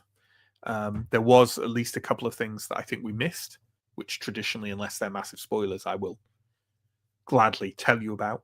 But is there anything anyone wants to raise before I do that shit? Would there have been any negative consequences to us getting the shopping list wrong? Madame Rouenet would have been affectionately disappointed, which obviously would have made it far more devastating. Devastating. Yeah. I tried as hard as I could to make that family dynamic as wholesome as fucking possible, so that when the other shoe dropped, like I did mean this is kind of the beach episode, right? But I wanted to make it like, oh, you think little creepy things are going to happen, but unlike the others, where like the big thing at the end has been like maybe impactful or dramatic or scary, but not like. I think we took this to a different level, right? Something happened to you all. Something at the same completely time. unexplainable, Yeah, like a reality warping barrage of horror, right?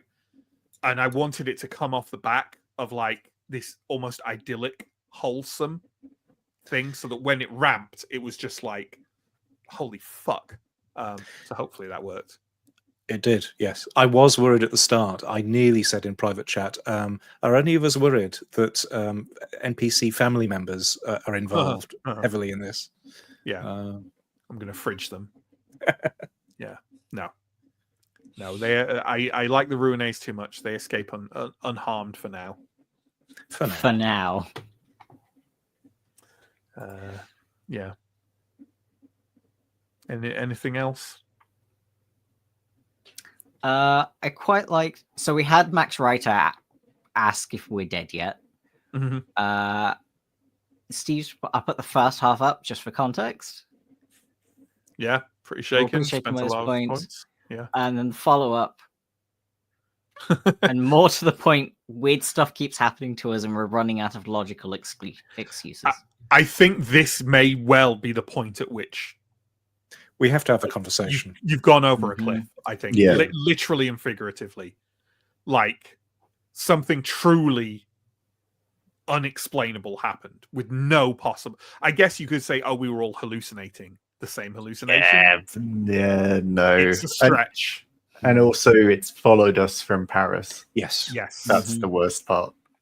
It's a completely different setting. No seeming link. There is an even worse conclusion than it's followed us from Paris. It's happening us everywhere. All that, yeah. I'm sure we'll find out. Whatever it is bound to us specifically.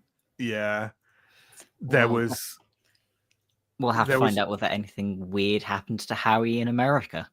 Yeah, there was one piece of information that was another little unnerving thing that would only have come if someone had chosen to push for something, and they didn't. Which I didn't mention it as well. I was just waiting to see, oh, can I push for more information or something? And they didn't. It was Steve's use of miscellany to identify the saint. Saint Hervé's feast day is not July 17th. It's June 17th.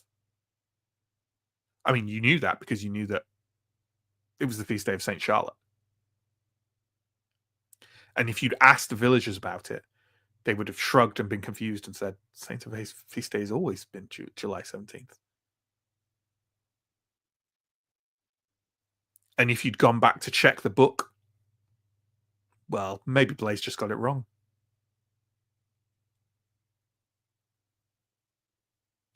Don't worry about it. Change is a good thing. Just blurring the line between the Yellow King and Zinch there for you. Yeah. Anything else? It's all good. Everything from chat, I think. All good. Chat, if you think I've missed anything, then shout. Yeah. I desperately hope. I don't know, Chicken in a Cage, if you're from Brittany or just have a bunch of familiarity with it, but I really hope people from Brittany, if anyone watches this, you're from Brittany, I hope you appreciate all the little things I tried to drop in.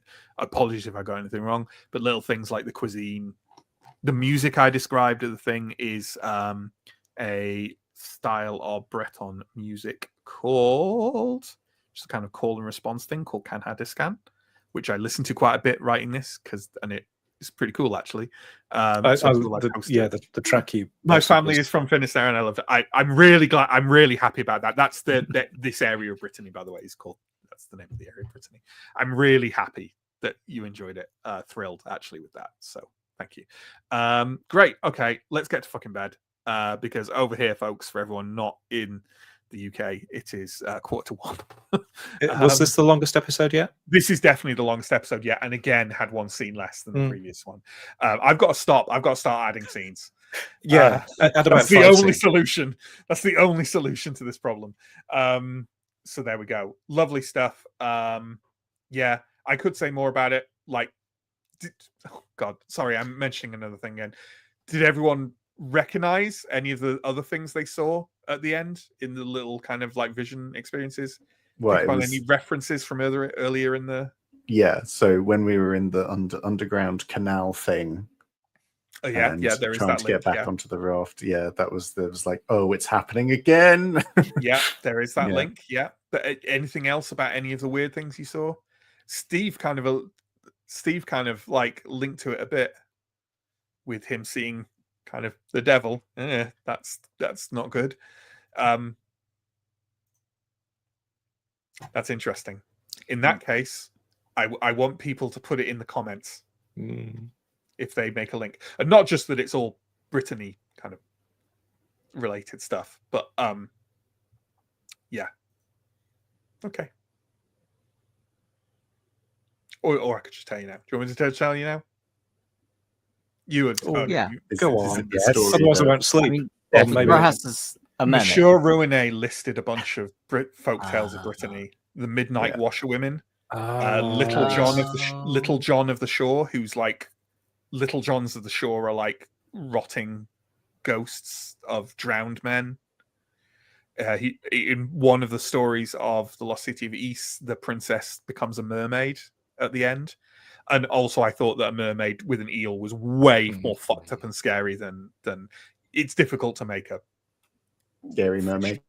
A scary mermaid. So I was like, oh, eels are way grosser. Apologies to any eels watching. And also, there's a thing about eels and sea dragons in the bay. So I thought, well, that mixes together. And of course, Holly's was just a vision of where?